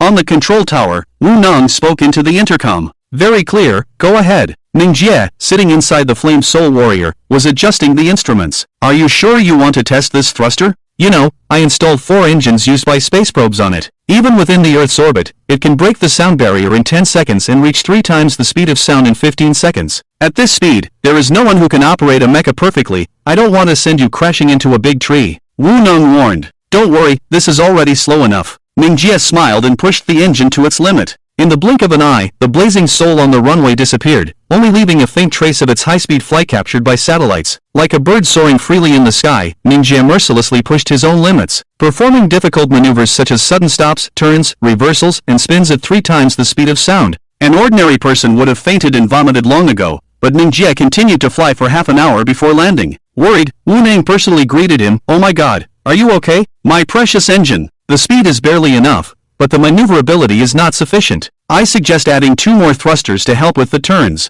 3 days should be enough, right? Mingia replied, rubbing his neck. There's not that much time. We're leaving tomorrow. If we're going to do it, we have to complete it on the Noah's Ark. You crazy person, Wu Nang said, caressing the engine with concern. Tomorrow, we're leaving? Mingia turned his head and looked towards the distant Noah's Ark. On the 11th day after the battle with the insect fleet, the city of Qingguan was decorated with lights and filled with the sound of drums and gongs as people celebrated. The government had announced that the Noah's Ark warship would set sail today to sign the agreement to join the Starfall. Only a few people, including Mingia, knew that it was still just a pipe dream. Dressed in a blue mecha uniform and sitting in a military hover jeep, Mingia, yawning, was brought to the spaceport. But there were others who arrived earlier, and Gao Ao, dressed in a black suit, was giving a speech to the members of the Noah's Ark Guard. Mingia, you're late. Gao Ao turned around and smiled. There's nothing I can do. They knew I was leaving, so a group of girls dragged me to the bar to drink until now. I haven't even woken up yet. Mingia walked down from the car, grabbing his head. But when he saw the crowd gathered, he immediately woke up. Hey, is this really all the members of the guard? Mingia exclaimed angrily, because the only people standing in front of Gao Ao were Lingshan, Miller, Xiaolian, and Xiaolian. What are you shouting about? Earth is thriving now, and many areas still haven't been cleared of bugs. We're just going to sign a document, and we have enough people for that, Miller said, patting his chest. Forget it, with or without you, it's all the same. Let's go on board. I'm exhausted, Mingia sighed and took the lead towards the Noah's Ark. At this moment, inside the bridge, the crew members were nervously conducting the final checks before departure. X was not sitting in the captain's seat, but instead was lying on the huge screen in the center of the bridge, playing a game of black and white chess. Hey, do we really have to listen to this guy's arrangements? He looks like an 11 or 12-year-old kid, Wu Nang whispered to Annie. Don't underestimate him. I've looked up X's information. He's a child created by the old man using the world's best genetic modification. He's considered the evolution of humanity. His IQ is over 320, which is equal to the sum of your and my brains combined, Annie said, crossing her arms and watching X's game. Really? Is he that smart? I wonder if he can guess the winning numbers for the lottery. Wu Nang took out a pen and paper. Go to hell, idiot. Annie punched Wu Nang in the face. It wasn't until the afternoon that the staff at the spaceport hurriedly evacuated the many people waiting outside. After the countdown of 54,321 ended with a steady rhythm, the Noah's Ark took off, its massive thrusters freeing it from the Earth's gravity and disappearing from view. Miller and the others, who were experiencing space for the first time, excitedly looked out the window at the vast universe, while Mingia quietly slept on the bed. For him, the most important thing now was to rest as much as possible, because he didn't know how long the upcoming battle would last. Thruster output normal, no adverse reactions in any compartments, the driver reported formulaically from the bridge. Very well, now begin cruising at 30 times the speed of light. Target, planet K1, initiate. X calmly placed a black piece in the center of the chessboard. Cruising at 30 times the speed of light, initiated, the driver pushed the thrusters to the extreme. In an instant, the Noah's Ark in space twisted and disappeared in front of them. At this moment, they were unaware that a fierce parliament was taking place on their destination planet, K1. In the massive parliament hall, Euphina, Hammett, and the other 3 permanent judges sat in a circular formation at the center of the venue, with 216 representatives from the fallen member planets of the starry sky of morning sitting quietly behind them. Hammett, you must explain. Nana's questioning broke the dead silence. What explanation? My dear, I don't understand, Hammett sneered with a forked tongue. Since your worm star joined the starry sky of morning, all the planets that applied to join the starry sky of morning have been swallowed by the worm star. Your greed has caused the extinction of many creatures in the universe, and now you want to lay your hands on Earth. Shouldn't you give us an explanation? Nana's face was serious. The explanation is that we really get hungry easily. We'll die if we don't eat. And your stupid laws only allow me to eat food from backward planets, which is really troublesome. Why don't we just withdraw from the starry sky of morning and eat all of you? Hammett's words frightened the many planets present, and they began to discuss nervously. Do you think Araw will be afraid? I hope you put us at the top of your menu. I guarantee I'll knock your teeth out. Nana rarely showed a fierce expression. Enough, stop arguing. Don't forget your identities. The chief judge, an old man, reprimanded, and everyone closed their mouths. Even Hammett didn't dare to act recklessly. Looking closely at this old man, his whole body was covered in cracked bark, and his head was covered with numerous leaves, like a talking tree. And in front of him, the nameplate showed that he was the oldest planet in the universe, the elder of the Prajna star. The 2 judges of the starry sky of morning, arguing endlessly over a backward little planet. Is it necessary to harm everyone's harmony? The elder sighed. Of course it's necessary, because that planet is the homeland of the Flame Soul Warrior God, the home of our Araw Star's benefactor. Nana didn't back down. Although Araw Star was known for its peace and justice in the starry sky of morning, it still had to fight for its rights. But with just a simple sentence, the representatives began to discuss among themselves. And not only that, let me tell you the latest news. The guy we sealed has awakened, and he's as powerful as before. The fleet I sent to have dinner was destroyed by him, and he killed me twice. Now that I think about it, my teeth still hurt. Hammett clenched his fist. So what? The rules of the starry sky of morning state that the reawakened Mingia is a free man. He can do whatever he likes. And at this moment, he has become Earth's fighting force. I think everyone needs to take Earth's existence seriously. Continuing to categorize it as an uncivilized backward planet allows the worm star to destroy it without restraint, and we are all accomplices. How many planets want to experience the anger of the Flame Soul Warrior God? I think you all need to seriously consider it. He is on his way here, and soon you will see the awakened Flame Soul Warrior God. After saying the last sentence, Nana stood up and left the venue. The representatives began to discuss among themselves again. Has the Flame Soul Warrior God awakened on his own planet? Is everything really fate? The elder sighed. Fate? It only counts if you can make it here. With a forehead covered in snake scales, Hammett grinned evilly. At the same time, in the vast universe far away from K1, hundreds of giant moth warships surrounded a star the size of Earth. From the abdomen of a black giant moth in the center, countless tiny black insects suddenly fell. These black insects, resembling ants, madly dug into the surface of the star, heading towards its core. However, half an hour later, the calm star suddenly exploded, scattering countless fragments in all directions. 10 minutes later, the exploded star turned into a massive black hole, distorting space and devouring all the surrounding debris.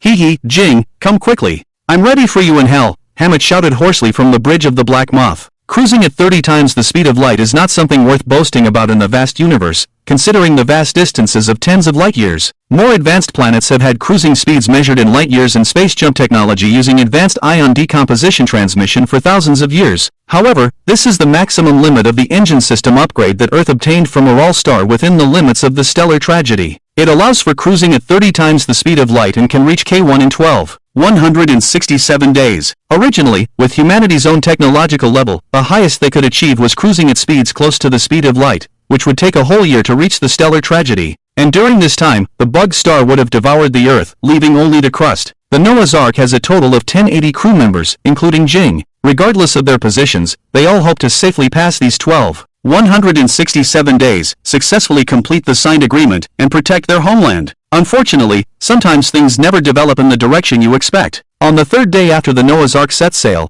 a loud alarm suddenly sounded in the quiet bridge. The radar monitor turned nervously, with a cold sweat on his face, and said, "Captain, there's something black ahead. A black hole. Driver, issue a level 2 alert. Everyone, emergency lockdown." Exit cruise mode in 2 minutes. X dropped the chess piece and quickly rushed to the captain's seat, securing himself in place. Radar, how much time do we have? 3.5 minutes. The radar monitor was almost in tears. We followed the latest interstellar map provided by Araw star to plot our cruise route. There were no black holes on this route before. I know, it's not your fault. Someone just doesn't welcome us. X tightly gripped the handrail. The level 2 alert on the warship was almost at the level of abandoning ship and fleeing. After a few seconds of confusion, the entire crew quickly secured themselves to the nearest ship structure. Even with internal buffering systems, the damage to the human body from emergency exit from lightspeed cruising is much more terrifying than a car suddenly stopping on a highway. But in the instant the alarm sounded, Jing, who had been sleeping in the hangar, leaped up from the missile container and charged directly towards the Flame Soul battle god mech kneeling beside him.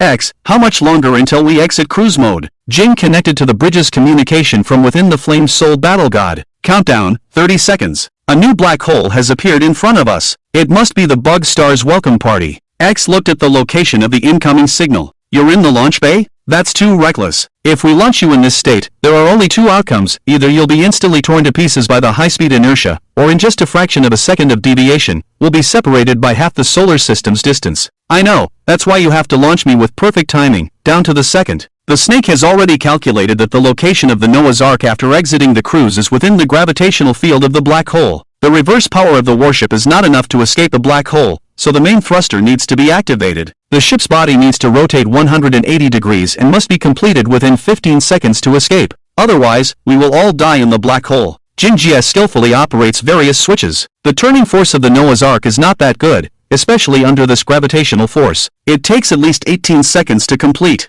X accurately narrates the data like a computer. I'll help you with the remaining 3 seconds. Jingjia has already stepped onto the catapult. It seems that you understand this warship just like me. It's rare to see a mech pilot who does their homework seriously. X smiles on his young face. 30 seconds have passed, and the 1,700-meter-long warship instantly exits the cruise at 30 times the speed of light. The view outside the window, which was like a line segment, has turned into a stable world of intertwined stars and darkness. Although every crew member has maximally secured themselves to the ship's body, this sudden stop still makes them feel like their souls are about to be thrown out of their bodies. Some crew members have broken ribs, and some even vomit a large amount of blood. However, they should be grateful for the excellent buffering system of the Noah's Ark, otherwise, in that moment of stopping, they would have turned into minced meat and wouldn't have had time to enjoy this kind of pain. But at the moment of exiting, the forward launch gate of the warship opens, and a 200-meter-long runway illuminated by lights appears. Under the effect of the ion catapult, the Flame Soul God is instantly ejected. Strangely, the Flame Soul God didn't use the posture specified in the manual. Instead, it squatted halfway on the catapult. When the crimson body was ejected, one of its palms even rubbed against the ground, creating a circle of sparks. Is that Jingjie?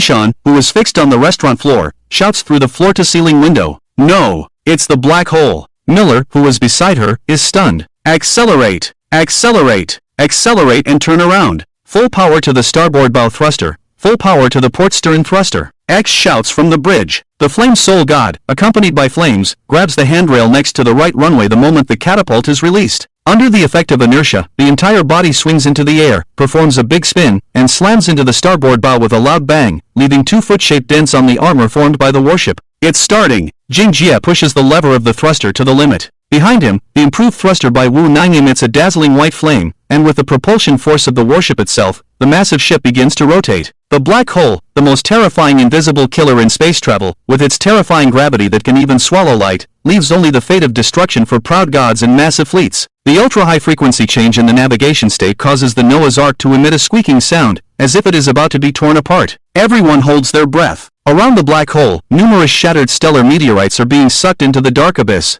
You overestimate human thrusters and underestimate the gravity of the black hole. We can't shorten the 3-second limit. The Snake shouts in the corner of the Flame Soul God's screen. Our position is not the best for propulsion. Jingjia suddenly releases the handrail next to the runway and slides down another 15 meters, supporting the thruster behind the armored body with both hands and increasing the energy output again. The rotation speed of the Noah's Ark accelerates, but under that terrifying gravity, the entire body of the Noah's Ark starts to tremble violently. The ship's automatic isolation walls are lowered, and all the glass windows are closed. No one knows how close they are to death. This may be the longest 15 seconds in the world. In the moment when the booster behind the Flame Soul God exploded, he used his last bit of strength to push the warship. The ship finally formed a vertical angle with the huge black hole behind it. The main engine started, causing the massive hull to break free from gravity and propel in the opposite direction. However, in this propulsion, Mingia's mecha detached from the ship. For him, who was at the forefront of the black hole, this was the distance between life and death. Idiot, you're practically seeking death. Snake thought he had figured out his pilot in the past years, but only after their reunion after 1,000 years did he realize that he was still a madman that he couldn't understand. Is it so terrible to disappear into a black hole with me?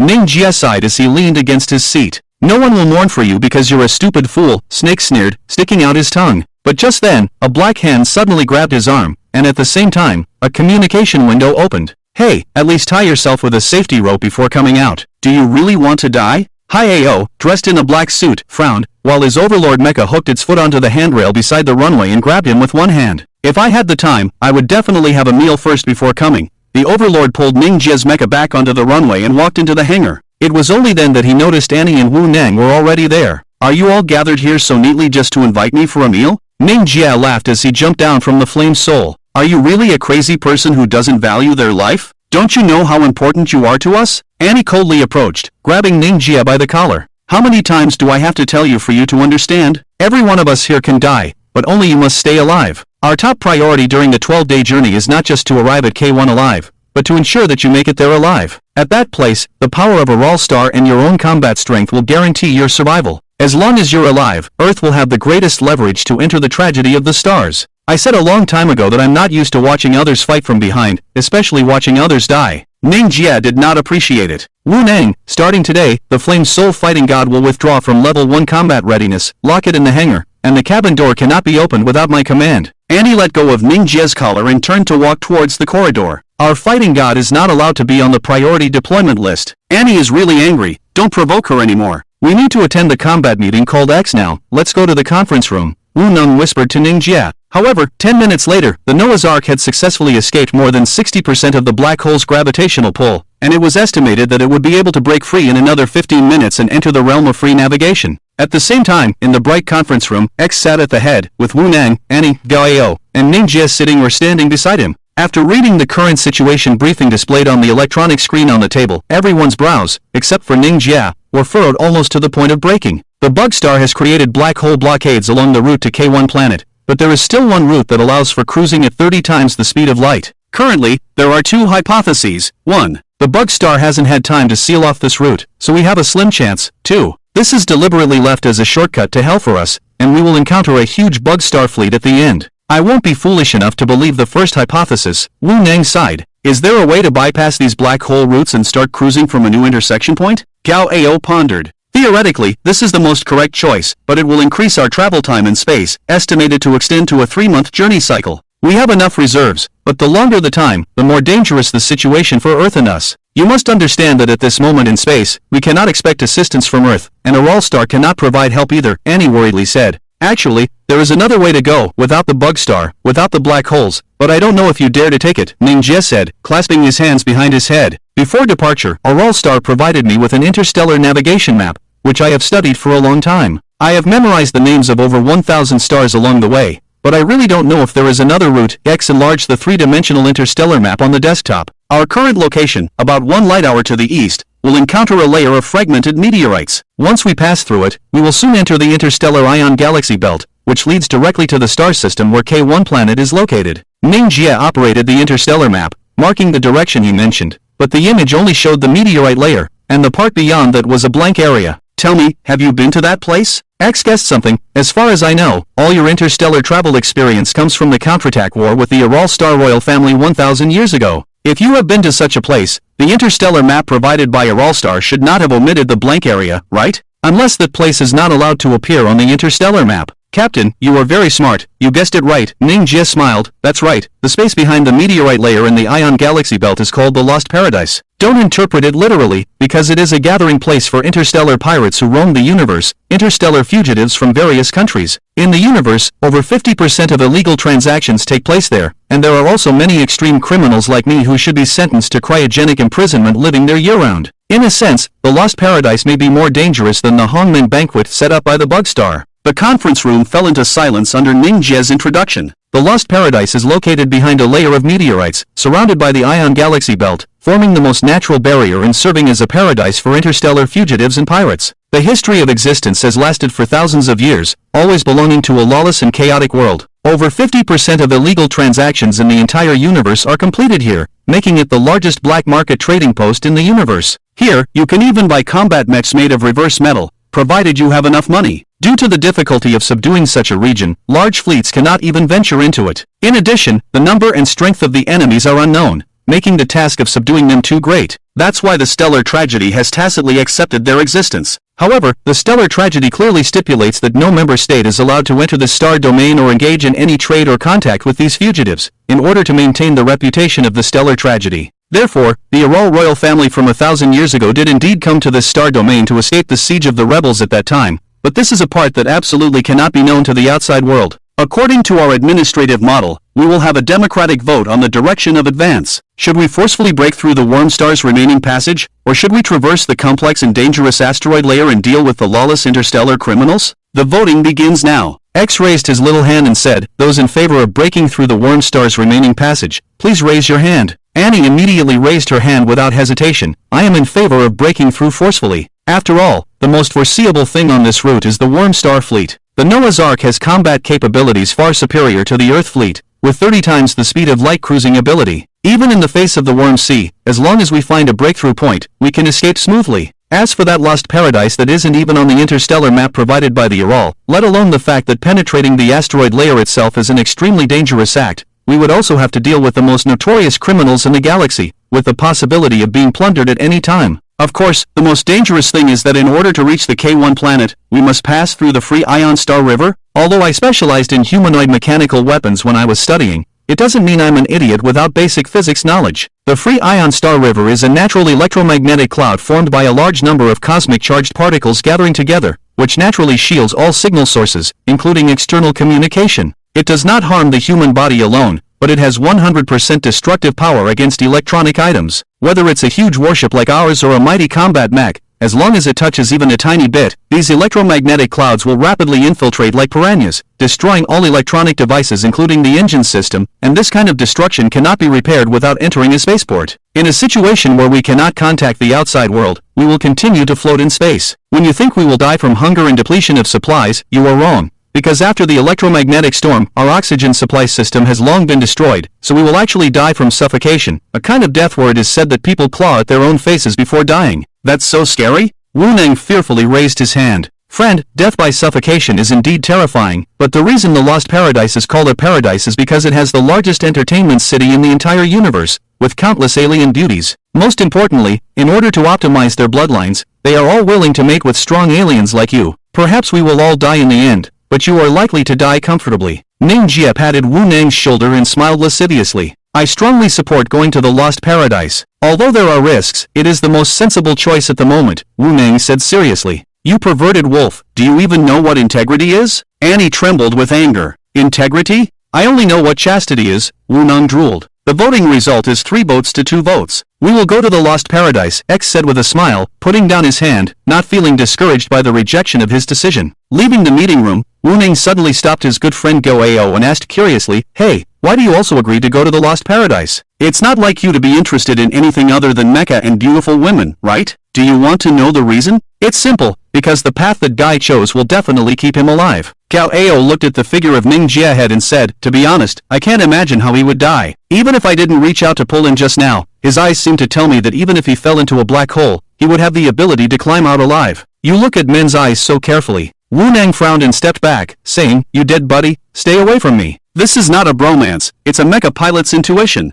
Gao Ao laughed. When only X and Annie were left in the meeting room, Annie couldn't help but look at her little captain. "Why vote? You're the captain, you have the right to decide where we go. Why do you care about those guys' opinions? Actually, I'm considering your wishes. Personally, I also prefer to go to the Lost Paradise. After all, if Ning Jie can point out this unknown route, it means he has been there before and survived. From a probability standpoint, I hope for a successful journey. Storming the Bug Star Fleet? Leave it to the next braver captain." X smiled. The route was revised, abandoning all the interstellar navigation charts provided by the Araw Star. The massive Noah's Ark battleship headed east at a constant speed. In this vast universe, it set off for the Lost Paradise. When Ning Jie returned to his own rest cabin, he found that Ling Shawn had been waiting at the cabin door. In the long, white corridor, it was hard not to notice this girl in a pilot's uniform. "Do you have something to tell me?" Ning Jie stood in front of Ling Shawn. "Actually, there's nothing." Ling Shawn nervously looked to the side, her shoulders trembling slightly, her eyes still filled with tears. You cried, why? Mingia asked curiously. Because I thought you were dead. When I saw you, you had already been launched out of the ship. As soon as the alarm was lifted, I ran to the hangar, but I didn't see the flame soul god. I thought you. At this point, Ling Shawn wiped away the tears from the corners of her eyes and revealed a bright smile. It's good that you're okay. I know you're strong and not so easily killed. Ling Shawn, it's okay to cry now, but when you get into the mecha, when you enter the battlefield, don't cry. Mingia gently raised his finger and slowly wiped away the tears from Ling Shan's eyes. Mecha pilots shouldn't cry because tears will blur your vision, making it difficult to accurately lock onto targets. Your movements will become sluggish, and then you will realize that tears cannot bring the dead back to life. They will only turn the living into the dead. After finishing his words, Mingia opened the door behind Ling Shawn and entered his own room, leaving Ling Shawn standing dumbfounded at her own doorstep. Unnoticed by anyone, at the end of this corridor, Miller stood with his arms crossed, staying in the corner. Meanwhile, in the only black hole-free section of the route, the welcome banquet constructed by hand had far exceeded the imagination of any living being. 20,000 Bug-Star Moth battleships were dispatched, and ground reinforcement troops and rear supply lines were established on the uninhabited stars nearby. The bugs filled the space of the entire route like stars, and the gaps between the battleships were filled with green bone-winged dragonflies. Not to mention the gaps for breaking through. Even a fly would find it difficult to fly through such a dense interception net. Mingia had already killed Ham twice, and he didn't want to experience that unpleasant feeling for the third time. So in addition to the astonishing number of interception fleets, he also brought a special fighting god. Risa, do you like the duel stage I arranged for you and Mingia? Over 20,000 warships, a total of 100 million various types of bug spectators. Although they don't know how to cheer, they will definitely ensure that your opponent does not suddenly escape from your stage. Standing at the transparent observation window, Hammett enthusiastically introduced his masterpiece to the man beside him. The man standing beside him was the same height as Hammett, with a naked, dark upper body full of bulging veins, and most notably, he actually had 4 strong arms, but unfortunately they were all handcuffed together at the moment. Actually, you didn't need to lock me up at all. My planet became your bugs colony 50 years ago. My family, my friends, they are all in your hands. Besides being your dog, I can't find any other way to survive. Risa smiled faintly. The mighty four-armed fighting god of Raymond Star, speaking such heartfelt words, really moves me. Unfortunately, the memories of the time you killed me are still here. Hammett tapped his own head. Raymond Star is universally recognized as the best producer of mecha pilots in the universe. You are all hot stars in the mercenary market. With your natural 4 arms, operating mechas is like the arrival of a fighting god. Especially you, Risa, hailed as the 4-armed fighting god, not only resisted the invasion forces of my Bugstar for 15 years, but also led guerrilla forces to entangle with us for 35 years after we occupied your planet, and even killed me once. It took the power to destroy a planet and capture you with more than 3 fighting god mechas. How could I just let you be my dog? I want to make a deal with you. A deal? Risa raised an eyebrow, looking at the bug beside him in surprise. Yes, a deal. As you know, the Flame Soul fighting god awakened 1,000 years ago and is now accompanying his so-called family to the K1 planet, trying to join the Starfall. With the relationship between Earth and Araw Star, that damn woman from Araw has used all her connections to try to get Earth to join. We won't sit idly by and let Earth join, because in the past 1,500 years, no planet has ever escaped the hunting and capture of my Bugstar to join the Starfall. If they succeed, it will release the message that the Bugstar is weakening, and no one understands the meaning of survival of the fittest better than us. So, I want to make a deal with you. As long as you can kill Mingia for me, destroy their warships, I can give you back the freedom of Raymond Star and never set foot on your land again. Are you telling the truth? Risa's lifeless eyes instantly filled with spirit. Deception is human nature, but bugs never lie. Hammett grinned. The stars, once the dream of so many Earth humans, in the era when astronauts were hailed as heroes, every rocket launch would receive countless cheers. In the stories we hear, the universe means getting close to the bright stars, searching for the footsteps of the cowherd and the weaver girl in the vast galaxy, toasting with Chang'e on the moon, and if you're lucky, you might even encounter the adventures of immortality. But in reality, when you are truly in the boundless starry sky, you can't feel such a magnificent world at all. The pitch-black universe constantly fills you with loneliness and fear, until it drives you to mental breakdown or even madness. Only by enduring these thoughts can you become a qualified interstellar crew member. And when you reach this level, you will no longer have any naive romantic fantasies. The universe, for you, is just a dangerous forest. Only by being extremely vigilant can you have a chance to return home alive. After experiencing the encounter with the black hole, the crew of the Noah's Ark gradually understood this truth. So when the warship reached the outer layer of the asteroid belt, the pilots slowly stopped the warship's engines. Captain, we have reached the designated area, the navigator reported with a worried expression and switched the surveillance footage to the big screen. But you better take a look. Everyone took a sharp breath when they saw the asteroid belt ahead, because what appeared in front of them was a huge asteroid belt with a width exceeding half of the solar system. The asteroids inside were as small as grains of sand, while the larger ones were like half of a moon. Some were round like spheres, while others had sharp edges like files. They were all floating in a weightless state, and even a slight impact could trigger a butterfly effect that would affect the entire asteroid belt. The width of the asteroid belt exceeded 5 kilometers, and if you were in this space, you would definitely not want to touch even a grain-sized asteroid. Scan the asteroid belt. Are there any gaps big enough for us to pass through? X looked at the screen in front of him and asked as a matter of routine. Impossible. Even the smallest reconnaissance ship can only penetrate up to 300 meters along a gap, and that's only possible with perfect operation. Once you touch any asteroid, the entire asteroid belt will experience unpredictable compression, and we will be crushed inside, the computer estimator warned. If we use the full firepower of the ship to forcefully bombard, the gunners suggested. It's useless. The more attacks, the greater the changes. Unless we can penetrate with a single attack, it's impossible to predict the movement direction of the asteroids. Even if we exhaust all our ammunition here, we may not be able to create a passage. X rejected the gunner's suggestion. Use linear directional explosions. With a length of 5 kilometers, we can use only 10 nuclear mines, placed in a straight line at half-kilometer intervals. Instantaneous and uniform explosions can create a passage wide enough for the Noah's Ark to pass through. However, this passage can only be maintained for a maximum of 30 seconds. This is the only way I know for a large warship to enter the Lost Paradise, said Mingia, who had appeared next to the open hatch without anyone noticing. Indeed, but the nuclear mines must be placed manually, and the gaps between the asteroids are not enough for mechs to penetrate. X turned to look at Mingia. Stop pretending. You know what I'm going to say. No need for mechs, just use spacesuits and simple jetpacks to enter the asteroid belt, Mingia calmly said, causing cold sweat to break out on the heads of all the crew members. The concept of a human entering the asteroid belt is completely different from a warship entering it. Faced with the movement of the asteroids, the warship still has outer armor and armed ammunition for self-defense, but a human body facing the asteroids is destined to be crushed to death. The slightest deviation could result in death in this nameless starry region. Obviously, you have already figured it out. How many people do you need? X said calmly. 2. One is me, and the other is to help me carry something. The nuclear mines are too big, I can't carry all 10 by myself. You can choose the personnel yourself, but it must be voluntary. You can't force anyone. After all, to ordinary people, this is no different from sending them to their deaths. Even if they die, it has to be their own choice. X gave Mingia the greatest authority. Don't worry, I will only look for damn people, Mingia said and left the bridge. However, just a few minutes later, in the preparation cabin belonging to the Mecha division, Mingia stood in front of the electronic screen, calibrating the entry route of the meteorite layer. Sitting below were all the Mecha pilots, Ao, Ling Shawn, Miller, as well as Xiaolian and Xiaolian. Basically, it's like this. Enter from point A13, exit from point B64, with a straight line distance of 5 kilometers. However, our travel length should reach about 8 kilometers, with 10 nuclear mines placed along the way. Considering the oxygen supply in the spacesuits, we must complete the above tasks within 2 hours, in order to create a straight passage for the Noah's Ark. If we fail to detonate within the specified time, we definitely won't have enough oxygen to return to the ship. And if we provoke the movement of the meteorites and cause them to collide with each other, my suggestion is to immediately take out our own pistols and give ourselves a shot to the head.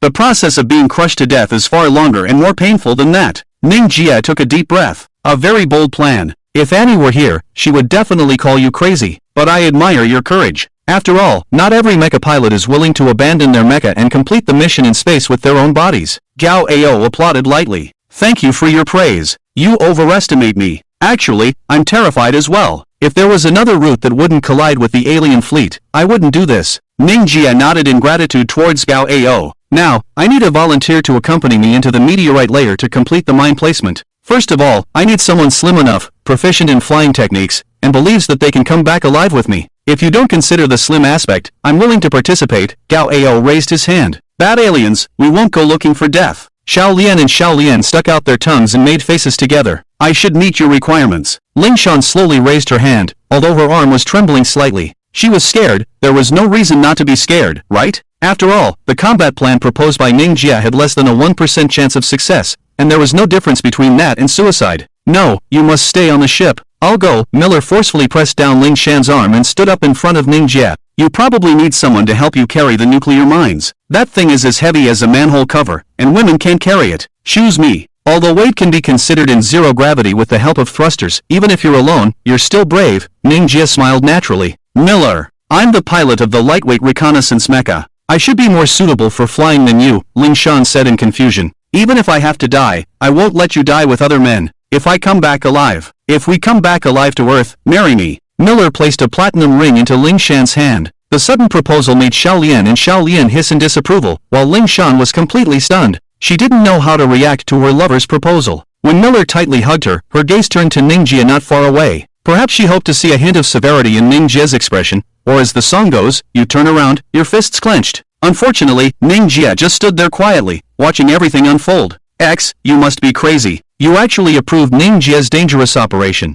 You must immediately retract the order and let our combat god stay obediently on the ship. After learning about Mingia's plan, she angrily ran to the bridge to question him, forgetting about the chain of command and only feeling anger in her head. But when she entered the bridge, she couldn't say a word, because an image magnified on the bridge's full screen has consumed all of her language abilities. This is the holographic image of the intercepted fleet. Tens of thousands of warships, even when filmed from several kilometers away, are densely packed like flies filling the screen. There are also countless smaller insect beasts, as well as supply bases on nearby stars, which are no longer worth mentioning. What is this? Annie slowly walked to X's side. Just now, the contact officer from Yalai Star transmitted the panoramic view of the insect interception fleet through a secret channel. 20,000 Moth-class warships, an army of over 100 million insect beasts. With such a scale, it is enough to engulf the Earth's entire military twice over, but they are only trying to intercept us. X stepped down from the command seat, holding a black and white stone in his hand, and placed it on the electronic display screen on the floor, starting his own game with himself. The contact officer from Yalai Star made it very clear to us not to forcefully break through the fleet of the insect star, because there is information indicating that the power prepared by the insect star is far from being as simple as it appears on the surface. They have already placed numerous insect beasts in the core of nearby stars. As long as they see that we cannot be stopped from advancing, they will immediately trigger a stellar explosion, creating a new black hole from which we cannot escape. And they have also deployed real fighting god mechas to counter our flame soul mechas. At this moment, we have no way to retreat. Did you already know all of this? Annie looked at X, who was playing on the ground like a child. So that's why you agreed to Ninja's crazy plan and made so many crazy decisions. Come on, although my genes have given me extraordinary intelligence, it doesn't mean I'm a prophetic god. I simply chose to believe in Ninja's choices. He started interstellar travel earlier than any of us and understands how terrifying this universe is better than any of us. I believe that he, who woke up after 1,000 years, wouldn't be so eager to die. So I believe that the guidance he gives us will be a way to survive. At least in his eyes, it is the path with the greatest chance of survival. X placed a white stone on the chessboard with a snap, officially symbolizing the white stone breaking out of the encirclement of the black stones. In the hangar of the Noah's Ark, a group of staff members were equipping Miller and Mingia. They were used to using various cranes and forklifts to change and maintain mechas, but they weren't used to arming a mecha pilot without a mecha. You're really crazy. Annie just forbade you from using mechas, and you went out alone to fight desperately. Now I finally understand why others wanted to freeze you, because as long as you can move your fingers, you can cause trouble. Wu Ning personally organized Ninja's equipment. You think too highly of me. Isn't this just so that we can enjoy interstellar strip shows? Mingia said with a lascivious smile. I'm not the kind of person who lets friends die just to watch a strip show. Wu Nang said seriously. Are we friends? Mingjie also asked seriously. Of course, friends who can talk about dirty things together, friends who can drink together. Wu Nang put the pistol into Ninja's holster. I didn't prepare bullets for you, so don't expect to shoot yourself in the head for relief if you're about to die. Come back alive. When we get to the Lost Paradise, I'll treat you to a drink. Mingjie showed a genuine smile for the first time. Mingjie and Miller boarded a small reconnaissance ship together. Ling Shan, who watched them enter the launch cabin, didn't say anything. She held the ring that Miller gave her in her hand, but her gaze was fixed on Mingjie, so she didn't say goodbye to anyone, just silently watched. Reconnaissance Ship 01 is in position, requesting launch, repeat, requesting launch. Miller skillfully activated various instruments. Launch approved. In X's conversation, a small detection boat, as light as a feather, shot out of the pitch-black universe and arrived outside the asteroid layer in just 5 minutes. Let's get to work, said Mingjie as he fastened his oxygen mask. He opened the glass cabin door and grabbed the handle next to the boat, taking out 2 backpack-like fixed nuclear mines from the trunk. These mines had a blast radius of 600 meters and the high explosive nuclear energy they produced was enough to create a passage with a diameter of 500 meters, similar to a small nuclear bomb. The size of the mines was just like the iron cover of a sewer, worn on the back like a turtle shell. The small jetpack had 4 nozzles that opened up like spider legs, protruding from the corners of the shell. Hey, fasten this. Mingjie pulled out a safety rope from his waist and handed the other end to Miller. What for? I don't need your help, Miller sneered. It's not for help, it's a necessary safety measure. If my equipment fails, at least you can use this to pull me back. Don't think I'm a fearless monster. In this weightless darkness, I'm just as scared as you are. Mingjie directly fastened the lock onto Miller's belt and smiled. Let's go, we're a mech team without mechs. Who cares about you? Miller activated his jetpack and flew towards the gap in the asteroid layer, just 100 meters away. Before departure, Mingia had already marked the 10 asteroids to install the nuclear mines. They were almost perfectly horizontal, so that they could form a straight passage at the moment of explosion, allowing the warship to pass through. However, in order to accurately reach these 10 asteroids, the technique of manipulating the backpack was extremely demanding for Mingia and the others. Every jet, every angle adjustment had to be precise, otherwise, they would either have to take a longer detour to return to the marked asteroids, or trigger a disturbance in the asteroids, turning them into minced meat. Although Miller activated his jetpack first, it was Mingia who guided them once they reached the outer layer of the asteroid. He entered the crack first and advanced along the predetermined route with incredible accuracy. However, Miller, who was less than 2 meters away, saw Mingia's actions up close for the first time.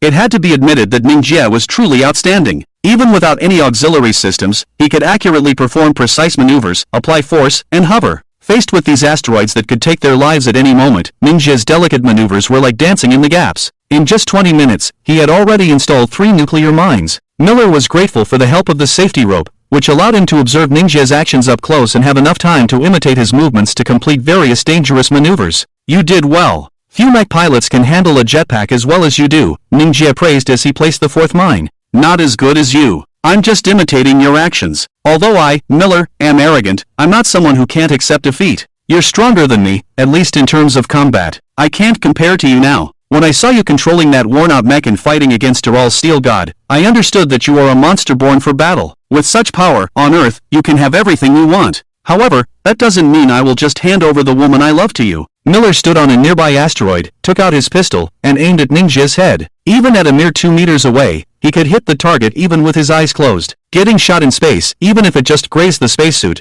could directly take the life of the strongest god of war. If I were you, I wouldn't shoot here. We are already 2 kilometers deep into the meteor layer, almost at the center. Even if the bullet passes through my head, it will still have enough force. At a 45-degree angle to the right side of my brain, there is a meteor the size of a human body. Your bullet is enough to push it and cause a chain reaction. In 4 seconds, you will be hit by a meteor coming from behind during the meteor disturbance. That meteor is very sharp and will pierce your liver. Your position is really not good because you won't die in the first impact. Floating in space, you will continue to endure 3 to 4 more impacts until the meteor in front of you at the 6 o'clock direction hits your head and you stop breathing. Jing calmly recited more precise data than computer simulations while still setting up the detonation device. Why do you know all this? Aren't you afraid? Miller's sweat slid down his forehead under the oxygen mask. The abilities you praised, the ability to deduce meteor impact changes, these abilities that amaze you, are not something I wish to have. Many times, I just wish to be an ordinary human being. Even if I can't operate a mech,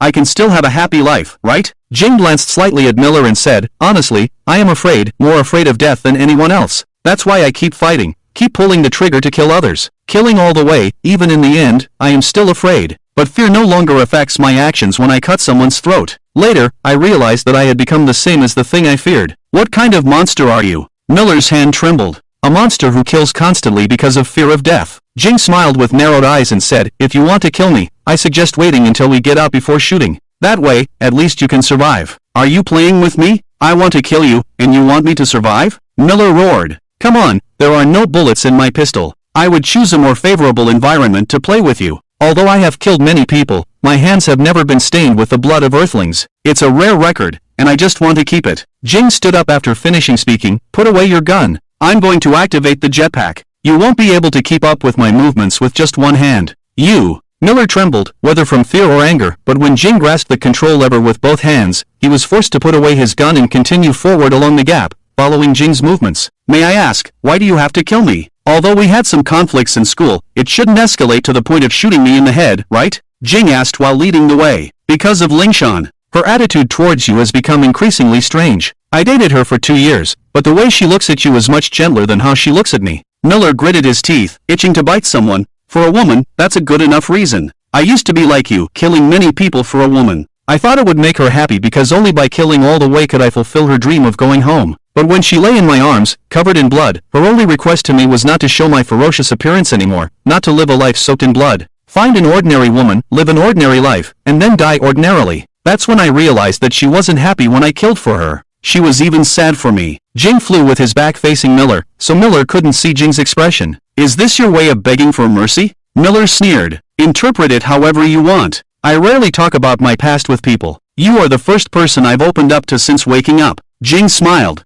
You. Suddenly, Miller, who wanted to say something, made a mistake in his operation. The jet nozzle on the right side released for an extra 0.5 seconds, causing his body to collide with a sharp meteorite resembling a dagger. He widened his eyes, and in the moment of impact, his body suddenly slid sideways. A clear scratch was left on his glass visor by the sharp meteorite. Being pulled by the rope, he fell directly into the arms of Mingia, narrowly escaping disaster. Thank you. Miller, whose breathing had not yet calmed down, didn't know what to say. You're welcome. This angle is just right. Mingia smiled and pressed Miller's chin with Miller's own gun. Not many people have experienced the feeling of having a gun pressed against their chin. The cold muzzle, through the thin spacesuit, pressed against the jawbone, making it deeper if you even try to speak, making you realize that you are close to death. Do you dare to shoot? You will also die in the meteorite anomaly. Miller's back was already sweaty, but he still forced himself to remain calm. That's why the angle is crucial. Shooting from below, the bullet will penetrate through your head and hit the thickest part of the helmet on top.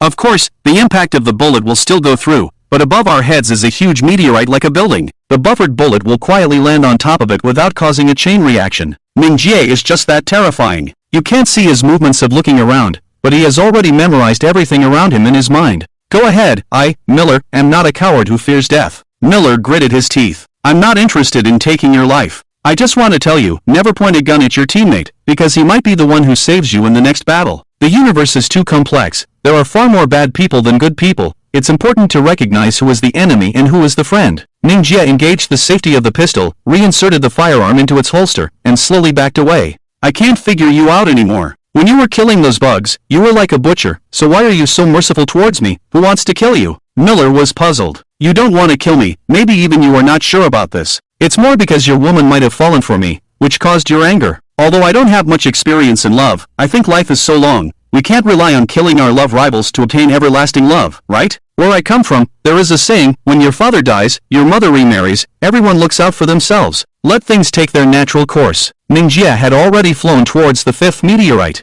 Miller controlled his jetpack and followed Mingia's movements. He had received elite education since birth. Whether it was theoretical knowledge or expensive private tutoring for Mecha, he received the best education. However, no one had ever helped him understand that killing cannot save lost love, like Mingia did, with such intense stimulation of life and death. Making your loved one happy is not achieved through constant killing. Miller couldn't imagine why Mingia, who was only 1 year older than him, had more persuasive power in his words than those experienced elders. His words were plain, but each one was imprinted on your heart like the truth. What Miller could be sure of was that Mingia was a person with many stories and secrets. Such a person would not be easily deceived by girls, but could easily deceive them. The road ahead became increasingly difficult and full of dangers, which could be seen from Mingia's silence. Because the entire layer of meteorites presented a spherical layout, the outer meteorites were relatively loosely arranged, but as you went further inside, the gaps between the meteorites became smaller. Large meteorites were rare, but smaller ones became extremely dangerous. After leaving the fifth meteorite, Mingia and Miller's movements slowed down several times. Sometimes they would spend several minutes bypassing a meteorite the size of a fist, and sometimes they had to wait for their bodies to float for several minutes in order to select a flat surface to install the landmines. The oxygen supply index was constantly decreasing, and Miller suggested holding their breath to save oxygen,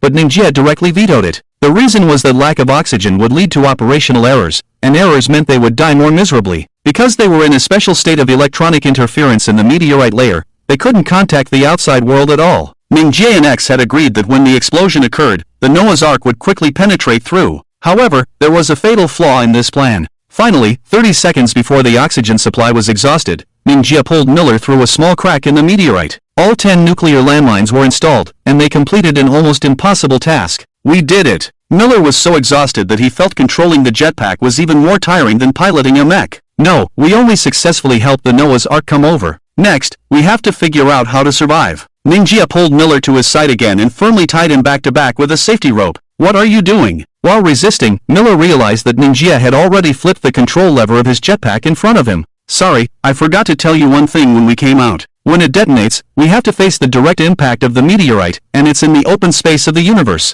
I can't complete this operation with just the 4 jet nozzles, so I need someone to cooperate. That's the real reason I need a partner. Mingia floated in space, only 100 meters away from the quiet meteorite layer. You mean, we have to face the impact like a meteor shower? Miller finally understood. That's about it. During the explosion, the acceleration of the meteorite will increase to hundreds of kilometers per hour, right? Roughly estimating, there are probably more than 300 meteorites that can directly harm us, and the explosion will likely break the meteorites into smaller pieces, doubling their quantity. Mingia smiled. Are you crazy? How can anyone survive in this state? How could you come up with such a plan? Let me go. Miller finally understood what true fear was. Don't move, if you want to survive. Mingia shouted in a low voice, shocking the nervous Miller behind him. His hands hovered around 4 control levers, with only 8 buttons, much simpler than the simplest mech. Through the glass visor, he faced the quiet meteorite in front of him, and his breathing became calm. At the moment the oxygen indicator reached 0, Mingia pressed the detonator of the nuclear landmine.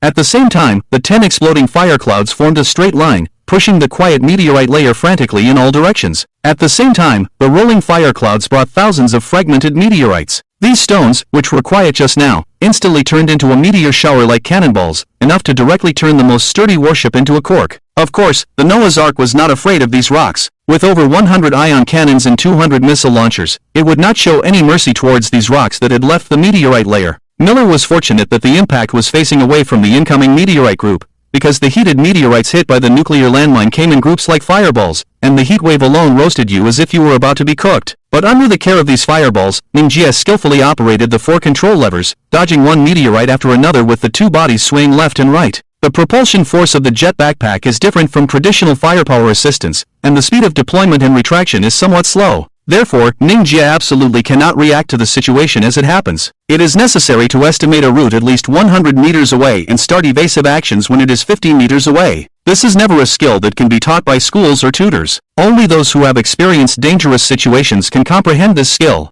However, as Mingia himself said, operating in a state of oxygen deprivation for a longer period of time can have an impact on the brain and fingers. After dodging the last small meteorite, this impact finally deviated. In the gradually dissipating fire, a huge meteorite with a diameter of 50 meters accelerated towards them. This stone was the one that Mingia had just held against Miller's head with the muzzle of his gun. Now it had become the weapon that would end their lives. It seems that I miscalculated. Mingia released the control lever at his waist and faced the incoming meteorite. Oxygen deprivation made him think for a moment, then he smiled and said, I didn't miscalculate. The huge meteorite split neatly in half from the middle and flew past Mingia and Miller, heading towards the distant universe. The black tyrant mech appeared once again in front of Mingia, and behind this black mech, the massive Noah's Ark pierced through the layer of meteorites and entered the lost paradise. When you left, you only told me to help when you were in trouble, but you didn't specifically say what kind of trouble it was, Cal AO said through the communication channel. Even I didn't know what kind of trouble I would encounter, but it doesn't matter, you know when to help.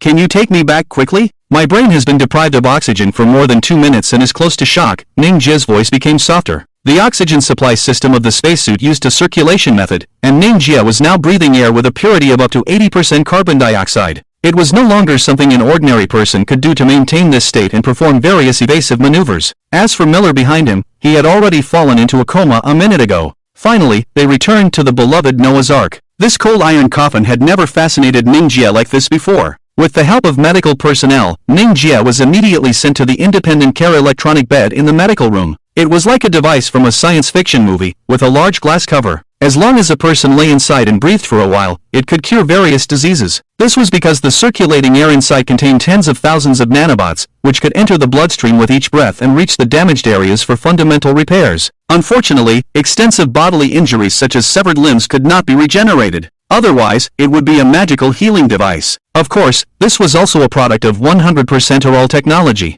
Mingia was left with only his underwear, lying comfortably on the bed, and even found an electronic version of Playboy magazine. During the treatment period, external personnel were not allowed to enter, but of course, there were a few privileged people on this warship. Do you insist on going through the rest of the journey in this way? And, wearing a white coat, stood in front of the bed and tapped on the glass cover. Is this not a normal way of saying thank you? Mingia smiled. Do you think that saving us all by penetrating the layer of meteorites is enough? Then please handle these troubles that are coming next together. It's not too late for me to thank you then. And took out an electronic screen from behind, showing the radar signal of the Noah's Ark. Not far away, more than 50 spaceships were heading towards them. Do you want to hear their message content? Before Mingia could respond, and had already pressed the play button. They are soldiers of the Starry Sky tragedy. Kill. If they are merchant ships, leave the ship but not the people. If they are on the same path, show the flag. Interstellar pirates are a group of people who were born in sync with cosmic civilization. They are unwilling to live a conventional life and use force to plunder others in order to obtain enormous wealth. Unlike traditional pirates, who often take hostages for ransom, interstellar pirates rarely engage in long-term trade with any planets. They only raid merchant ships for a short period of time, selling women as slaves and using men with good taste to make canned meat products, while those who are not desirable are killed and thrown into space. They are formidable fighters, interstellar refugees without nationality, living a life of bloodshed, treating death as a game. One must think twice before engaging in battle with these desperados, as the price you pay will far exceed your imagination. They are the pioneers of interstellar guerrilla warfare, with the ability to assess the situation surpassing even some regular planetary armies. Of course, there are also rules among them, such as the prohibition of plundering by other pirate groups as long as the pirate flag is raised, regardless of the size of the pirate group. This is one of the principles that ensures the long-term survival of interstellar pirates in the face of the relentless pursuit and interception in the starry sky. Truly, it is said that those who share the same roots should not fight each other so fiercely. However, of course, there are exceptions, as even in a harmonious society, stories of big fish eating small fish occasionally occur. Of course, you must be secretive enough not to be known by your peers, even if you are known by your peers. You must also have enough strength to make others pretend not to know. Because once a pirate group that engages in black-on-black activities is exposed, there will be no more communication of information or trade of goods with them by their peers. Pirates who violate the rules will ultimately be isolated and die. However, all these so-called rules are meaningless in the face of the pirate fleet that is currently heading towards the Noah's Ark. Obviously, Mingia and his companions are not lucky, as they have encountered the Mad Shark pirate group, a group that suddenly appeared in space 20 years ago. They are well-equipped and numerous, daring to plunder both merchant ships and official ships in the starry sky. From the ships they plunder, you cannot find any survivors, and after each raid, the words Mad Shark was here written in blood can be found on the bridge of the plundered ship. Their captain is named Mad Shark and comes from the distant Greenwater star, a planet that is less than 0.1% land and has a salt content in its water exceeding 10%. This invader, which almost eats anything, is not interested in the Greenwater star. Legend has it that Mad Shark was the second prince of the Greenwater star emperor, but he angered the emperor by brutally assaulting his own sister, leading to a death sentence. Unexpectedly, Mad Shark successfully escaped from prison almost single-handedly and hijacked a warship to begin his interstellar escape. Almost everyone who has seen him describes him as vile, embodying the epitome of despicable and shameless behavior. Whether it is a starship or a stranded lifeboat, any prey he sets his sights on rarely survives, and black-on-black activities are common. It is said that one time, the Mad Shark pirate group unintentionally swallowed the cargo of the South Tyrant pirate group, which was once dominant in the region. Out of anger and humiliation, the South Tyrant invited Mad Shark to a decisive battle in an uninhabited area. However, in the end, the fleet of Mad Shark did not show up, but instead, a joint fleet of the Starfall Alliance suddenly attacked. It is a pity that the South Tyrant pirate group, which had been painstakingly built over decades and possessed a fleet of over 60 intermediate warships, met its end in bitterness. From this, it can be seen that besides being despicable and shameless, Mad Shark also has a relatively sharp mind. He adapts to the situation, manipulates others, and is skilled in using others as tools. The explosive entry of Mingia into the Lost Paradise by blasting through the meteor layer was too conspicuous, directly attracting the attention of the Mad Shark pirate group, who had just returned from a raid. A single ship displayed on the radar is the most desired prey for pirates. Although the warehouse is almost full, who would worry about eating too much? After all, this is the border area of the Lost Paradise of Appetite, and the Noah's Ark has taken a non-conventional route, without any obstructing spectators. It is almost the best place to take action. Faced with so much good news, the Mad Shark naturally reversed the fleet's course and directly surrounded them. But when they saw the full picture of the Noah's Ark on their screens, they felt a bit uneasy. The Noah's Ark is 1,700 meters long and has reached the level of a large flagship battleship. Although its appearance does not match any known model in the database, it has the charm of the royal warships of the Araw star. What is strange is that a battleship of this level actually appeared alone on the border of the Lost Paradise, which is quite puzzling. You cannot determine its intentions or identity. If it represents the Araw star attacking the Lost Paradise as a forward scout, the Mad Shark naturally does not want to be the first shark to eat the crab. Of course, if it flies the pirate flag or a non-official ship signal, the Mad Shark is willing to take a bite. After all, such a beautiful warship would enhance the strength of the pirate fleet if it were their own flagship. All crew members, Level 2 combat readiness, return to your positions as quickly as possible. Mech pilots equip themselves with space combat gear, be ready to attack at any time. X issued the command to every unit through the broadcast. The crew, who seemed to be accustomed to the tension, completed the orders even faster than during training. Shawn and others, wearing pilot suits, sat in the mechs and stood in front of the launch bay, waiting. In front of them was the pitch-black Tyrant mech. Shaolien and Shaolien occupied another launch bay. The battle could erupt at any moment, and with a battle ratio of 1 to 50, the opening battle of the Noah's Ark was destined to be extraordinary. Missile launchers are fully loaded and ready to launch. Ion cannons are fully charged, ready to lock onto the enemy flagship and fire at any time. Ship radar is connected to the mech's computer, attack instructions and specific combat tactics have been transmitted, ready to launch at any time. Outer Level 3 compartments and Level 2 compartments, fire isolation bulkheads have been lowered, crew members have evacuated, can withstand impact. Repair teams are in position, ready for emergency maintenance of the warship. The bridge, with up to 30 people, worked at their respective positions, reporting the movements of each department with incredible precision. The actual battle had already begun here before the firing started. While everyone was busy, Annie, with an expressionless face, came to the bridge and stood next to the command seat. Is there any surprising gift? X specially approved Annie to bring radar data to find Mingia. It was not just a simple visit. That guy said that his brain had been deprived of oxygen for a while and he is not fit for battle now. He refuses to get up from the nursing bed, but he sent me a holographic image through a snake, asking me to display it on the electronic flagpole. He only said that this is the flag of a pirate warship he had dealt with over 1,000 years ago. He doesn't care about the specifics of negotiating with the other party. Annie handed the memory card to X. Please think carefully. When you fly this flag, we will have no connection with Earth anymore. Interstellar pirates are outcasts. Even if we die here, Earth cannot accept our remains. What's the point of having remains when we're dead? X smiled and inserted the memory card. A few seconds later, a hexagonal bull skull pattern appeared on a pristine white armor next to the bow of the Noah's Ark, and a pirate flag with a black background and white skull was raised on the electronic flagpole above the bridge, looking particularly fierce from a distance. Boss, they're showing their flag. A crew member with a rat-like face nervously approached the captain. Are they allies? Great. I thought it was a new warship from Araw. Now we can eat without worrying about fish bones. On the captain's command seat, there sat a muscular man wearing only swim trunks, with a rough, sandpaper-like tan all over his body. What was most terrifying was his shark-like head, supported by a strange apparatus on his shoulders, holding a large glass cylinder filled with green liquid. As he spoke, white bubbles continuously rolled out from under the gills on his neck. Boss, there's a problem with that flag. I think. The crew member with a mouse-like face looked troubled. Can't you hear my orders clearly? Or is your mouse brain not evolved enough to think? The mad shark suddenly grabbed the crew member by the neck, forcing his face against the glass of his own fish tank, revealing hundreds of sharp, triangular teeth. On my ship, only I can think. Anything else that can think will become food and canned goods. Which one do you want to be? Boss. They're flying the flag of the hexagonal demon bull. The eyes of the crew member with the mouse-like face were about to pop out, as he spat out these words from between his two front teeth. The dreamlike notes caused the mad shark to release his grip, and the crew member with the mouse-like face fell to the ground, coughing with renewed vigor. The hexagonal demon bull. The most legendary pirate in interstellar space, it is said that during its heyday, they had enough pirate ships to conquer a planet. Each generation of captains was a notorious interstellar criminal, heavily rewarded by the starry sky tragedy. The mad shark muttered to himself, unable to suppress a sinister smile. Unfortunately, these are all stories from decades ago. Communications officer, send a communication request over. Captain, a communication signal is coming from the other side. Should we answer?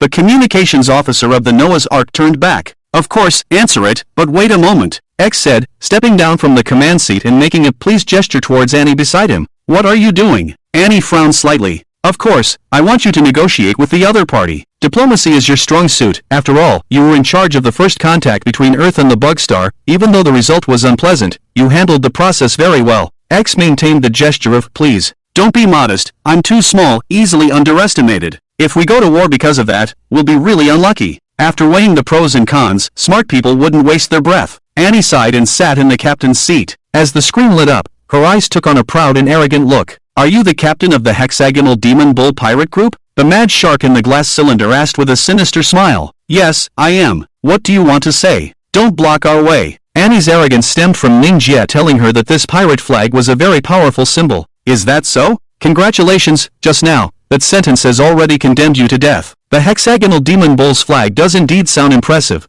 With a pirate group history spanning 1,300 years, they have become legendary. However, just 60 years ago, the planet they were hiding on was suddenly attacked by the Bug Star. Not a single survivor, the group was wiped out long ago. The bragging is over, idiot. The mad shark smirked and pulled his thumb across his throat. The asteroid layer behind them exploded, and within just 1 minute, it was filled again with new asteroids, forming a solid wall, cutting off all escape routes. The Noah's Ark was only 5 kilometers away from 50 pirate warships arranged in a semicircular formation. The launch doors of each warship were open, and faintly visible were the crimson pupils of mechas hidden inside, ready to launch at any moment. Trying to break through without the support of relevant interstellar maps was already extremely dangerous, especially when the opponents were a group of ruthless interstellar pirates who were exceptionally familiar with this star region. The situation was even more perilous. From the size of their warships, although more than half of them are small gunboat warships, the rest are medium-sized or larger battleships, especially the flagship of the Mad Shark pirate group, which is 1,200 meters long and resembles a giant shark. The ship's hull is wrapped in a layer of pale fishbone shield, like the remains of a fierce beast sailing through the universe. Annie faced the grinning mad shark without speaking or showing any expression, but in her heart, she cursed Kanj's ancestors for 18 generations. Looking back, she blamed herself for being foolish. The information provided by this guy, frozen for 1,000 years, was completely inaccurate.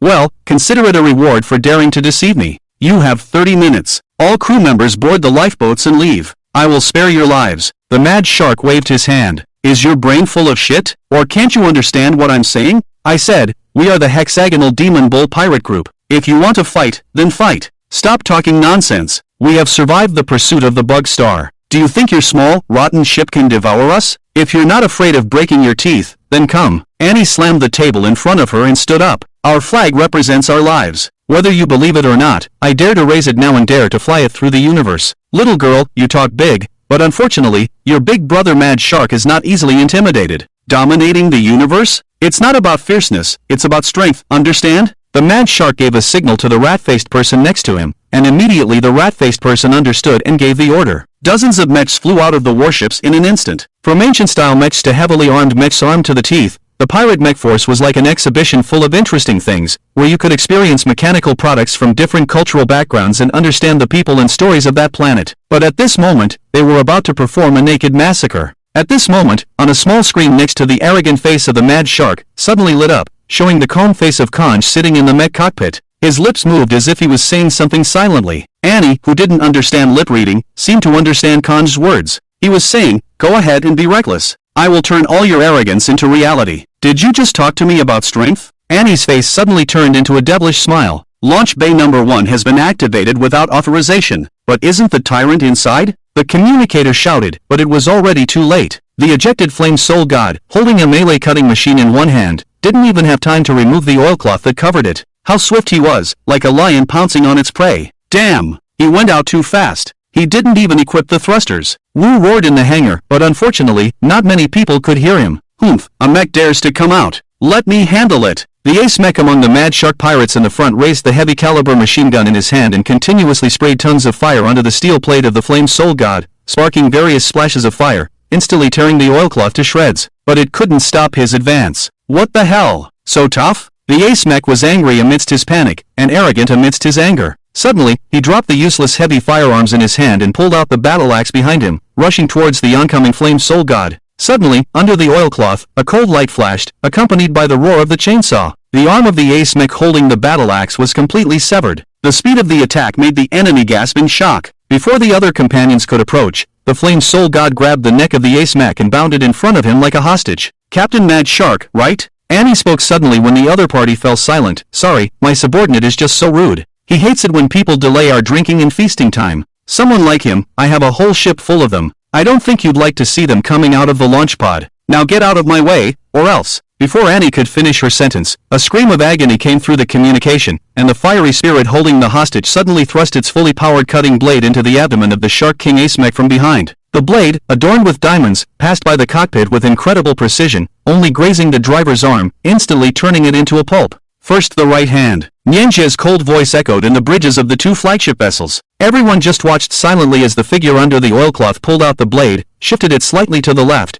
and activated the engine again, thrusting the chainsaw blade in, causing another scream of agony. Next is the left hand. Mingia's calmness was like that of a child counting in kindergarten. But behind this calmness was a ferocity that even made Annie's spine tingle. Hold on, brother, just a greeting, no need to be so ruthless. The shark finally spoke. 1. I'm not your brother. 2. I haven't been ruthless yet. Mingia pushed the hostage in front of him and, as the driver celebrated his narrow escape, swiftly swung his sword, cleanly cutting the mech and its pilot in half, the explosion creating a burst of flames that illuminated the icy face of the fiery spirit under the oilcloth, tearing apart the tattered cloth on the fiery spirit's body, exposing the crimson metal reverse composition body to everyone's eyes. That luster. A mech made of reverse metal? Is it the battle god? The shark's body structure left him without sweat glands, otherwise his back would surely be soaked in sweat by now. The propulsion backpack that was subsequently launched automatically docked and installed itself on the battle god's back, and the fiery spirit battle god, wielding a sword with one hand, stood like a javelin in front of the Noah's Ark. A long time ago, I heard that the last generation captain of the Hexagonal Demon Bull Pirate Group once saved a craftsman from the 10-god artisan clan. To repay the captain, the craftsman built a battle god mech for the Hexagonal Demon Bull Pirate Group. This made the hexagonal demon bull the only pirate group in the universe with an exclusive battle god mech. It seems you are truly survivors. Shark King, I apologize for disturbing you. When we arrive at the Vantion city in the Lost Paradise, I will have the honor of meeting you all and invite you to have a drink before bidding farewell. The Shark King bid farewell with clasped hands, and the 50 pirate ships, with their mechs in disarray, turned around and left at a speed much faster than when they came to scavenge. Congratulations, you've won without fighting, and your performance was really good. Axe applauded lightly. Mingia, you bastard. Come back and explain everything you know to me. Annie, however, felt no joy in victory and cursed loudly at Mingia on the screen. Back in the hangar, the level 2 combat readiness had been lifted. Looking at Mingia, who was only wearing a patient's striped shirt as he walked off the frame, it was hard to imagine that just a few minutes ago, he had brutally killed an enemy mech pilot. After killing someone, Mingia remained as calm as ever, like a sentry returning from a patrol, but the reception staff, including Shawn, looked at him with strange eyes. When Mingia walked past her, she seemed somewhat timid, wanting to say something but not knowing what to say. As soon as Mingia returned, he was immediately taken to a separate interrogation room and reported to Annie and Captain X all the secrets of the Lost Paradise that he knew. Just by looking at Annie's wide-eyed expression, Mingia knew that if he didn't spill something, Annie would strangle him by the neck. And so, the first piece of intelligence about the Lost Paradise gradually came to light. The so-called Lost Paradise refers to a huge meteorite the size of a moon, which has been transformed into a massive underground city called Vantion City. It is divided into 3 main districts. The first is the Trading District, which hosts the largest black market auction in the universe and the largest slave trade. Anything from interstellar spacecraft to canned socks can be found here, and buyers can exchange them for reasonable rewards. The second is the Entertainment District, where pirates and interstellar refugees can truly experience the meaning of paradise. There are fountains spraying wine and delicious food made from precious ingredients that you can't even imagine. Of course, the 3-breasted prostitutes are more common than those in Hollywood movies. In the casino, you can enjoy the thrill of gambling like a millionaire, as long as you have the courage to become a pauper one day. The third is the Living District, where even the most ruthless interstellar pirates, the most notorious criminals, and the gang leaders who dominate the area all hope to have a private space to rest after their exhausting days. Therefore, the Living District provides the most luxurious, private, and secure living environment in the universe. The value of every inch of land here cannot be described as anything less than extravagant. Many interstellar refugees consider living here as their lifelong goal. Some corrupt planetary politicians have also purchased their own gardens here and stored their dirty money in private accounts at Vantion Bank, ensuring the security of their accounts even if the planet is destroyed. This is the Lost Paradise, a star region that the universe has selectively forgotten. After the Noah's Ark was relieved, it continued to move forward steadily. They couldn't use lightspeed cruising here, although they had broken through the meteorite layer. The Lost Paradise still belonged to the meteorite-type star region, which means that a large number of scattered meteorites still floated around. If you look closely, you will see that these meteorites are equipped with surveillance cameras and navigational lights. Starting from slightly deviating from the border, you will fall into the monitoring range of the Lost Paradise. This is mainly for defending against external invasions and controlling the affairs that occur within the Lost Paradise, which plays a very active role in maintaining regional stability. The Noah's Ark is following the meteorite-guided route towards Vantion City. However, after a few hours, a huge elliptical-shaped meteorite appeared in front of everyone. This irregular meteorite, the size of a moon, is covered with various electronic devices and metal plates, like a rock swallowed by technology. Small meteorites around this huge meteorite form a navigational light trail,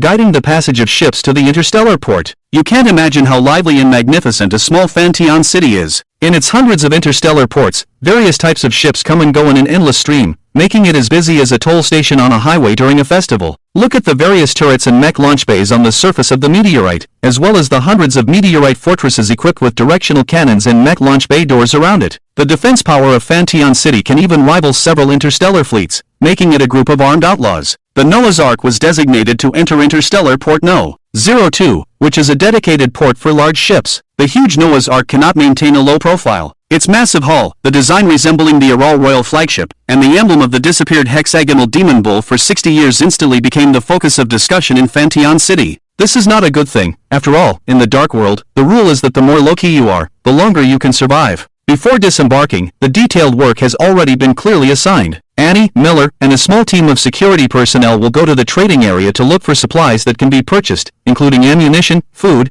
and even researchable mech technology. X, Yoao, Shaolien, and Shaolien will be responsible for staying on the warship and handling emergencies. As for Mingia, he plans to go to the entertainment area alone to gather relevant information and find a navigator who can navigate the free-floating star river belt. This is the key for them to successfully bypass the encirclement of the bug stars and go to the K1 planet. Even Mingia himself does not know how to cross this deadly electromagnetic cloud region. Legend has it that a subversive change occurs in the free-floating Star River belt every 100 years, and it is only possible to find navigable channels in that Star River belt under the guidance of a professional navigator. With such sufficient reasons, Mingia can carry a large amount of money to wander the streets full of sex, drugs, and wine. Obviously, this is a very unwise choice. Therefore, Annie specially assigned Wu Neng and Ling Shawn to follow Mingia. In name, they assist in intelligence work, but in reality, they restrict their reckless behavior. Originally, Annie planned to go with them, but when she thought about being able to witness the largest black market trading market in the universe and have unrestricted access to alien high-tech technology, she hesitated again. So she assigned a girl to these two big wolves to prevent them from going to unhealthy places,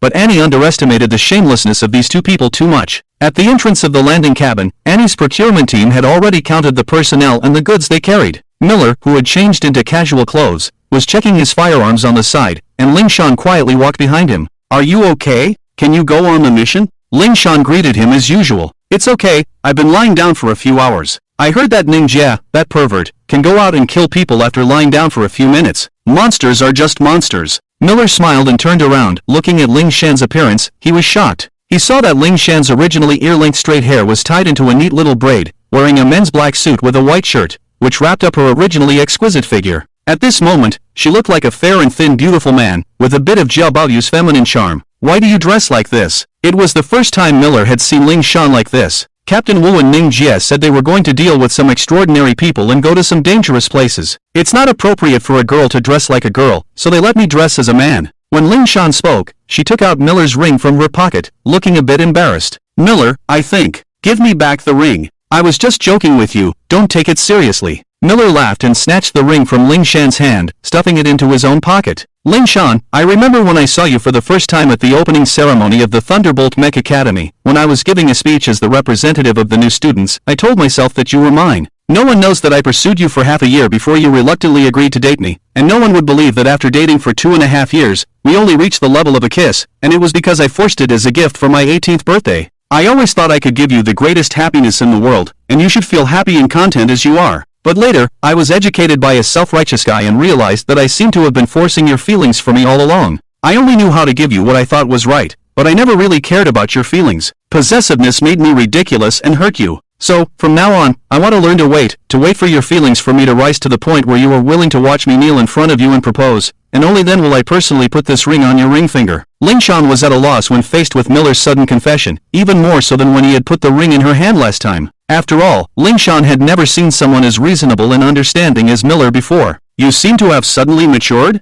Ling Shawn awkwardly laughed, and at that moment, the convoy nearby was ready to depart. "Is that so? I hope I can become the man who is worth your love before you fall in love with someone else. Wait for me, I will grow. I'll go first." Miller walked forward, gently kissed Ling Shawn's forehead, smiled, and ran towards the convoy. Annie's purchasing army set off. The builder of Fantian City can be called the most powerful parasite in history. The entire interior of the meteorite that makes up Fantian City has been completely hollowed out, like a walnut shell without a core. The meteorite is made of pure mysterious iron, which is recognized as the second strongest metal or apart from reverse metal. It is quite difficult to refine or shape, let alone completely hollow it out from the inside like Fantian City. It can be said to be one of the 7 wonders projects in the universe. In the 3 internal zones of Fantian City, the buildings are completed in a circular pattern, tightly attached to the rock walls. The entire meteorite is equipped with a perfect gravity system, so when you stand on the street and look up at the sky, you don't see fluffy clouds, but rather a microcosmic view of another city like a mirror. In this world, it is impossible to install the floating systems that are commonly seen in Morning Light City,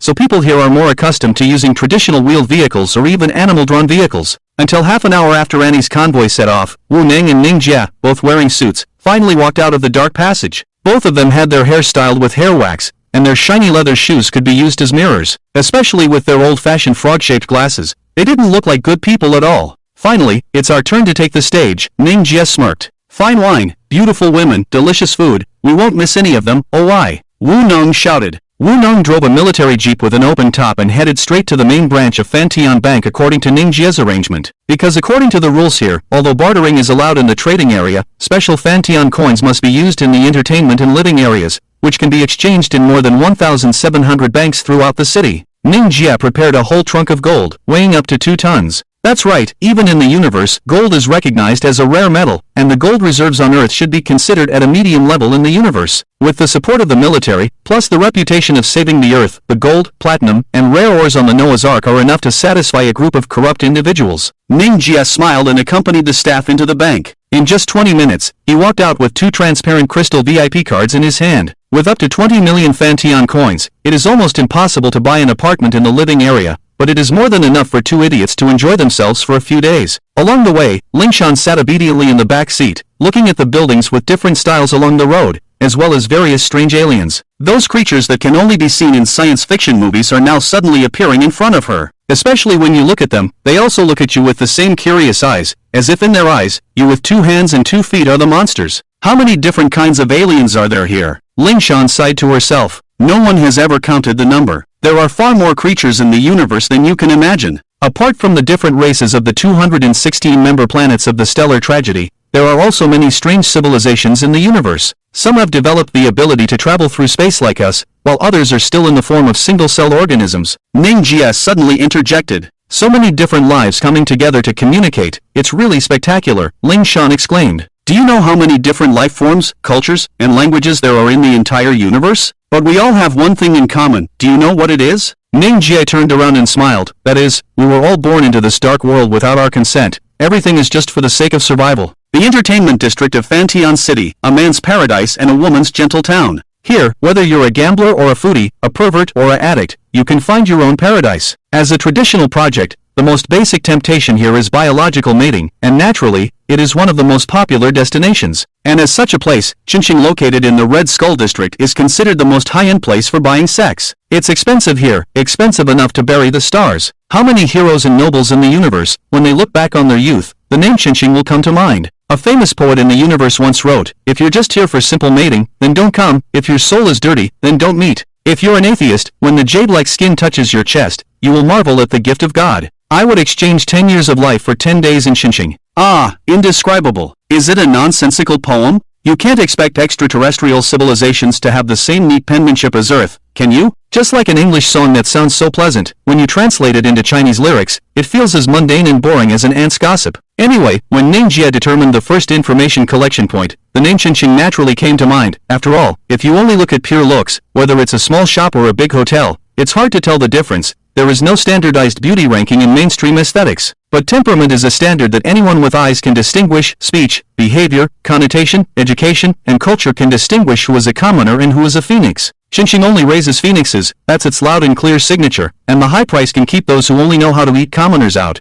That's why it's so expensive here. Is that place really as good as you say? Wu Nong, who was driving, listened to Ning Jie's introduction with a skeptical look. You should know that he is also an expert in nightclubs. He has been with hundreds of women, not easily fooled, just like you can't believe the cover photo of an AV. I'm not exaggerating, see for yourself when we get there. Ning Jie smiled, and ahead, an alien made entirely of gray rocks waved its giant arms, signaling them to pull over. The 3-meter-tall rockman, wearing a doorman's vest with a small hat, looked somewhat funny but also particularly frightening. The vehicle parked neatly in front of the red carpet.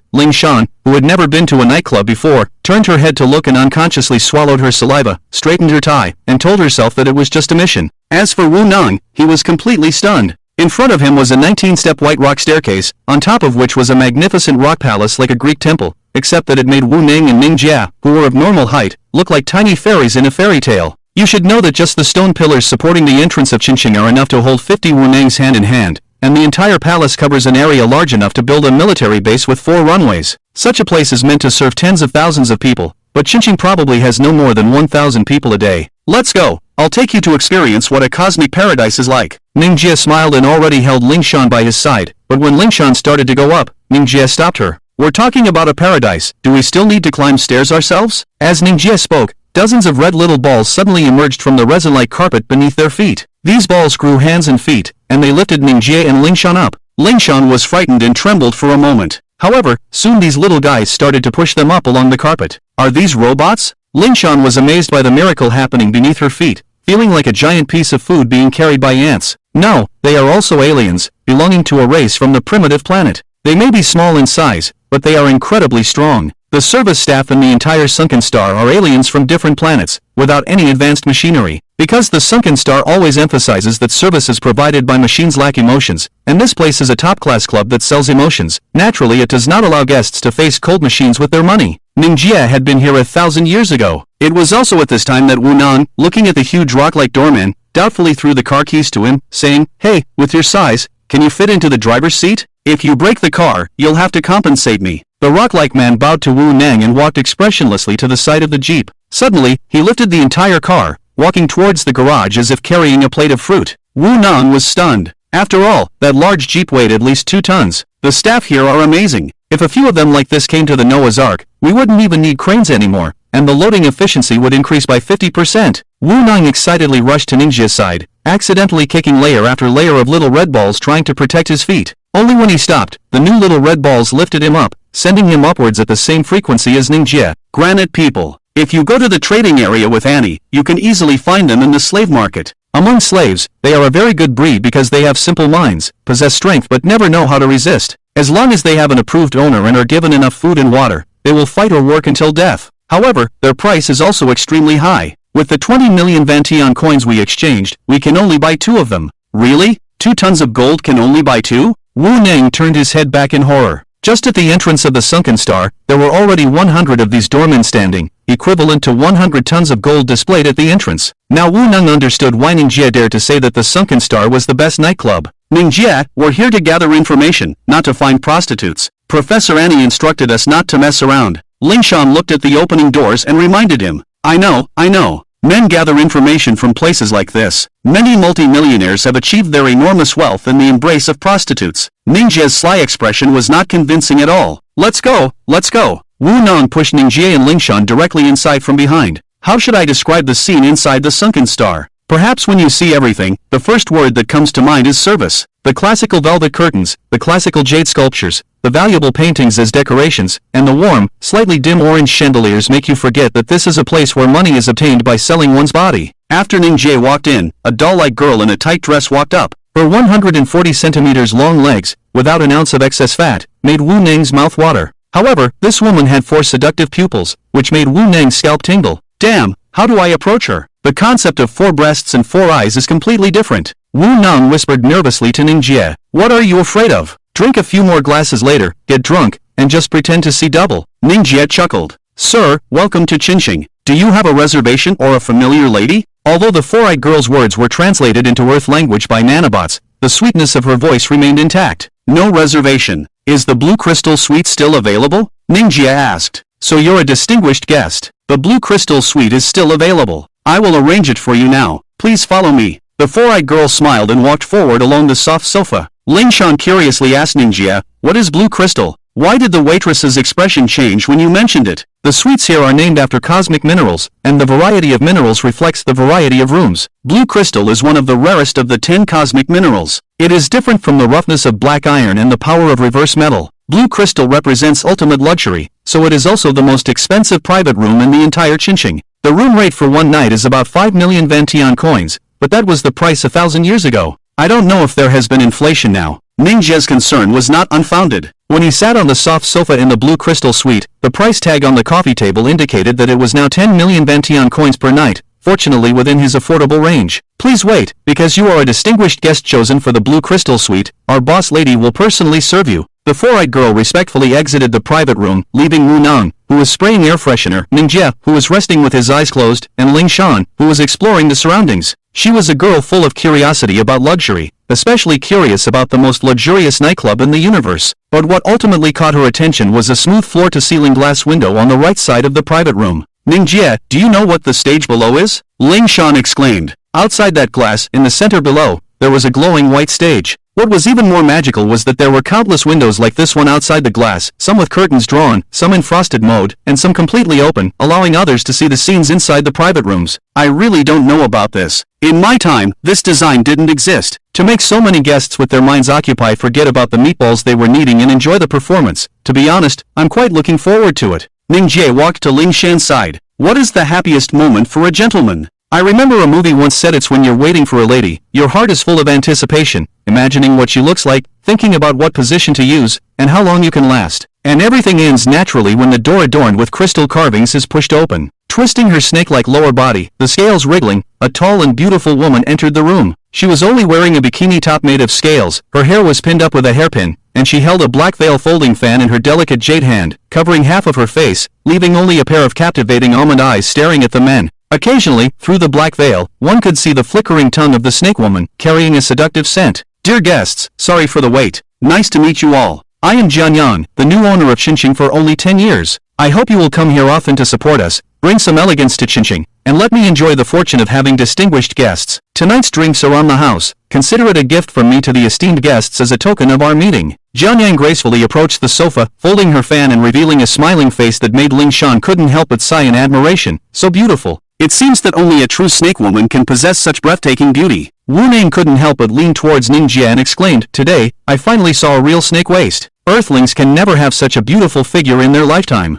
Speaking of which, you praise others' waist, but your eyes are always fixed on their chests, Mingia retorted, pulling Jianyang's hand and pulling her to sit in his embrace. Jianyang chuckled lightly, naturally wrapping her arms around his neck, while her long snake tail draped over Wu Nang's body, gently swaying. "You have quite the strength in your hands, guest," Jianyang whispered in Mingia's ear. "Not just in my hands, but also in my waist. Would you like to try?" Mingia looked at the beauty in his arms with a lustful gaze, seemingly not minding her snake-like lower body. No, Jianyang is already old and no longer as beautiful. If we talk about age, I'm already 83 this year, far from being a young girl. In terms of seniority, you might even have to call me sister, Jianyang declined. Ha, comparing ages with me? In terms of seniority, you might have to call me great-grandfather, so you're not at a disadvantage. Mingia laughed, releasing the beauty in his embrace. Jianyang turned around, her snake tail straightened, and once again stood before everyone. As the great-grandfather instructed, I will arrange for the top granddaughters of Chensheng to serve the great-grandfathers. May I ask the three of you what unique preferences you have? Whether it's furry or non-furry, for breasts or 8, from giant sisters of 5 meters to thumb-sized girls of 5 centimeters. Humans, animals, dogs, insects, you can choose freely, Jianyang introduced with a bow. Suddenly, she turned again and sat on the armrest of Ling Shan's sofa like a gust of wind, whispering in her ear, "We not only have girls here, but also plenty of men.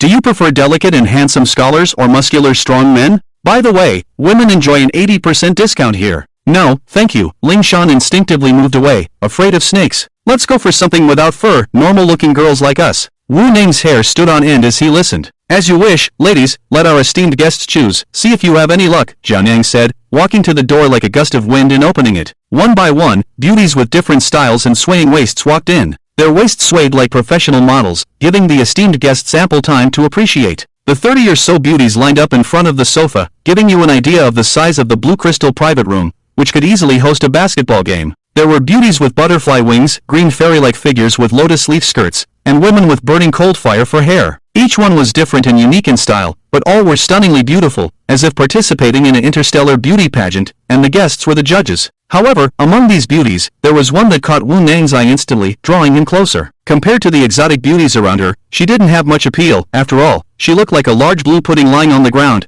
with a transparent body and no hands, feet, or head, lacking any beauty. "Boss, what is this thing? Is this considered a beauty?" Wu Nang laughed. "Lanyu, the guest is not pleased. Show the esteemed guest what you can do," Jianyang called out from the side. Suddenly, I saw that blob of blue pudding shake twice, and a beautiful face emerged from the top. The shrinking pudding created a perfect naked body with a 36F figure. This blue transparent beauty whispered 2 sentences in Wu Ning's ear and pulled him directly into the restroom of the private room. Within 10 seconds, there were screams coming from inside, but it was Wu Nang shouting, "Damn, it's so cold. How can you play like this? It can even transform." "Yes, right there. Aha." 3 minutes later, Wu Nang, still unsatisfied, walked out hand in hand with Blue Moon. "Boss, I choose her." Wu Nang tightly hugged Blue Moon's neck, as if he was going to marry her. "Alright, Blue Moon is yours tonight. And what about you? Have you found someone you like?" Jianyang turned her head and looked at Mingia. "Choose whatever you want, keep them all, I want them all." Mingia took out 2 crystal cards from his pocket and threw them on the coffee table.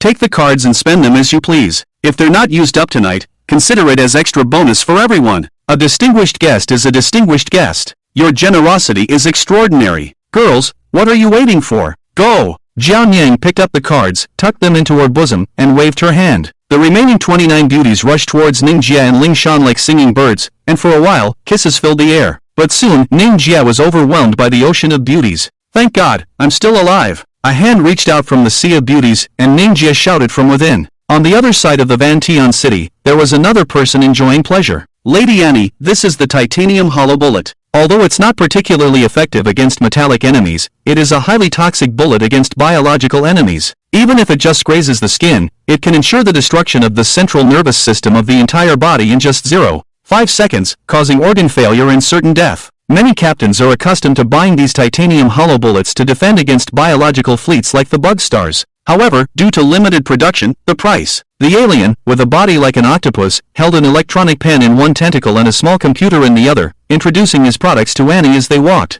He faced the owner of this luxurious military market in the Vantion city, the cunning octopus, Paul. Paul's military market was known for its wide range of goods, high quality, and black market prices. Pirates and merchants who knew their stuff would never buy from him. Only newcomers to the Vantion city and fools with their heads in the clouds would visit his self-proclaimed most luxurious military market in the Vantion city. However, Annie didn't care about the price at all. Wearing a white coat, she wandered through the factory showcasing various high-tech products, her cheeks blushing with the happiness of a first date. Stop talking nonsense, Mr. Paul. How many of these bullets do you have right now? Annie turned her head to the side. About 10 million bullets for mechs and 3,000 titanium hollow missiles. Paul's eyes were almost golden in color. I'll take them all. I won't pay you back, but you have to deliver them. My convoy is already full. As Annie spoke, outside the military market, the 6 trucks she brought were almost bursting with goods. The security soldiers who were originally responsible for protection had now become movers, panting like dogs. Looking at Annie's achievements in just 1 hour, from the new type of sealed screws to the entire core engine of an alien mech,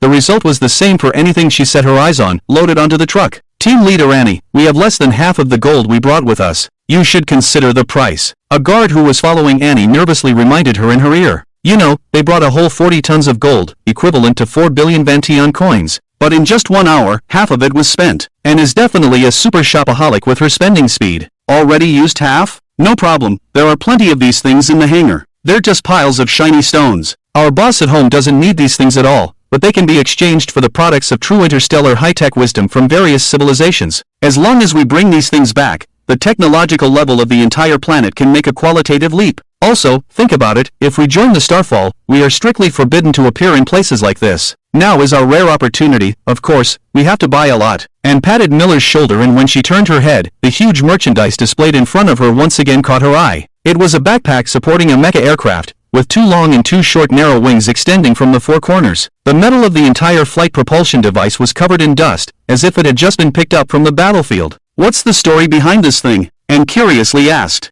Well, in principle, this is an antique. You also know your stuff. To be honest, this propulsion device is already 1,000 years old. It's called Blackwing, and it's a masterpiece crafted by a mecha master. It can accelerate from 0 to 6 times the speed of sound in just 2 seconds, with 6 sets of 18 propulsion outlets, and when paired with the wind wings, it has extremely stable flight capabilities even within the planet's gravity field. But you know, in those days, any craftsman with a bit of fame scoffed at auxiliary systems, believing that only manual control could unleash the full power of their weapons. So this backpack propulsion device cannot use auxiliary systems. It requires a mecha expert with a minimum hand speed of 500 to operate. Paul explained with a hint of frustration. No problem, wrap it up for me. Coincidentally, I know a bastard like that. And smiled. In the spacious blue crystal compartment, dazzling lights flickered, the hottest hi-fi music in the universe played in surround sound, and on several huge tables reminiscent of the Last Supper, all kinds of exquisite delicacies were placed. From lobsters the size of pigs to matsutake mushrooms the size of chickens, various aromas intertwined to create the most tempting flavors in the universe. And the wine was like free natural water. Hundreds of bottles of various colors of wine were opened and placed on the coffee table. Some were crystal clear like amber gemstones, and some emitted a soft fluorescent color in the dim light. The most impressive was the universe's special brew series, where the 3-headed snake in the large wine bottle would twist back and forth, as if it were alive. Sir, come on, you just drank with Shawn, you haven't drunk with me yet? Come,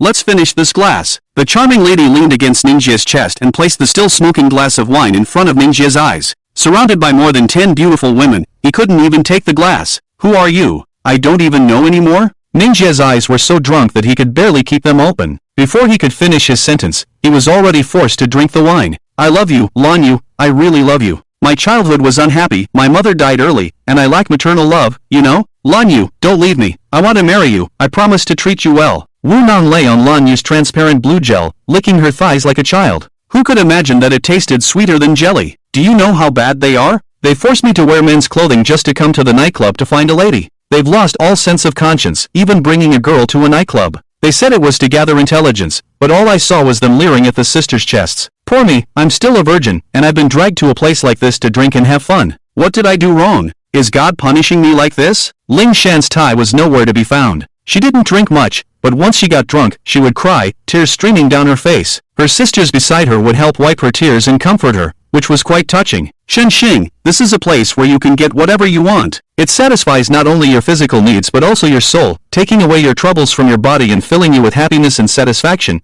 things that money cannot provide. Thousands of years ago, Mingia already knew about the magic of this place. However, over the past 1,000 years, some subtle changes have occurred here. It seems that they have found another way to quickly fill the emptiness in your heart. Who is knocking on my window? Who is playing the piano strings? That forgotten time gradually rises in my heart. Suddenly, the music in the entire private room stopped, and the flashing laser lights went out. Many beautiful women detached themselves from the guests and stood aside, while the glass curtain wall on one side of the private room slowly opened. The song floated out of the window, making even the most intoxicated drunkard's heart tremble involuntarily. Who could possess such a beautiful voice? It was as if a real angel was playing the harp and descending slowly to earth. Mingia, Wu Nan, and Ling Shan rushed to the window as if their souls were summoned, leaning over to look down. In the originally empty white stage at the bottom, stood a woman wearing a white bikini, holding a microphone in her hands, singing a moving song without accompaniment. Who is knocking on my window? Who is playing the piano strings? The joyful scene in my memory slowly emerges in my mind.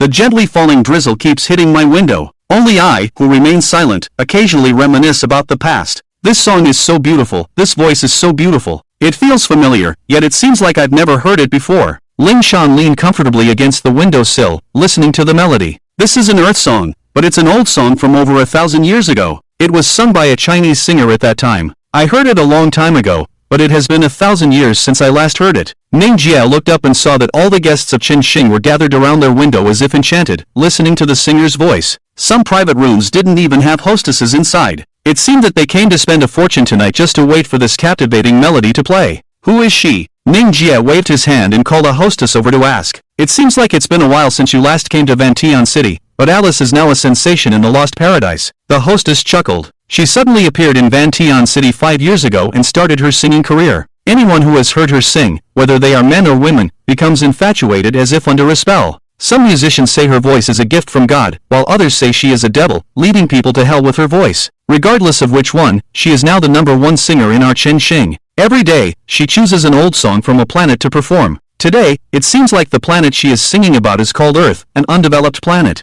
I heard that the most famous things on that planet are a massive mining fleet and the greatest fighting god in Araw, the Flame Soul fighting god. It seems like we're really lucky today. Ning Jia leaned back on the windowsill and watched the beautiful performance below. Alice had pure white skin like jade. With her human-like appearance, she was as beautiful as a budding flower. On top of her golden curly hair, 2 triangular-shaped cat ears with white fluff crew and a white cattail followed her melody, gently swaying. Hey, do you know which planet she is from? How can you sing so beautifully? Wu bumped into Ning Jie, and tears fell from his own eyes. Unfortunately, I really can't say. Although I have seen many aliens in the past, I have never seen a planet person with cat ears and a cattail. Either she is a species from a newly born planet, or she is a descendant of interstellar refugees from a planet that has already perished, sighed Ning Jie. Alice sang 5 old songs from Earth in a row, from Forgotten Time to The Most Romantic Thing, from Late Autumn to A Cloud Made of Rain in the Wind, and ended with Daytime Doesn't Understand the Darkness of Night. The wonderful singing left people wanting more. When the French windows closed again, Ning Jie sat back on the sofa, and the 3 of them felt as if their souls had been cleansed. Call Jianyang for me. Ning Jie waved his hand and said to a lady. In just a few minutes, Jianyang, with her snake-like body, walked in swaying a black lace fan. What can I do for you, esteemed guest? If I haven't served you well, would you like me to bring a new batch? Jianyang came directly in front of Ning Jie, sat on the coffee table, and deliberately placed her snake-like lower body gently rubbing against Ning Jie's thigh.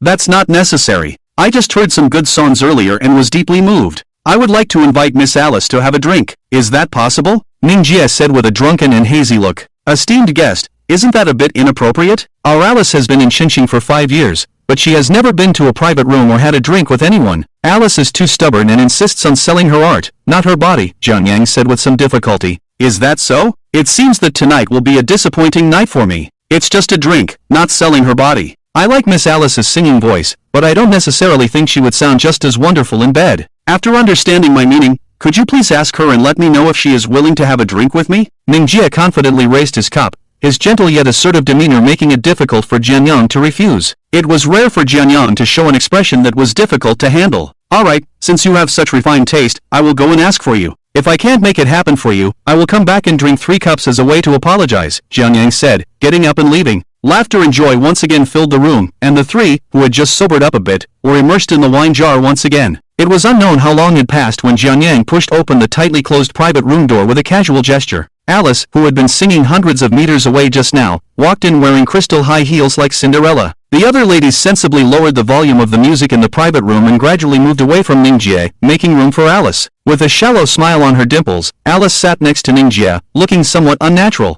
Just as Jianyang had said, this was her first time entering a private room and interacting with a customer. In the past, she was like the stars in the sky, untouchable to the customers. Hello, esteemed guest. My name is Alice. I heard that you like my singing. Thank you so much for your support. Here, let me toast to you, Alice said with official words, but her childishness made her completely unaccustomed to this. She clumsily picked up 2 glasses from the table, handed one to Mingia, and placed the other in front of herself. Where are you from? Mingia asked, taking the glass. Meow meow star. That's what my mother told me. I have never seen my home planet because it had already perished thousands of years before I was born. Since then, my people have become interstellar refugees, drifting and dying. By the time I grew up, there were no more people of my kind around me. Perhaps I am the last meow meow star person? Alice's smile was so sweet. Perhaps this is one of the conditions that can help you achieve your own success. When you are the only meow meow star singer in the world, you are destined to attract more attention. Jingjia lightly clinked his glass with Alice's. The praises from esteemed guests are so empowering. Clearly, my lonely life is seen by you as a unique talent. Is it too sad?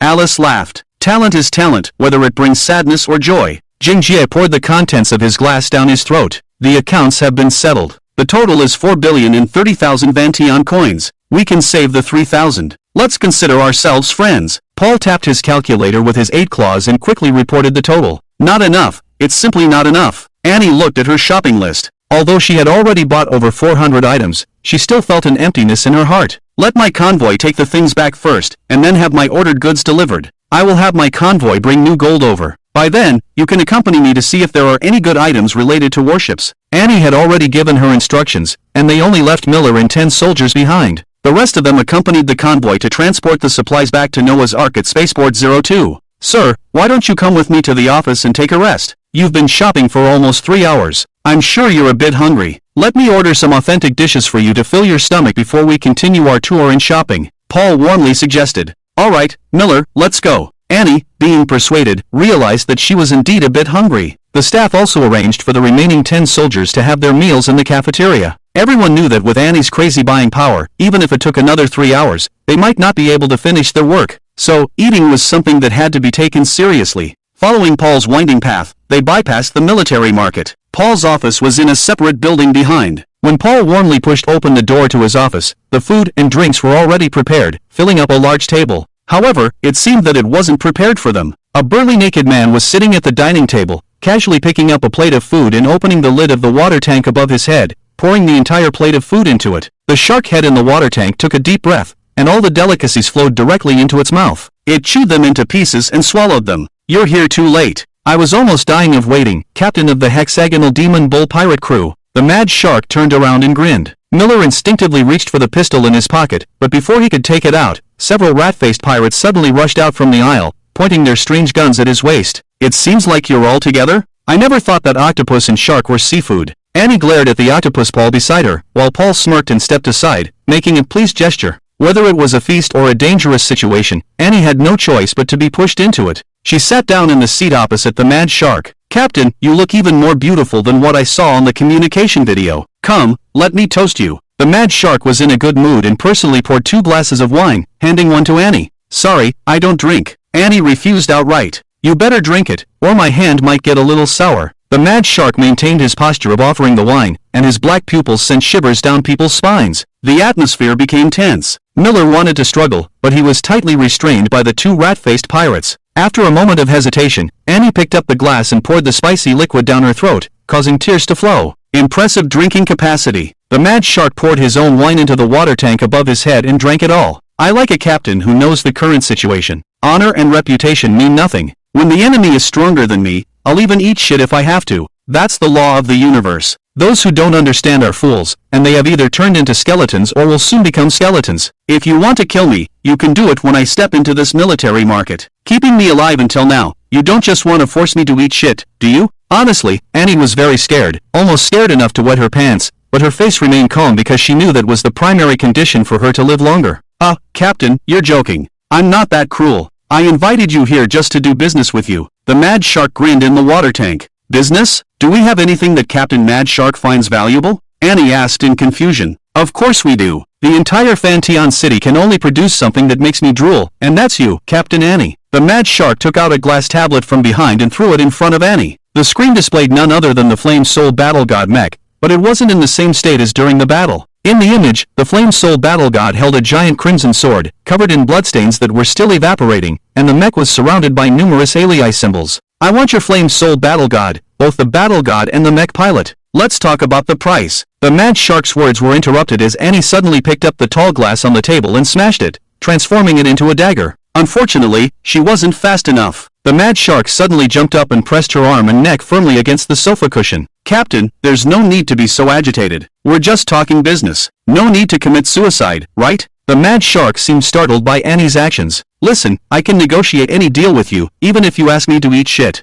As long as the conditions are right, I can do it. But the Flame Soul Battle God must never fall into anyone else's hands. I can die, but the Battle God cannot be lost. Annie spoke her belief, word by word. Do you know the first thing I learned after becoming an interstellar pirate? It's that there's nothing in this universe that can't be bought or sold. Whether it's lives or love, as long as the price is right, a deal can be made. Let me be frank with you, with your abilities, you won't be able to protect the Flame Soul Battle God properly. You won't even survive to reach planet K1. The interception forces deployed by the Bug Star are enough to destroy a small galaxy. They even brought a four-armed battle god who has made a name for himself in the universe. As soon as you leave the Lost Paradise, the bugs will end your lives and take the Flame Soul Battle God. The Mad Shark's smile disappeared as he tried to reassure Annie. How do you know all this? Annie asked in astonishment. Come on, as long as you have money, you can buy any information here. Even the Flame Soul Battle God, which disappeared for 1,000 years, only took me 3 minutes to find his image data. You're not really the Hexagonal Demon Bull Pirate Group, you're Earth's visiting warship. The Mad Shark released Annie's wrist and sat back in his seat. Of course, I can find out your destination, and so can others. Luckily, I saw the image of the Flame Soul Battle God earlier, so I understood all this a bit earlier. Soon, news of you in Fanteon City will leak out, and the Bug Star won't let you go. The only way to save you now is to use the bait tactic. I can send some of my crew members to sacrifice themselves and attract the Bug Star's attention while you, your crew, and the Battle God board my ship. We will escort you to planet K1. The safety factor is much higher than that of your single battleship. However, this also means that I will bear the risk of being wiped out. There is no such thing as a free lunch. So, I want your fighting god. Of course, I don't mean to force him. After all, he is the Flame Soul fighting god. If he is willing to join my pirate group, I would be happy. If not, you can pay me in gold for the escort. What do you think of my proposal? The muscles on the shark's face were not enough to make much expression, but at this moment, Crazy Shark seemed to be the most sincere. Are you serious? Annie asked in confusion. Of course, the credit of pirates can guarantee long-term survival. Now, inform your fighting god to come and discuss the details of our cooperation, including whether he is willing to join us. No coercion. Crazy Shark opened his arms. Although Annie was puzzled, she took out her personal communicator. 1 cup, 2 cups, 3 cups. Alice's transformation from shy and reserved to drinking heartily was so natural. She not only accompanied Mingia in tasting the wine, but also brought Ling Shawn and Wu Neng to drink together. The maidservants beside them poured various wines one after another, and their wine glasses never seemed to be empty. The way they drank deep water bombs and the way they mixed more than a dozen kinds of wines together was a torture for their stomachs. Ling Shawn was knocked out after just 2 cups of deep water bombs, and he lay on the sofa on one side, hugging a cushion and falling asleep. Wu Neng managed to hold on after 4 cups of the full-course banquet, but when he raised his glass again, he slipped under the table with a burp and passed out while vomiting. Ning Jia was the most powerful. He had already finished off more than 10 bottles of strong liquor, and he was still able to drink with Alice as if they were old friends. Hey, aren't you supposed to be a non-drinker? Why do you have such a high alcohol tolerance? Ning Jia put his arm around Alice's shoulder and swayed unsteadily. Not being a drinker doesn't mean I can't drink, right? By the way, dear guest, you also have a good alcohol tolerance. I guess even in this sinking star, you can rank in the top 10. Are you a pirate? Alice asked with a blushing face. A pirate? Have you ever seen such a handsome pirate like me? Ning Jia hiccuped and said, let me tell you, I am a mech pilot, engaged in the profession of killing. But I did meet some amazing pirates before. When they drank, they used bowls as big as water tanks. 2 bowls could knock me out. But even if they were drunk and piloting mechs, they couldn't beat me. Later, they lost to me and made a promise that as long as I needed it, I could use their flag. Even if it was 1,000 years later, the promise would still be valid. Dear guest, it seems like you've had too much to drink. Here, have another drink. Alice turned around and took a blue drink from Jian Yang's hand, handing it to Mingia. Cheers! Mingia drank it all in one go, and without saying a word, he fell on the sofa as if he were dead, unable to get up again. Flame soul fighting god. You've had too much to drink. The smile on Alice's face disappeared in an instant, and she put the unfinished blue drink aside. He truly deserves the title of the former captain of the hexagonal demon bull pirate group, known as the Wine Immortal. The drinking method he arranged for him would have caused a normal person to have a perforated stomach long ago, but he insisted that we use the blue elves, which are used to anesthetize large creatures, to get him drunk. What kind of monster is he? Jian Yang approached, twisting her snake-like body. Alice's face was still slightly flushed, but her mind was clear. She opened her mouth, and a coin-sized beetle crawled out from the back of her tongue. The beetle flew out of her mouth and flapped its wings twice before falling onto the coffee table, dead drunk. Even 1,000 cups can't get the bug drunk. If the blue elves can't knock him out, I won't be able to handle it if he keeps drinking. Alice struggled to stand up, swaying a bit, and Jian Yang immediately supported her. Lady Alice, what should we do now? This guy has been confirmed to be the flame soul fighting god Mingia, who caused chaos in the universe 1,000 years ago. Their purpose of travel has also been confirmed. Originally, he dared to use the flag of our hexagonal demon bull pirate group, which is a heinous crime. But just now, he also mentioned that this was a promise given to him by our ancestors. Jian Yang hesitated. The hexagonal demon bull no longer exists, only a small spark remains of us. We have been hiding our identities, barely surviving, selling our bodies to make it to this day, which is not easy. But this bastard boldly displays our flag, causing the long-forgotten hexagonal demon bull to reappear in the world. It will only attract the attention of our enemies and disrupt our plan for revival. It's truly despicable. Alice gazed at Mingia, who was unconscious on the sofa. Are you suggesting we kill him?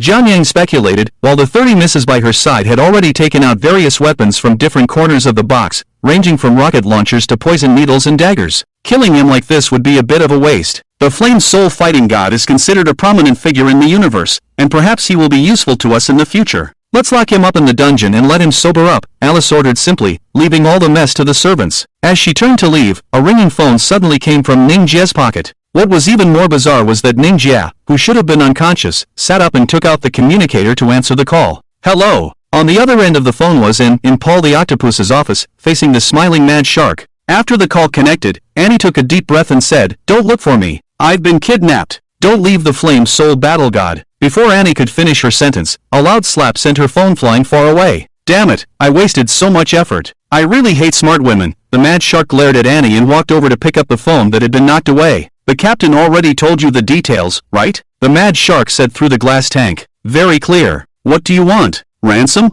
Or something else? Mingia asked calmly. What I want, you probably won't give me even if you're alive. To put it simply, I must have the flame soul battle god mech. If you can offer a price, we can negotiate. If you can't, there's no need to continue talking. The mad shark was straightforward at this point. Since you want me to make an offer, then I'll give you one. If you now send Annie and our people back home, I'll pretend this call never happened. If you refuse, I will personally turn you into shark fin soup and drink it all up, understand? Mingia leaned back on the sofa, his face cold. The threat of the flame soul battle god is so scary. The mad shark pretended to be coquettish and suddenly became tough again. Listen carefully, do you really think you're the flame soul battle god of Araw Star? You're just a lonely mech pilot on a desolate planet. You have no backing anymore. In the Fanteon city, you have to bow to the tiger and crawl to the dragon. Killing you is much simpler than you imagine. It seems you don't understand the situation. I never rely on others to kill. Backgrounds are not within my consideration. Also, this is not a threat, I'm just informing you that you're about to die, Mingia said and hung up the phone.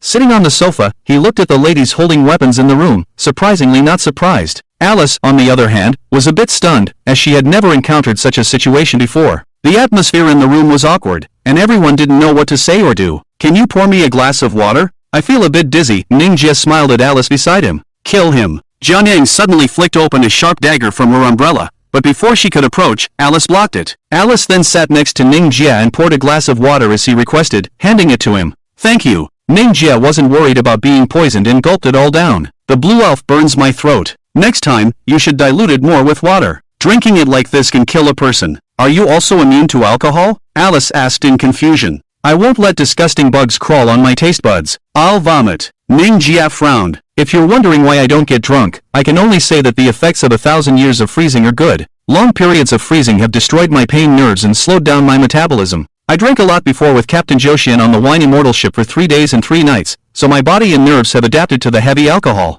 Alcohol can't affect my thinking, at least not today, 1,000 years later. What exactly do you want to do? You should have noticed something was wrong before calling me up. Why didn't you leave the danger in time and wait for us to reveal our fangs? Alice couldn't understand the most special battle god in the universe. Because I came to gather information. You're too normal, and as a result, you can't find anything. It seems you are survivors of the hexagonal demon bull pirate group, which makes it even better. To put it simply, my ship and I want to pass through the free Ion Star River and go straight to the K1 planet. I need a navigator to guide me, and you should be able to help me. Mingia confidently looked at Alice. You're either crazy or you don't understand the current situation in the Free Starry Galaxy. Let me tell you, the Starry Galaxy has tightened to the point where there are no safe routes anymore. The entire Lost Paradise, at least for the past 60 years, no one has successfully crossed the Starry Galaxy. Everyone who goes in dies. Understand? Jian Yang sneered. I've already told you what I need to do. I hope you can help. Let me know how much money you need. Also, my 2 friends have had too much to drink. Can you take care of them?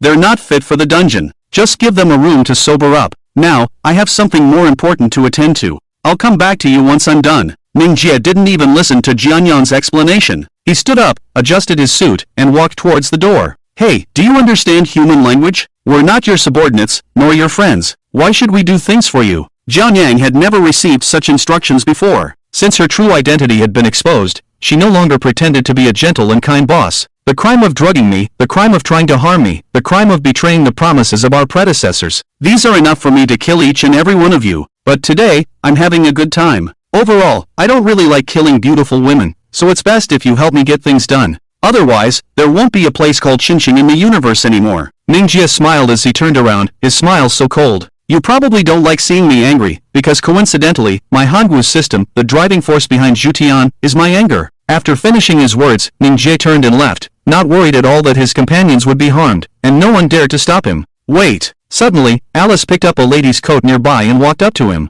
The current Fantian city is not the same as it was 1,000 years ago. There has been a significant shift in power here. I can say a few words in this Fantian city. If you want to save your friend, take me with you. It will be helpful. Lady Alice, you can't. Jianyang and a group of people nervously tried to stop her. Do you know what I'm going to do? Mingjie became interested. It shouldn't be something like begging for mercy, right? Alice smiled and took the initiative to hold Mingjie's arm, leaning against him like a lover. Are you prone to fainting? Mingjie asked curiously. As long as it's blood of a known color, red, orange, blue, green, cyan, black, or purple, it's fine. Alice smiled charmingly. Then come with me, my Lady Alice. Mingjie confidently led Alice out of the private room. At the same time, a change occurred at the No. 02 Universe port. When the convoy returning with supplies and the delivery personnel from the military market arrived, the port sounded an alarm and urgently closed the passage connecting to the city, as well as the gate to the universe. The official explanation received by the Noah's Ark was that an abnormal parasitic alien virus had been detected in the spaceport. To prevent infection within the city, the airlock was urgently closed, restricting the crew from disembarking. A comprehensive disinfection and inspection would be carried out before it could be reopened. It was estimated to take 2 to 3 days, and they hoped for the understanding of the entire port. Ironically, in the No. 02 Universe port, which was specifically designed to accommodate supersized spacecraft, only the Noah's Ark was currently docked. Captain, what do we do now?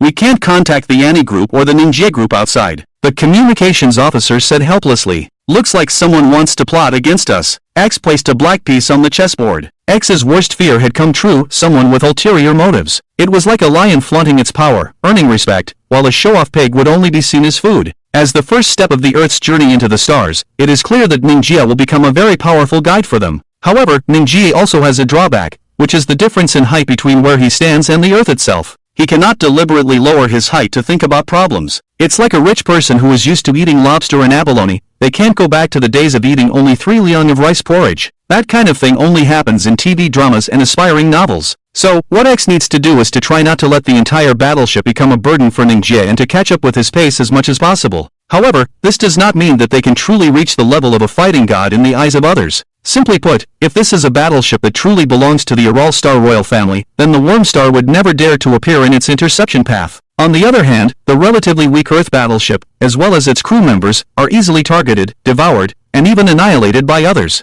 This is the law of the universe, and it is a fact that cannot be changed by Mingia alone. X quickly gave the order, and the standby Gao Ao and Xiaolian entered their mechas and prepared to launch at any time. All the crew members immediately cancelled their rest and stood ready at their posts. The secret charging of the ion cannons was completed, and the missile bays were opened. X's principle is that they can die, but they cannot become a burden that hinders the fighting god. If there are crew members who do not have this determination, they can enter the escape pods themselves. Once the battle begins, they will be prioritized for launch and return to Earth. The communication signal is blocked. We can't contact the battleship. Mingia sat in the co-pilot seat, trying to contact the Noah's Ark, but couldn't get through. It seems that the Shark Gang dares to play kidnapping in Fanteon City because they have some background. Closing the communication in the spaceport is a big deal. Ordinary officials cannot give such an order. Alice led Mingia to the underground garage of Qinqing. Only the district chief has the power to do so. District chief? What position is that? I remember that in the past, the only ones who ruled Fanteon City were the Lord's family.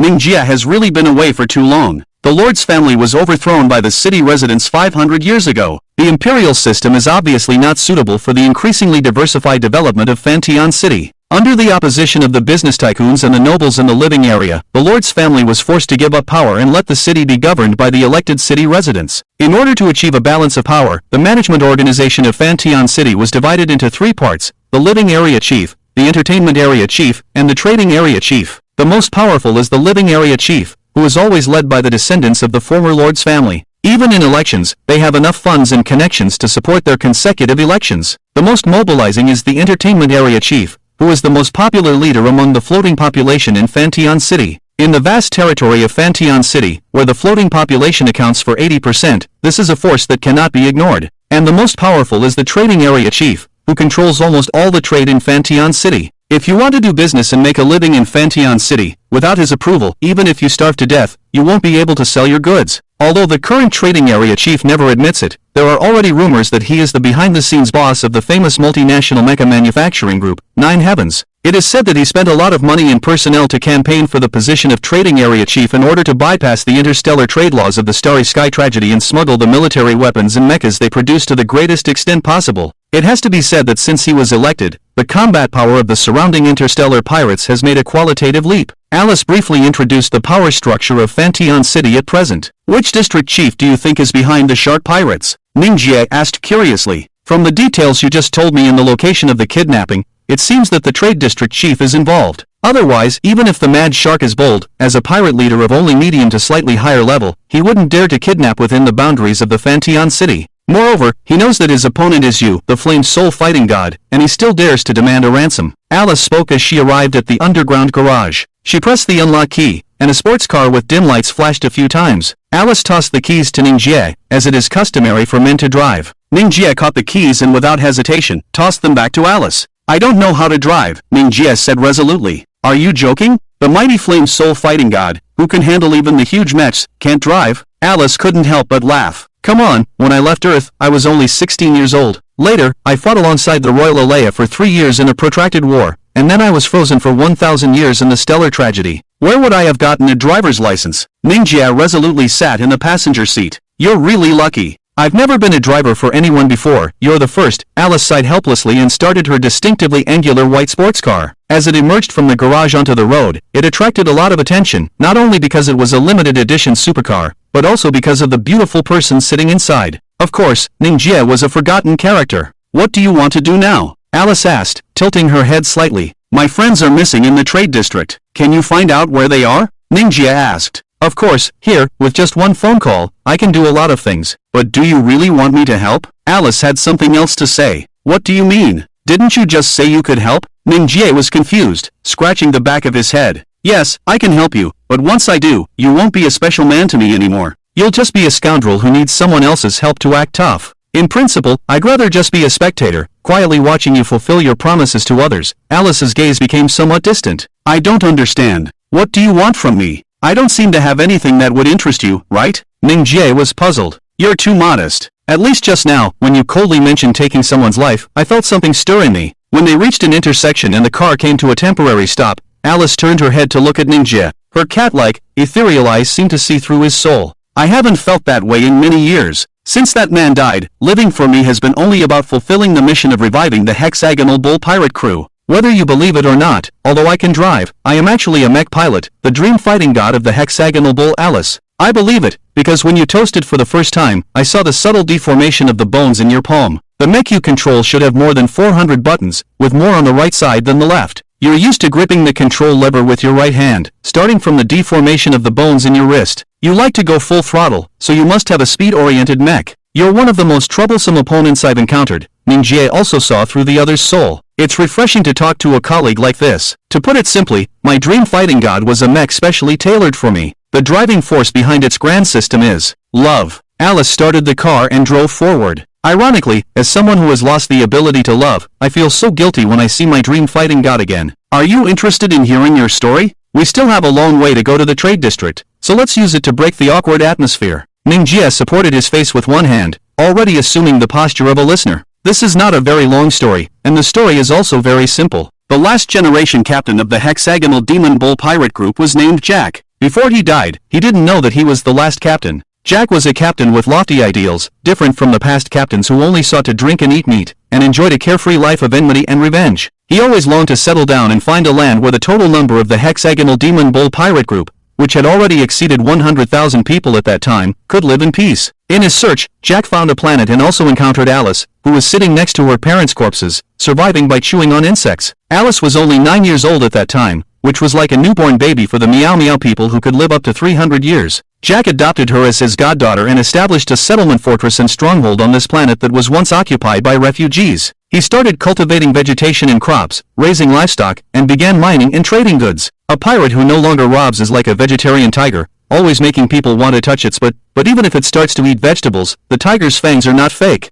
At that time, the strength of the hexagonal demon bull began to defeat a group of provocateurs who came to challenge, and the first one was Alice, who had grown up. Yes, she was the most talented mecha engineer in the hexagonal demon bull, and even if she operated with one hand, she could defeat the flagship of the enemy. Jack wanted a stable home, and he achieved it. The next thing to do was to think of a way to defend it. Jack found a master craftsman who had promised to help him build the God of War mecha and built a dreamlike God of War for Alice, who was only 20 years old at the time, hoping to use the God of War to defend the integrity of the family. Because the driving force of the God of War's Hangwu system is love, Jack always forced Alice to go on dates and introduced various men to her. He insisted that she go on a date with any man who had a little bit of looks. Alice, who had always been like a tomboy and hung out with a group of bearded pirates, didn't like it at all. She always said, "I love you, Godfather, and I love all the members. My love is enough to drive my Hangwu and become the armed force that protects you all." But that's not love. When the fleet of the bug stars invaded, Alice realized that she didn't love everything he said, or this level of love was not what the dreamlike God of War expected. She could only keep her Hangwu at the lowest level of liberation and couldn't resist the invasion of the bug stars at all. Before Jack died, he entrusted Alice with the final task of taking many women, children, and infants away, promising her that when she truly understood love, she would revive the hexagonal demon bull and raise the glorious pirate flag again. Vaguely remembering the endless black rain that fell from the sky, tears naturally slid down Alice's delicate face. Kneeling on the beloved yellow soil, Alice tightly hugged Captain Jack, who had lost both feet. Hundreds of black scorpions were devouring Captain Jack's mecha beside them. "I'm sorry, I shouldn't have been so willful, I shouldn't have been so proud. I should have participated in the blind dates you arranged and found a man to love. I always thought I was the strongest. I love you, and I love everyone. I thought this would be enough to make me the strongest God of War. But I think I don't love you enough." Alice's tears fell on Jack's face like raindrops, but this bearded captain smiled in despair. "Don't blame yourself. Love is not something you can control. It's not anger, not frustration, not indifference, not optimism. Love is the most uncontrollable emotion, but love is also the most powerful force. One day you will meet the man who knows what love is. When your power is unleashed, you will gain immense strength. At that time, you can rebuild the hexagonal demon bull and complete my unfinished work, establishing a true home for the refugees. Promise me, take the women and children and leave, quietly gather strength." Jack raised his palm, wiping away the tears from Alice's eyes, and from that moment on, his hand never let go. The downfall of the hexagonal demon bull pirate crew almost caused a sensation in the entire universe. This pirate crew, whose history could rival that of a small planet, had always been a legend in the universe. Their massive fleet and chivalrous style were exemplary in the pirate world. Many interstellar refugees were willing to join their fleet, and the hexagonal demon bull almost never turned away visitors. As long as they were not completely evil, they would be helped and tolerated. Many members of the Starry Sky tragedy, even if their ships were hijacked by them, were not willing to cause trouble for them, because they only plundered goods and did not harm people, nor did they destroy ships. In some high-risk star regions of interstellar pirates, some shipowners would actively contact the hexagonal demon bull pirate ship for escort, as long as they gave them 30% of the goods, they could safely pass through. However, only the demons of the Worm Star would completely disregard any feelings and devour their planets and their tribes. Alice, who was in exile, and a small spacecraft were drifting in the universe. Alice was 22 years old that year. She took over the position of captain of the hexagonal Demon Bull pirate crew,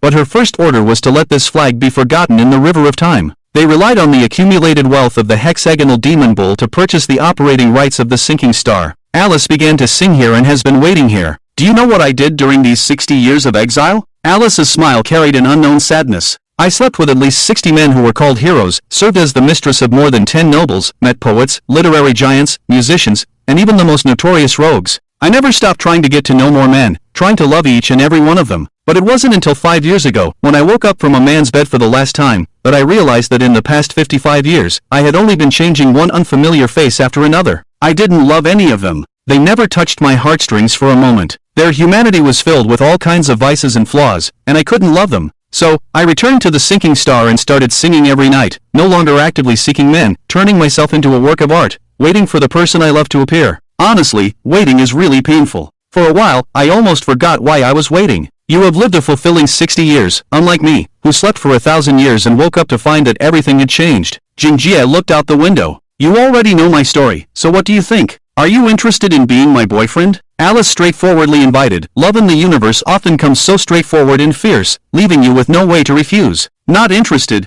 You would make me feel inferior. Jingjie sighed. By the way, you're already 82 this year, and you don't even have a single wrinkle at the corner of your eyes. You could live to be 300 or 400 years old. We Earthlings have short lives. Even if we live to be 100, we're already as old as tree bark. If I see you, still beautiful and charming, die of old age, I won't be able to rest in peace. Why? Alice was puzzled. This was a difference in values. Because you will definitely go find other men, won't that be giving me a cuckold? Jingjie said righteously. What's a cuckold? You're already dead. How can I give you a hat? Alice wondered. Forget it, this is a cultural difference. Simply put, I am indeed interested in beautiful women. If you want to sleep with me, I am always available. But it would be difficult for me to love you. Besides, love itself is a one-sided thing. If you have to make someone love you in order for you to love them, that's called transaction, not love. Mingia tried to explain, but he didn't know that his words hit Alice like a thunderbolt. Alice turned her head and looked at Mingia. Love, is it necessary for you to love me in order for me to love you? Can't a person create love on their own? Love is not about mating. It doesn't require two people to complete it. If you love someone, no matter where they are, love can become your strength. Even if they have passed away, even if they don't love you, this kind of strength is something that no one can take away. Your love will only be deeply rooted in your heart, becoming a part of you. Ningjia's gaze was filled with a sense of desolation, as if he was recalling the past. You said it so well. Wait a moment, let me record it, and then you can say it again. Alice took out a voice recorder. Ningjia was speechless. Not long after, Ningjia's communicator rang again, and the display showed Annie's name. After answering the call, the voice on the other end was still as if submerged in water. My dear Lord Doshin, you should have noticed by now that you can't contact your own warship. The signal cannot be connected, and even your Doshin cannot be remotely activated. Now you are like a knight without armor. Even if you are fierce, you can only be fish food. I'll give you a chance to survive. Come to the warehouse near Trade Zone Road 03, and after I immobilize you for a while, I will unload the flame soul Doshin from your warship, and then I can ensure your safety and that of your captain. The mad shark laughed sinisterly. Wait for me. Ningjia coldly hung up the phone. After the supercar arrived at the trade zone, Ningjia asked to stop the car. He walked along the crowded flea market, where various vendors were proudly selling their goods. They were all flea market traders who couldn't afford the expensive rent of a large-scale military market like octopus balls, so they gathered in the narrow back streets, forming a densely packed flea market. Most of the items sold here were second-hand goods, as well as individual weapons and many genuine antiques, but only those who knew their worth could find them. The prices here also fluctuated greatly. The price of the same item could vary several times. Something that one person considered precious could be sold as junk in another corner of the market. Do you really have to come to a place like this to buy stuff? Alice struggled to keep up with Ningjia, handing him a crystal card. This is the card you have left from your excessive consumption on Sunken Star, probably around 5 million. You should thank Xiaonyang for her generosity. If it weren't for her treating you to drinks, you would have nothing left. If I remember correctly, all transactions in the large-scale market in the trade zone are recorded to ensure that the wrong goods don't end up in the wrong hands.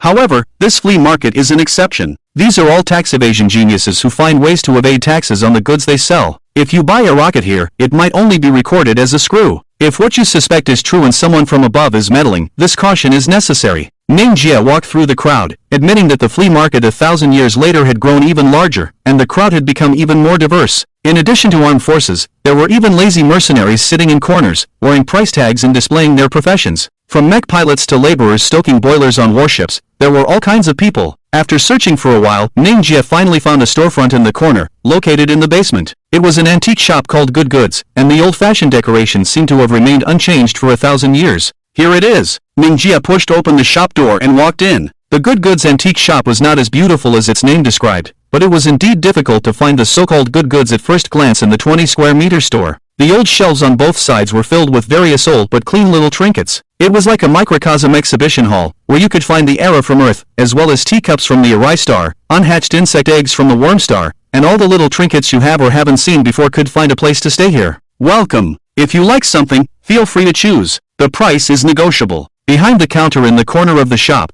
a moment-old barkman spoke. Bodhisattva? Alice was surprised because she had never seen the Bodhisattva race in the city of Vantion, the home planet of the chief elder of the Starry Skies funeral. It should be noted that the Bodhisattva race was the most reluctant to move among the aliens. Almost all born Bodhisattvas like to stay in one place and enjoy a peaceful life. Bodhisattvas who were willing to travel between stars could easily gain power. Their lifespan was also quite terrifying. They could live for tens of thousands of years with almost no accidents, which was just a blink of an eye for them. Old friend, don't you recognize me? Mingia stepped forward. The shopkeeper slowly walked out from behind the counter, as slow as a snail. It took a long time for him to come under the light and see Mingia's smiling face clearly. So it's you, kid? There's no reason. I remember the last time you came should have been hundreds of years ago. You shouldn't be able to live that long, right? Why haven't you aged at all? Oops, could it be that I'm getting old and confused? Did you just come yesterday? The shopkeeper furrowed his brow, which was full of bark, and his hands made of branches touched his forehead. Uncle Chow, you didn't remember wrong. I haven't been here for over 1,000 years. As you said, I should have died long ago, but unfortunately, I was frozen and just woke up not long ago. Originally, I was going to K1 planet with my friend this time, but we encountered some trouble, so I came here to take a break. Who knew that someone would tie up my friend? You know, I hate being threatened. I originally wanted to just flatten Vantion like that, but then I thought, that won't do. Your old shop is still here in this city, which made me hesitate. I came here specifically to ask you for a small favor. Mingia explained his intentions in the most concise way. You brat, if you need help, just ask for it. You make it sound like I owe you a favor. It's been 1,000 years, and your twisted logic is still the same. Speak up, what do you want? The shopkeeper, called Uncle Chow, took a pair of reading glasses from his chest and hung them on the branch-formed bridge of his nose. First of all, I have to declare that the trading area is strictly controlled now. Except for large-scale auctions, selling mechas directly is not allowed anywhere, and it is also forbidden to have mechas on the streets in the city. Damn it, Vantion City has been organized by a group of politicians. It doesn't look like a bandit's nest anymore. If it continues to be so lifeless for another 2 years, I might as well pack up and go back to Bodhisattva. Uncle Chow pressed a button behind the shelf next to him, and a steel plate immediately rose from the floor, blocking the entire door. The closed sign outside the door also lit up. At the same time, the old wooden floor opened on both sides, revealing a passage made of rocks. Follow me. Uncle Chow picked up an oil lamp next to him and walked down the stone path. How do you know about this place? Alice asked curiously. When I came last time, the flame soul fighting god was broken by me and needed a replacement part. I almost went through the entire trading area of Vantion City. Later, I met your captain, who is known as the Wine Immortal. After a round of drinking, he told me to try my luck in this place. Mingia explained, tilting his head. Then I said I didn't have it. I never trade with aliens I've never met before. I swear I made it clear to him. But he stayed in my shop for 3 days and 3 nights without leaving. He didn't eat, drink, or speak, just sat in the corner staring at you. He actually wanted to compare his mental strength with me, a Prajna alien. Mr. Chow took over the conversation. No reason? Prajna aliens can stand in one place for years without moving. How could he surpass you in mental strength? Alice couldn't understand. Yes, we can stand for years without eating or drinking, just like real trees. But this guy can go without eating or drinking, but he needs to take a dump. Every time he finishes, he puts it in a plastic bag and leaves it on the side. I couldn't stand it when I saw those bags piling up in my shop. Mr. Chow recalled this and couldn't help but get angry. Don't hold a grudge, Grandpa. Didn't I compensate you later? Mingia patted Mr. Chow's shoulder without caring, and Alice couldn't help but laugh. Along the ancient stone stairs, when they didn't know how many meters deep underground they were, the exit appeared without any warning. Mr. Chow put the oil lamp aside and struggled to pull down a scissor knife from the wall, and the power was turned on. In front of everyone, in the endless darkness, dozens of lights lit up, illuminating a huge underground warehouse. The walls made of rocks were as high as 50 meters, supporting the entire spacious area. The warehouse was over 3 kilometers in width and length, with thousands of shelves filled with various goods that would put 10 Walmarts to shame. And the variety of parts here is enough for you to assemble the largest battleship in the entire universe. Even rare minerals like reverse metal are abundant here. In fact, if you really plan to buy something in Fanteon City, as long as it's not the fighting god mech itself, you will definitely find what you want in Mr. Xiao's underground warehouse.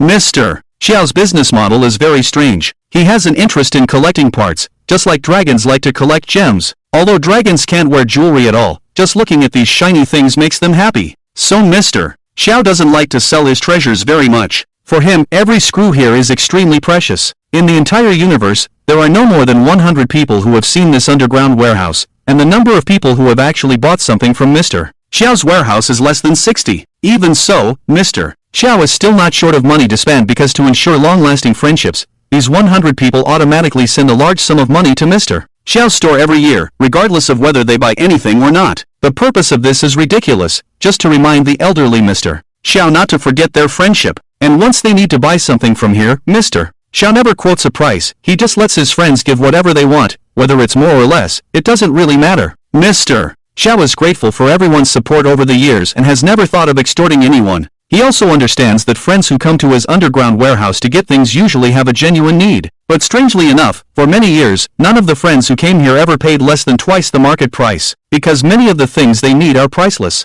Money is not important at all for those who befriend Mr. Xiao, and that's how this unwritten rule came about. However, Mr. Xiao encountered a scumbag friend for the first time in his life, and that was Mingia. He came here to exchange a broken part of the flame soul fighting god for a new one, and when it came time to pay, he searched his whole body and only took out a coin and threw it at Mr. Xiao. At first, Uncle Xiao looked at this shiny coin with some surprise, thinking it was a metal he had never seen before. He saw the carvings on it and the unfamiliar symbols, and it was likely an antique from a lost civilization. But after the final appraisal, it turned out that this thing was just made of the most common steel core with nickel plating. The parts that Mingia took away, on the other hand, were made of pure reverse metal. Not to mention the high cost of craftsmanship, just the 2 kilograms of reverse metal alone could be sold for a staggering price. But Mingia was deceived by a 1 yuan coin from Earth. It's really a life with such a damaging friend, who can deceive you for eternity. Uncle, this time I won't deceive you. Here's the money first, the VIP card from Vanteon Bank, worth over 5 million? That's all I have right now. Mingia blushed as Uncle Xiao told his story, and he directly took out the crystal card and stuffed it into Uncle Xiao's pocket. Alice, who was following along, was already laughing hysterically at the story. Who would have thought that the flame soul fighting god, who was so famous in the universe, had actually experienced so many embarrassing things in the past? He had been a scoundrel and a rogue, lacking some of the cold-bloodedness of a killer but gaining some of the realism of life. Tell me, what do you want? I can't sell the mechs. I don't want my treasure trove to be exposed and investigated by others. Uncle Xiao declared first, so he couldn't take away the mech kneeling on one knee to the right of the warehouse. And the value of each of these treasures far exceeded the card that Mingia had just stuffed into his pocket. I haven't seen my friend, so I don't dare to go in and bomb everything with the mech. I need something small that can turn the tide. Recommend me a few. In fact, Mingia couldn't come up with specific names. I roughly understand, let me help you find them. But since you said it's about turning the tide, it means that the situation is actually in someone else's hands. Are you really sure you want to do this? For me, the most helpless thing in life is when your former friends no longer contact you. At this time, you know that you have lost another friend. Among your batch of friends, there are only 2 left who are still alive, and you are the 3rd. So, I don't want you to die so miserably. Whether it's the fighting god or a hero, it's just a virtual name called out by others. Only you know how fragile you are, 1 shot can kill you, 1 stab can finish you off, and there is no room for falsehood. Uncle Xiao said as he rummaged through a pile of things. Are you serious? Do you want to face those bloodthirsty pirates alone? They want your fighting god mech. Obviously they're not very interested in you as a mech pilot. Alice asked softly. What is a fighting god mech to the so-called fighting god? A unique weapon? Or a capital to show off? We sit in the cockpit of a few square meters, facing hundreds of buttons, pressing them at a speed that ordinary people can't imagine, easily deciding the life and death of others, watching the enemies being defeated one by one on the screen. Are we really that powerful? Mingia's question was something Alice had never considered. Your question is too profound. I can't answer it. Alice shrugged helplessly. Actually, I think the fighting god is just a manifestation of ourselves, just like the Hangwu system, turning our emotions into power.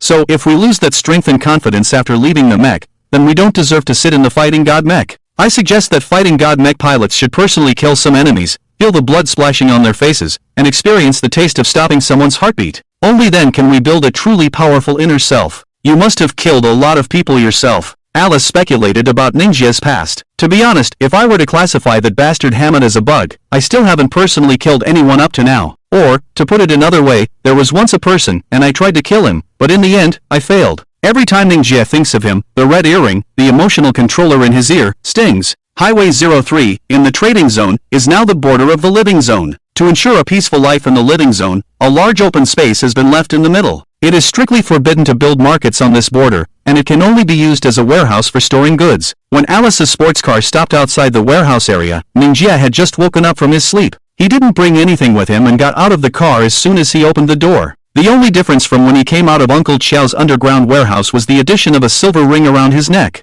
"Let's go, don't wait for me," Mingia said to Alice. "Just wait for 10 minutes and then we'll go." "You're an interesting man. I want to wait a bit," Alice said, turning off the engine. "Suit yourself." Mingia didn't look back and walked towards the nearby warehouse. Just as he was halfway there, several big men quickly rushed out from behind a container, each holding a weapon, mostly single soldiers against Mecha. It seemed like they were prepared for Mingia to come in a Mecha. However, when they saw Mingia empty-handed, they were first surprised, then their faces filled with joy. Yes, what could be more pleasing than seeing a mecha pilot outside of their mecha, especially when he is your enemy? A rat-faced pirate searched Mingia's whole body and found no firearms or weapons. Then a group of people escorted Mingia to the largest warehouse. The double-layered alloy door of the 50-meter warehouse slowly opened, revealing a dark gap, and Mingia was escorted inside. Is the feeling of excitement just going to disappear again? In the distance, Alice sighed softly as she leaned against the driver's seat. This warehouse was not as big as Uncle Qiao's underground treasure trove, but it was still the size of a football field. Dozens of bright hanging lamps hung from the tall steel beams, forming overlapping circles of light on the ground. And on the background of these bright lights on the steel beams, you could vaguely see the shadows of several snipers. Of course, the most menacing were the 8 brand new humanoid mechas squatting in the corner of this large warehouse. Their shiny armor hadn't even been painted or numbered yet. They were obviously new arrivals. From the layout of the armor and the length of their limbs, they should be expensive top-quality goods. However, all these things only made Mingia glance at them briefly. What truly attracted him was sitting on a metal chair in the center of the warehouse. Her eyes were closed, as if she were asleep, but she was actually unconscious from the drugs. Standing beside her was Captain Crazy Shark, with hundreds of triangular sharp teeth. As for Miller and the other accompanying soldiers, they had all been disarmed and tied up like dumplings, and the pirates guarding them held heavy anti-mecha ion cannons that were 2.5 meters long. With just a pull of the trigger, they could turn the dozen or so people in front of them into a cloud of smoke. "Welcome. Seeing you come alone like this, to be honest, I'm quite surprised. The welcome party I specially prepared for you has lost its effect. Unfortunately, I still wanted to see the legendary Flame Soul Dual God Mecha pilot and see what you're capable of without the Dual God Mecha," Crazy Shark said, opening his arms and walking forward.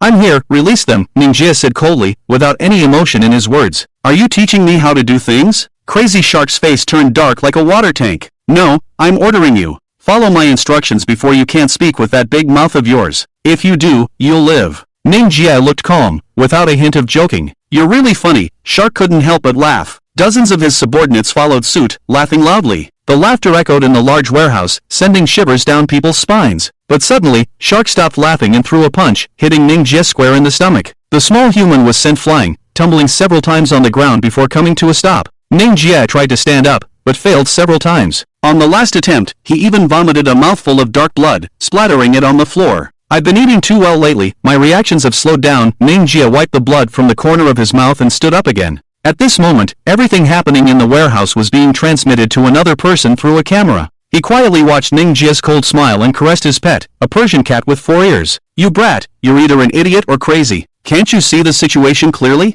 You can't protect the Flame Soul Battle God. I want the backdoor password. Tell me, and I'll let you live." Shark approached Mingia. "What is the backdoor password?" Mingia played it smart and backed away. "Don't play dumb with me. All battle gods have a backdoor password to ensure that the mecha can still be used after the pilot's accidental death. It allows others to format the mecha system and delete the previous pilot's personal information, ensuring continued use. Shark didn't like Mingia pretending to be ignorant. "I've been alive for so long, and this is the first time I've heard of such a thing. When I get back, I'll definitely set one up." Mingia continued to retreat until his hands touched the cold foot of a mecha. "How long do you think you can retreat?" Shark sneered. "There's no more room to retreat. No need to retreat anymore," Mingia said as his collar was grabbed by Shark, and he was thrown into the air like a sandbag, crashing heavily onto the hard cement floor. Mingia, lying on his back, convulsed naturally, feeling the pain but not showing it. "I don't have time to play games with you. Either give me the backdoor password or die. Choose one." Shark walked to Mingia's side, squatting down and grabbing his hair, as if picking a dead chicken in a market.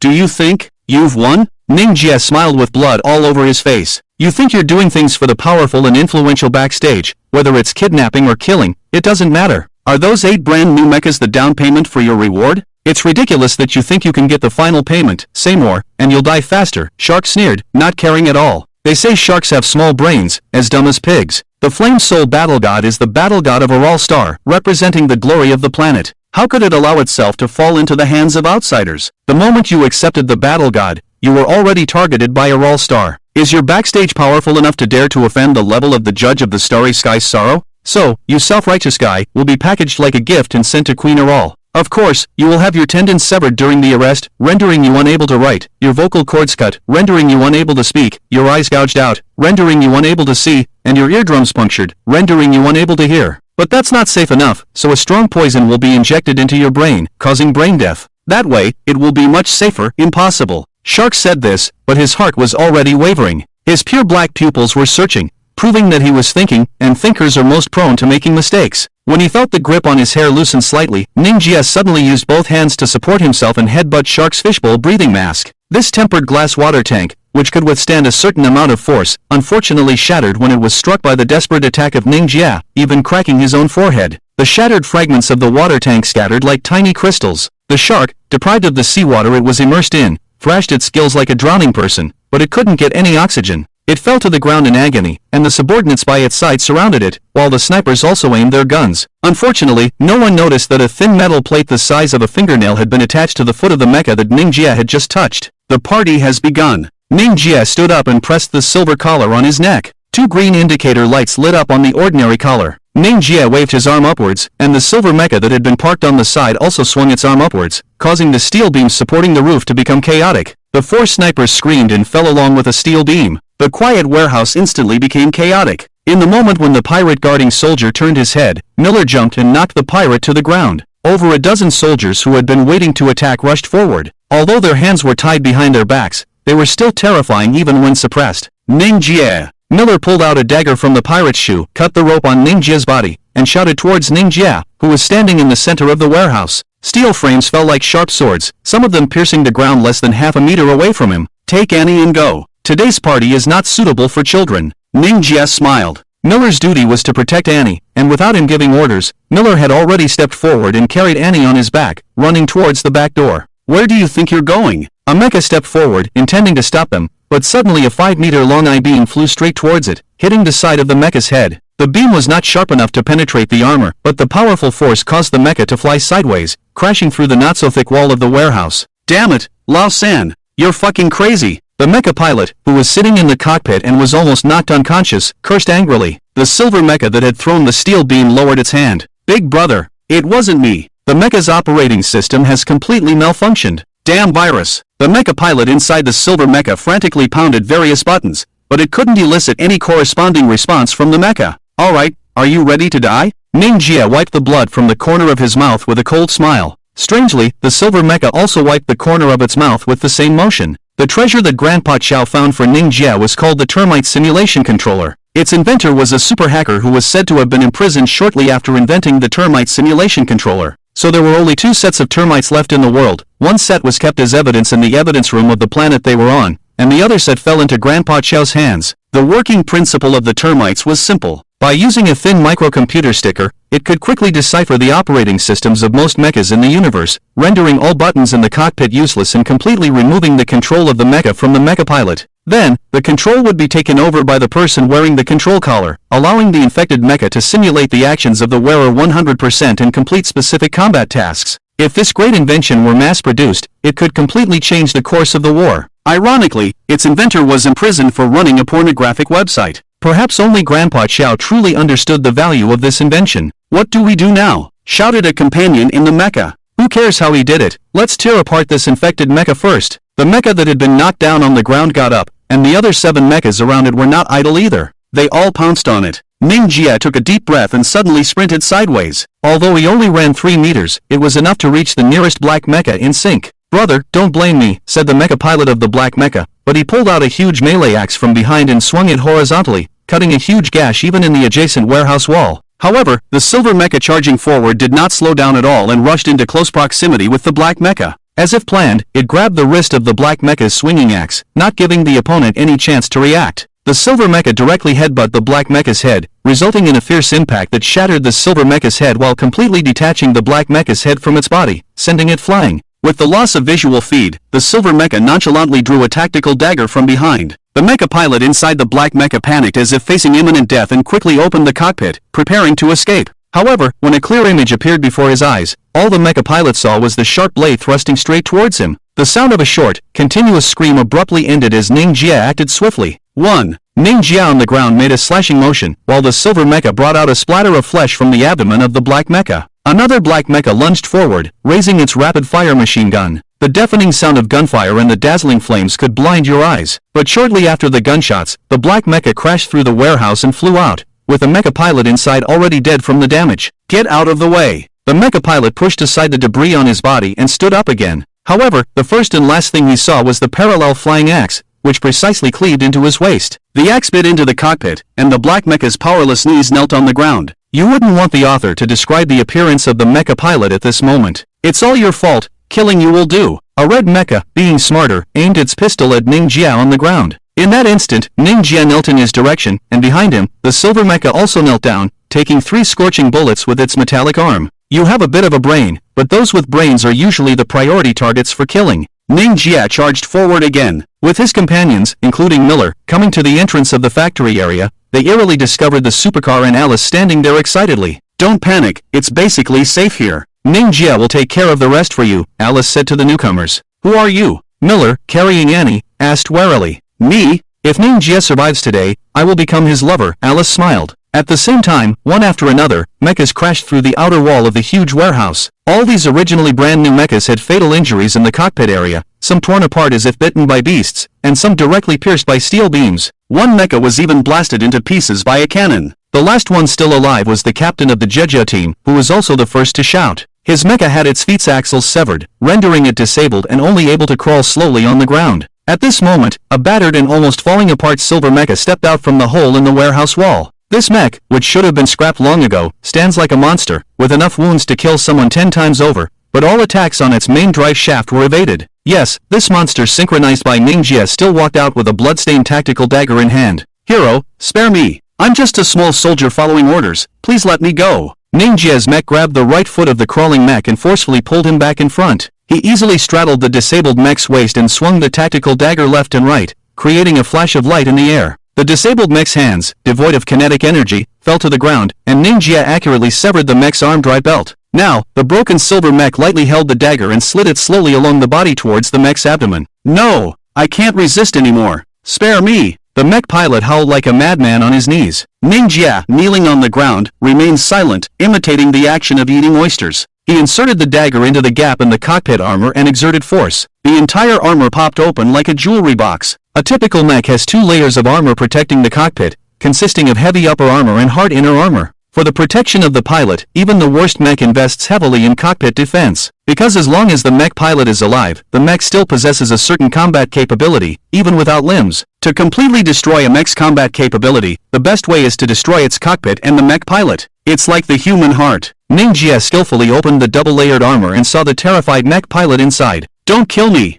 I didn't participate in kidnapping your friend. We have no grudges. Please don't kill me. The mech pilot shouted while frantically pulling on his safety belt. He was so panicked that he couldn't even find the buckle of the safety belt. It's not about grudges, it's just a habit. Mingia said calmly, punching the ground. The imitation silver mech was punched directly into the cockpit. If you were closer, you could even see blood splattering. Some soldiers felt nauseous and almost vomited. Even Miller looked at everything Mingia did with an unpleasant expression and asked in confusion, why does he have to do it this way? Because he doesn't want to deal with the same enemy from both sides. If he destroys the mech pilot can launch another attack by changing the shell. A mech pilot who has fought him once will be familiar with his movements, even accustomed to them, and it will increase the chance of killing him. A true warrior must eliminate his enemies more efficiently, so killing the mech pilot is the only way to achieve this. Without this level of determination, he cannot be called a true warrior. Alice, also a warrior, explained softly. Just when they thought everything was over, a gust of wind swept through, knocking down all the people on the ground, and the wind pierced through the cockpit of the silver mech,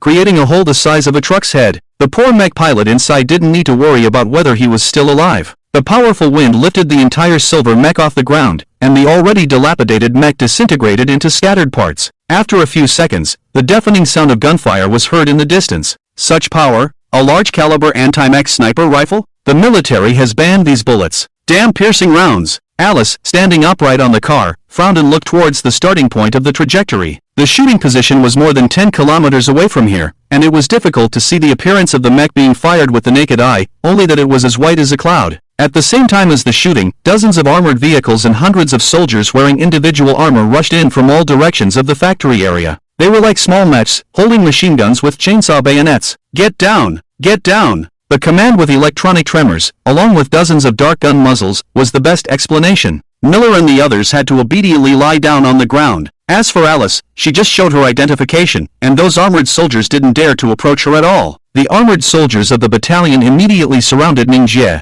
A captain walked forward with a gun and said in a cold electronic voice, "Get down. Do you want to try again?" Mingia lightly touched the captain's leg with his palm, and a new film was attached to his leg. The metal collar under Mingia's neck lit up 2 green lights again. Suddenly, the electronic display screen of the armored captain turned into a snowflake, and his metal shell moved on its own under the drive of hydraulic bearings. "Hey! What's going on? Help! My armor is out of control. Cut off my power!" The armored captain roared, but there was no one available to listen to what he said, because the tall 2-meter-tall individual armored captain was aiming his large-caliber assault rifle at the heads of his comrades. Dozens of armored soldiers formed a circle, surrounding Mingia and the mutinous armored captain in the center. The scene was chaotic, and a group of nervous soldiers shouted in various electronic tones to get down. But Mingia always maintained the posture of aiming with an empty hand and a gun, while the armored captain beside him actually pointed his gun at his own team members. Just as the situation was about to erupt, Mingia suddenly put his hands behind his head and lay down on the floor without resisting. In the distance, the mech sniper responsible for sniping had a smile of satisfaction on his face, because just now, he had simply adjusted the muzzle of the mech a few millimeters downward, aimed at the ground where Mingia was, and as long as Mingia made the slightest resistance, the mech sniper would not hesitate to pull the trigger and completely eliminate him from the ground. As for those soldiers surrounding him, they would all become Mingia's funeral objects. It was impossible to detect the subtle changes in the enemy's muzzle with the naked eye from such a distance. The only explanation was the intuition of killing intent, which was the legendary sixth sense, the instinctive reaction of organisms to danger. However, as species evolved, the more civilized the life form, the more diluted this biological instinct became. To maintain a sixth sense as sensitive as a wild beast, Mingia had become like a humanoid wild beast. The next thing was much easier. The soldiers approached and handcuffed Mingia from behind, lifting him up from the ground but not crushing him. After a short time, a black luxury car, extended to a length of 10 meters, stopped next to Alice's sports car. A respectful servant approached, opened the car door, and a thin figure walked out from inside.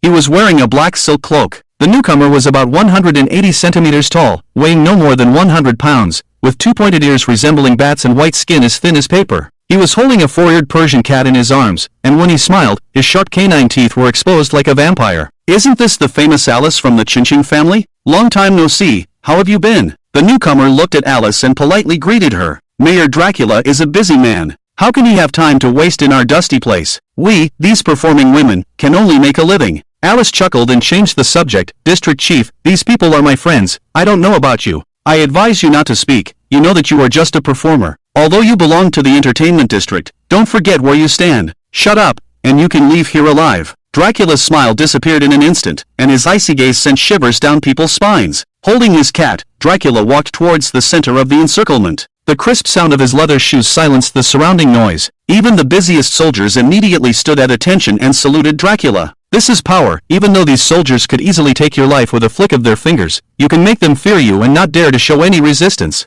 Mingia, Lord of the Flame Soul Battler from the Araw Star, the legendary mecha pilot in the brilliant galaxy. Dracula stood in front of Mingia, his red pupils trembling with excitement. "When I was young, I was a mecha enthusiast, but unfortunately, my natural constitution gave me claustrophobia. Whenever I stay in a small, enclosed space, I feel anxious and short of breath. So, I have always admired those heroes who can sit in the cockpit and roam the universe. You are my idol, you know? Come here, my good grandson, let go of your grandpa, and I'll give you an autograph." Mingia smiled with blood on his face. "Idols can be humorous," Dracula said, handing his Persian cat to a nearby soldier and taking the soldier's assault rifle. He aimed the butt of the rifle at Mingia's head and fired, blood splattering backward, even landing on Dracula's face. The already injured wound immediately started bleeding profusely, dripping onto the ground from Mingia's chin. "Unfortunately, I don't like jokes. Gathering for a fight, trading unregistered goods, damaging the public warehouse in the factory area, murder, and insulting the district chief. You have violated several laws and regulations of the Fanteon City. Even if I kill you now, I will only be described as an excellent district chief protecting Fanteon City.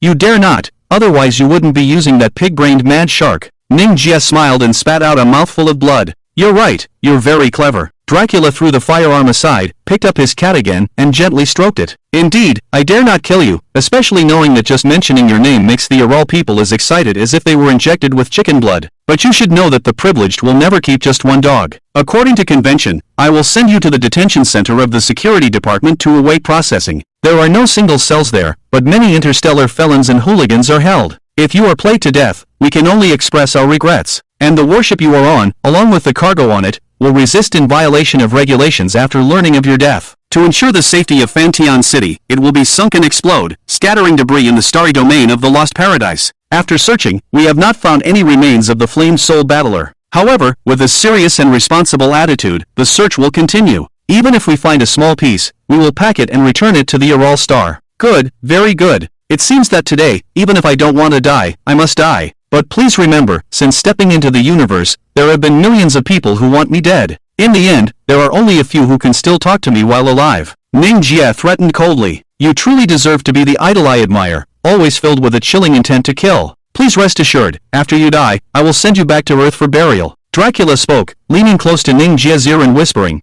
but I will keep your heart as a part of my collection. Satisfied, Dracula turned and walked away, two soldiers dragging Mingia's arm behind him like a corpse. However, as they reached the entrance of the factory area, Dracula's good mood was naturally gone, because a white classic car was parked here. A gentleman with a cane stood beside Alice, talking to her. As for the Earth soldiers and Miller who were supposed to escort the prisoner's car, they have now been released from handcuffs and boarded the waiting medical vehicle. Annie was being taken care of by a group of doctors, receiving an injection of a drug to wake her up from unconsciousness. Dracula, you didn't even inform me about such a big arrest operation. Your ability to act independently is getting stronger. A gentleman in a white suit walked confidently in front of Dracula, carefully examining the man who was educating Dracula with a commanding tone. He had a slender body like a cheetah, with a real cheetah's head. Even the spots on his face were exactly the same. Just this beast-like face, no one in the city of Fanteon would not recognize him, because he is the legitimate heir of the former Lord's family, Kate. Although under the joint pressure of the big shots, the former Lord's family handed over the political power of Fanteon City and began to implement a three-district election system.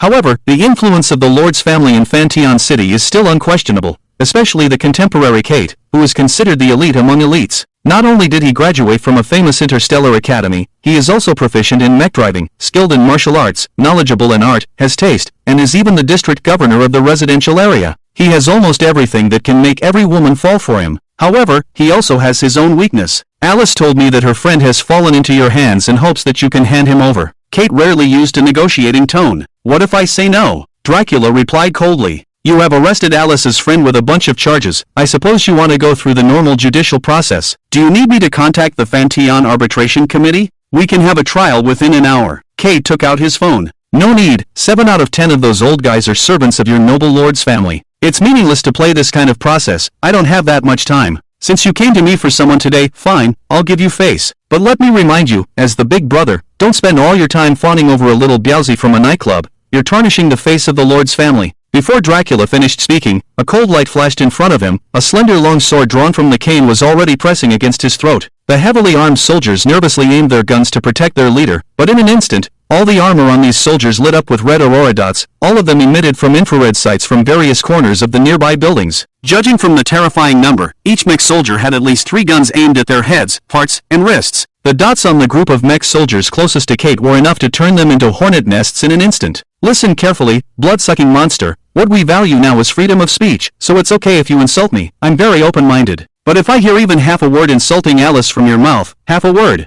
I will personally cut off your tongue and stuff it down your throat. Do you understand? Kate said clearly, word by word, in Dracula's ear. There will come a day when Fanteon will no longer be under your control. When that day comes, beg me, I can let you live. Dracula smiled. You won't live to see that day. Nurse, save him. Kate retracted the long sword in parallel, and the nurse carrying the stretcher immediately stepped forward and took the bloodied Mingia from the hands of the armored soldiers. Sir, lie down. The nurse carefully placed Mingia on the stretcher, but Mingia's eyes were still fixed on the nurse's chest. Sir, please don't touch my chest. You're injured. You'll fall off the stretcher. The nurse, carrying the stretcher, exclaimed in frustration. Pity her, her hands were unable to stop Mingia's clutches. Don't mind, don't mind. In our culture, we express gratitude by grabbing the chest. I am thanking you, Mingia said, bloodstained saliva dripping from the corner of his mouth. No matter how much Dracula wanted Mingia dead, because only his death would allow the next step of capturing the Flame Soul God. But he had to give face to Kate, not only because Kate was the legitimate heir of the former Lord's family, but also because Kate, as the district chief of the living area, controlled the peripheral defense of the entire Fanteon city. To ensure the stable trade of pirates and the privacy and security of some dignitaries,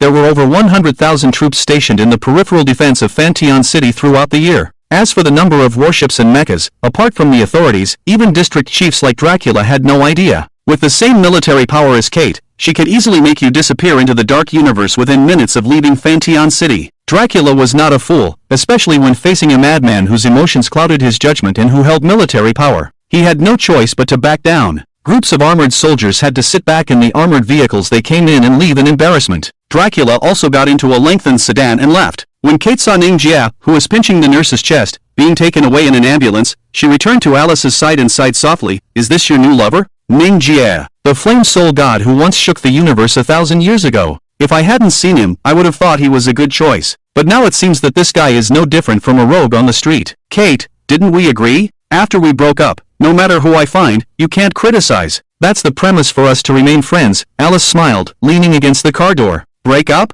That's what you said. I never agreed. To me, we just had a little disagreement, like any quarreling lovers. You are the only one in my heart. When you've had enough, I will come and marry you as my official wife. Kate's words were full of confidence. Think whatever you want. I can only tell you that I don't love you, and you can never become the primal power in my heart. Alice got into the sports car. But thank you this time. If you hadn't come, I don't know how bad things would have gotten. You're welcome. For you, no matter where or when in this universe, whenever you need me, I will be there, even if it means dying for you. I am willing, Kate said, but by the time he finished speaking, the listener had already revved the engine and sped away. Alice was always like this. When it came to men she lost interest in, she wouldn't waste too much time looking at them. Kate became friends with Alice because of his own infatuation and good manners. Fanteon Hospital was perhaps the best treatment facility in the universe. It had channels to introduce the most advanced treatment equipment from across the universe. Many doctors were retired military doctors who were tired of the life of pirates and settled down here. There were also some crazy doctors who were wanted throughout the interstellar space for conducting human experiments, but generally, their medical skills were excellent. Most importantly, they could anticipate all kinds of patients here, serving various aliens that were as numerous as the hairs on a cow. Whatever strange diseases or injuries you encountered, the rich experience accumulated over many years made Fanteon Hospital the best comprehensive medical institution. What was most worth boasting about was that many VIPs from the Starry Sky catastrophe came here incognito to treat various illnesses. When Mingia woke up again, he was lying in a well-decorated single-patient room, with various monitoring medical equipment beeping in the room. His head was wrapped up like a dumpling, and his bare upper body was covered in wires. When he turned his head, he saw Alice sitting next to him, looking at Mingia's electronic medical record. Why did I faint? How long was I unconscious? Mingia frowned, unable to piece together the fragments of his memory. You've been asleep for 6 hours. The doctor said that after you got into the ambulance, you touched the nurse's chest and refused to let go, insisting that it was a gesture of thanks. The doctor gave you a sedative shot, but you were resistant to it. They had to give you 3 shots, and finally used a powerful anesthesia used to deal with the Grey Rock people to knock you out. Alice smiled and put the electronic medical record aside, picked up a bowl of millet porridge and blew on it. The examination showed that you had lost more than a quarter of your blood, and most people would have gone into shock or experienced muscle spasms and hallucinations in this situation. But you were still conscious and even made advances towards the nurse. You're truly a strange creature. Don't praise me like that, I'll get proud. By the way, where are my friends? Mingia sat up and leaned against the headboard. They all checked out fine. Spaceport no. 2 has already opened, so they went back to the warship first. They should come to see you later. Here, have some porridge to warm your stomach. Okay. Mingia was happy to have a beautiful woman serving him, but little did he know that Alice took a mouthful of hot porridge and fed it into her own mouth, then leaned forward, hugged Mingia's head with one hand, and fed it to him mouth to mouth. This was the first time Mingia had eaten porridge like this, and his Adam's apple bobbed up and down. Just then, the door of the ward opened sideways, and Ling Shawn, holding a lunchbox and smiling, walked in. Mingia. Ling Shawn hadn't finished speaking when she saw the scene in front of her and was completely stunned. I'm sorry. Ling Shawn didn't know what to say, so she put the lunchbox on the cabinet and turned to leave. Did you do it on purpose? It wasn't until he swallowed the last grain of rice that Mingia gently pushed Alice away and asked, Of course, do you think I have big ears for nothing? I heard her footsteps as soon as she came upstairs, Alice admitted without hiding anything. Why did you do that? You know that this kind of young girl can't possibly interest me. Mingia was puzzled. No matter what you say, I can't let any female animal who has feelings for you become my competitor. At least during the period when I'm interested in you, I have to ensure my dominant position. If necessary, I will kill all the female animals around you. Alice's smile was still sweet, but her words carried an undeniable air of dominance. I mean, why did Shawn run out strangely? It turns out that a spring drama is being staged here. Can you please close the door next time? And, feeling refreshed, walked in wearing a familiar white coat. If she had a stethoscope around her neck, she would look just like a doctor doing rounds. Miss and seems to be fine now. Is everything arranged on the warship? Alice sat by Mingia's bedside and showed no intention of leaving. Miss Alice, I truly appreciate your help. Without you, we probably wouldn't have had the opportunity to have this conversation. But now I have some private matters to discuss with Mingia. I don't know if you can. And expressed her gratitude and politely asked, if it makes you feel more at ease for me to leave, then I will. Unfortunately, we cat people have excellent hearing. Even if I go to the first floor, I can still hear. It won't be a problem. Alice smiled and touched her triangular ears. Go ahead and talk, Alice won't betray us. Mingia's calmness stems from Alice's understanding of himself. He will not let those who betray him live.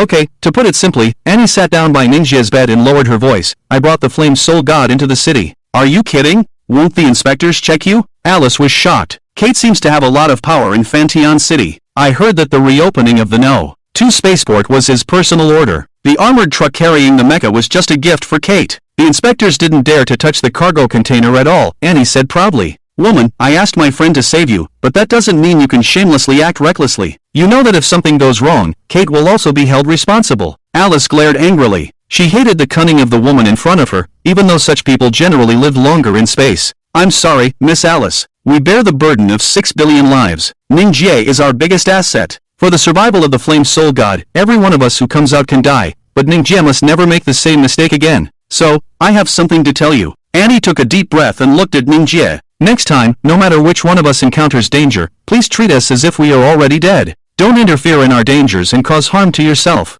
I have already announced this belief to everyone. The dentist has drilled holes in the teeth of every crew member and placed cyanide capsules inside. Once anyone is kidnapped and used to threaten you, we will bite and relieve your worries immediately. Annie pulled the corners of her mouth and revealed her molars, or a white capsule was indeed placed. Why do you have to do this? Mingia sighed. From the moment we set off, our lives no longer belong to us. Without such a spirit of sacrifice, the starry journey of the earth can never go far. Annie's unwavering belief amazed Alice. As Annie said, the journey of any advanced civilization in the universe is paved with blood and corpses. Only by having numerous lives willing to sacrifice for others can their planet surpass other civilizations and become a powerful existence that cannot be violated. Only in this way can they ensure the peace and happiness of their descendants for generations to come. This is a direct contact communicator for you to communicate with the snake. You must carry it with you even when you go to the bathroom. Once needed, you must ensure your own survival to the maximum extent. Annie said, handing a small communicator the size of a quail egg to Mingia. As for your search for the navigator, how is it going? It's in progress. Mingia looked at Alice by the bed. Back in his own huge mansion, Dracula's face never showed any expression. His followers followed respectfully behind him, not daring to make a sound. Sir, it's time for dinner. The butler gathered the courage to speak softly behind Dracula. Dracula didn't say a word and walked directly into the dining room. There, a naked girl of only 13 or 14 years old was handcuffed, blindfolded, and with a ball gag in her mouth, lying on the dining table. She couldn't see anything, but she could hear the footsteps nearby, trembling with fear. Get out! Dracula roared lowly, and the more than 10 servants who were ready to serve Dracula's meal hurriedly left the spacious dining room. Dracula didn't like to close the door because he had claustrophobia, but he was in a bad mood and hated being disturbed. The many servants huddled outside the door, clinging to the walls, afraid to make a sound, for fear of being seen by the master. The four-eared Persian cat was thrown to the ground, and Dracula untied the cloak around his neck and approached, opening his mouth to reveal his gleaming white fangs. He crazily bit into the girl's neck. Although a ball was stuffed in the girl's mouth to prevent her from screaming, her painful screams and cries still echoed throughout the restaurant and the corridor outside, sending shivers down people's spines. At this moment, a figure wrapped in white bandages like a mummy walked up to the butler. Is the master dining? The mummy asked. It's Mr. Shawn. Do you have something to discuss with the master? The master is in a bad mood today, the butler whispered. Just as the butler spoke, a scream came from the restaurant, followed by silence. Let him in if it's Shawn, Dracula roared in the restaurant. Without delay, Shawn walked into the restaurant and knelt on one knee in front of Dracula. The carpet beneath his feet was stained with hot blood. Obviously, Dracula was in a very bad mood today. What should have been a simple bite on the neck turned into a horrifying act of torturing food. On the dining table, the little girl lay in a blood-stained plate, covered in hundreds of bite marks all over her body, almost turning her into a sieve. Some parts of her body had even been torn apart, with blood splattered everywhere. Even Dracula's clothes had turned into a bloody mess, a sight too gruesome to bear. Two servants quickly came in and took away the plate that was too horrifying to look at. Although the strong smell of blood still lingered in the spacious restaurant, only Dracula and Shawn remained. According to your orders, we have investigated and found out that Mingia is currently staying at Fanteon Hospital, with Alice always by her side. Annie and their female mecha pilot have just rushed to the hospital.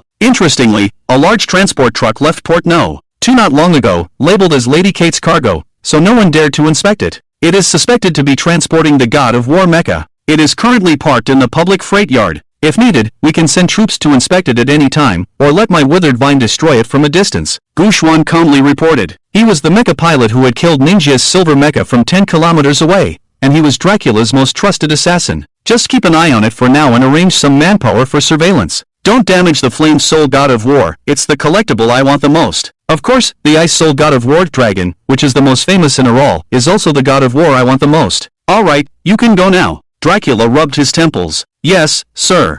Shawn turned and left, his knees already stained with blood, but he didn't mind. Dracula changed into clean clothes and made his way to the secret communication room underground in the mansion. It was about the size of half a football field, with only a sofa in the center and a huge electronic screen. He dialed a number that hadn't been contacted for a long time through an encrypted channel. The beeping sound echoed in the large underground room and was answered after at least half a minute. The electronic screen displayed the fierce face of Hammett, covered in snake scales. Dracula, although I gave you this number, it doesn't mean we are friends and you can call me casually. I'm busy right now, hunting. If you can't give me a surprise, you will regret disturbing my mood. Hammett said impatiently. Great High Priest of the Wormstar, your fleet's recent actions in space have been eye-catching, and your entanglement with Mingia is well known. Are you waiting for the Earth's warships? But do you think the waiting time is a bit too long? Dracula spoke with utmost humility. It seems you do have a surprise for me. Hammett's eyes flickered like a snake, and he immediately understood. A wicked smile appeared on the corner of his mouth. Do you have news about Mingia?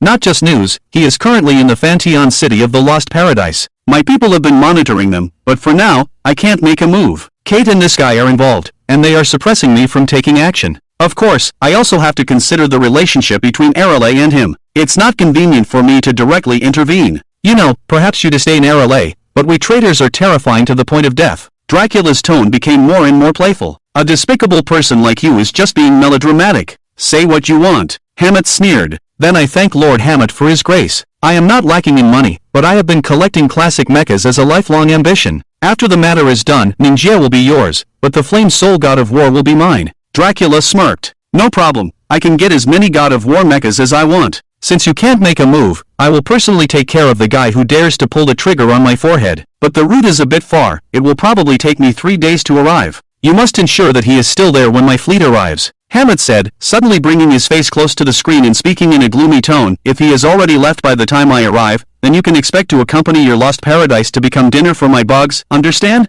Lord, you must not bring your fleet here. The defense system of the Lost Paradise is one of the best in the universe. There may be unexpected changes. Dracula was really scared. What are you afraid of? I can afford to lose a fleet. I heard that Kate completely controls the outer defense of the Fanteon city. Haven't you always wanted to rule the 3 districts? Consider it a gift from me, along with wiping out the city lord's family. Hammett didn't care at all, and in just a few words, it seemed that he had already decided the fate of a refugee nation that had existed in the universe for countless years. In that case, there is no problem. I will await your arrival, Lord. Dracula bowed and saluted satisfactorily, and the electronic screen closed at this moment. Mingia, you truly are a gift from heaven. Dracula sighed. In the universe, the massive bug star fleet began to move, the huge moth warships turned their bows, and countless bone-winged dragonflies headed towards the Fanteon city. Back in the quiet sickroom, Mingia stared at Alice sitting on the bed, as if waiting for something. How do you think I can help you? Alice scooped up a spoonful of porridge and started eating, her fair long legs swinging by the bed.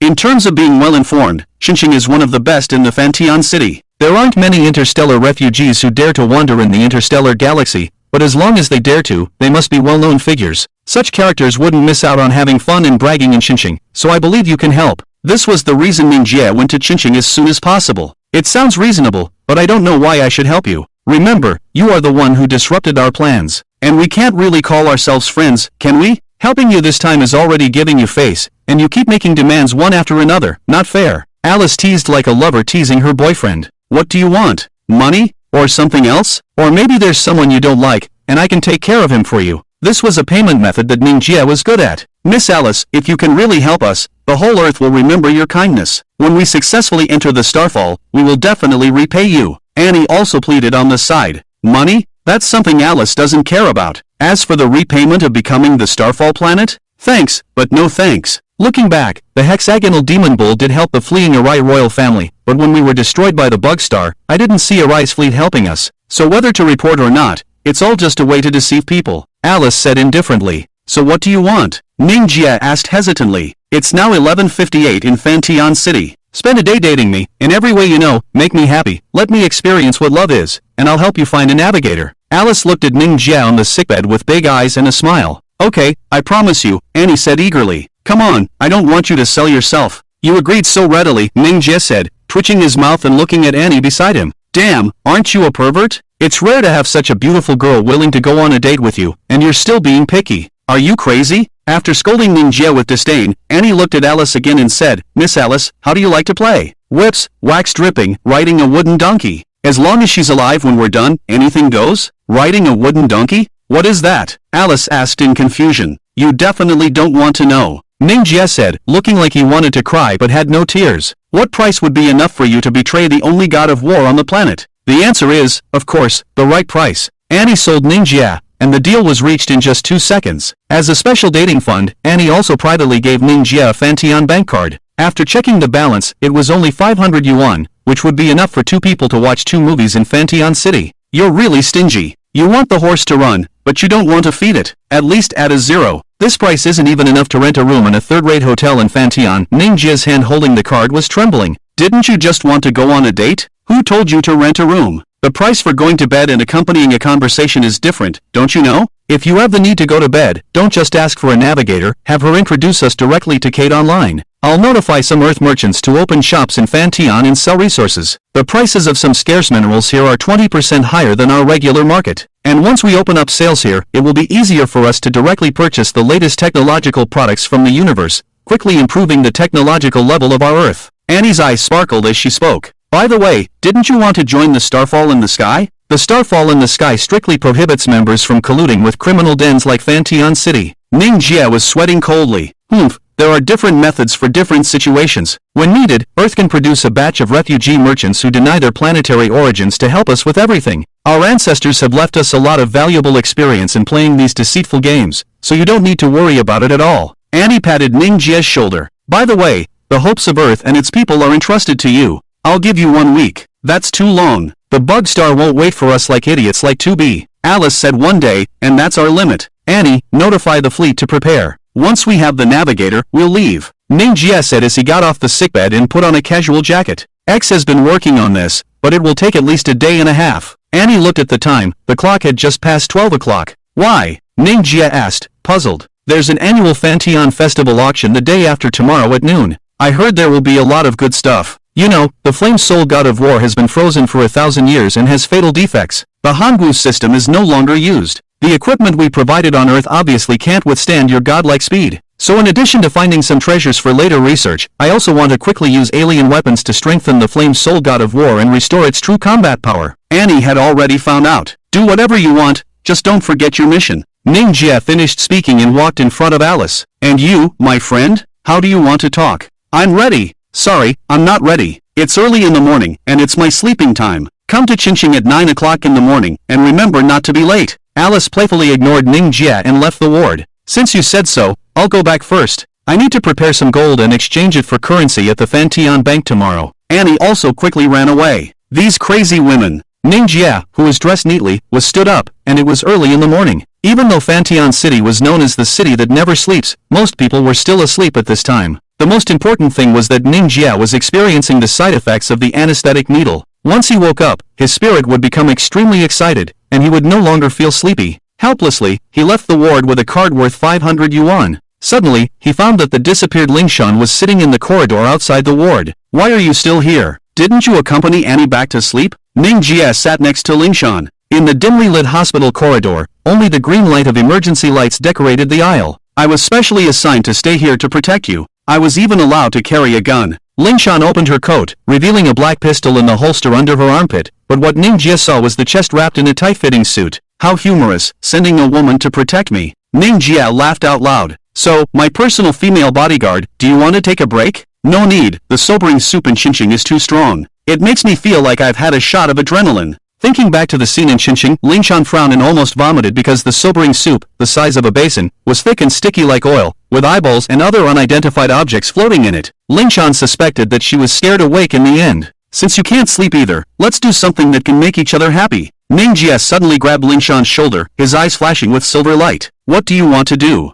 Shawn swallowed her saliva. 15 minutes later, Shawn parked the convertible car at the entrance of the hospital, and Mingia swaggered out and sat in the passenger seat. I'll drive for you and take you out for a ride. Is this something that can make each other happy? I'm not happy at all.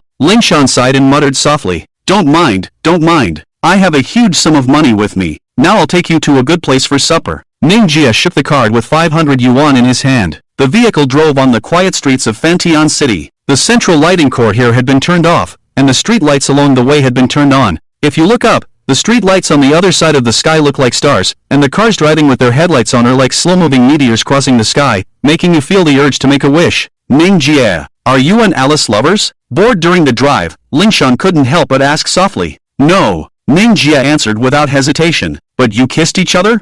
Shawn had evidence. We have kissed. Does that count as being a couple? Mingia chuckled. That was a forced kiss. It doesn't count.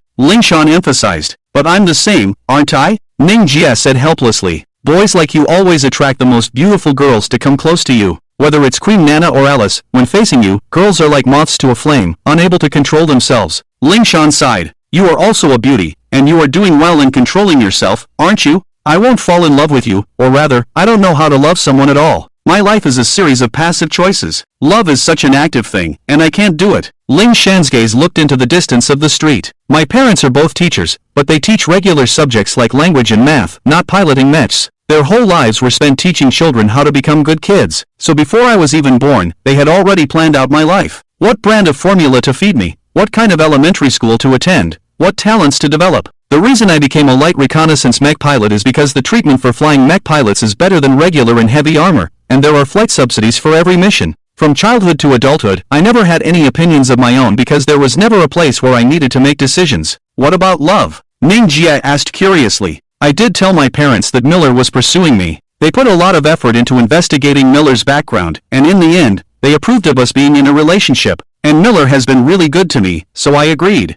Shawn spoke casually. In my life, nothing unpredictable has ever happened, except for you. When you sat next to me with that lecherous look and put your hand on my thigh, I was completely at a loss. You never consider the confusion you bring to others, and you never take people into account. Even when Miller and the others beat you up, you still don't know how to restrain yourself. Sometimes I think you're a clueless fool, but when you get into the mech, your expression completely changes. You give people a sense of security that even an army can't match. I think you're a very strange person. Consider me a small chess piece that fell into your lake. Even if it stirs up ripples, I would be honored. Mingia laughed. Stop the car, we're here. Shawn parked by the roadside. This place was located at the border between the entertainment district and the trading district. A long street illuminated by bright lights became the most distinct dividing line, and on both sides of this street were old buildings that were only 1 or 2 stories tall. Just like the development patterns of all urban areas in the universe, the more border areas were, the less attention they received. The more central areas would undergo renovations twice a year, which was considered normal. Therefore, this small street at the intersection of 2 districts maintained its original appearance from thousands of years ago. However, among many regular customers in Fantian City, this relatively unknown street was very famous. It was called Gourmet Street. This name was translated from Earth's language, and people from different planets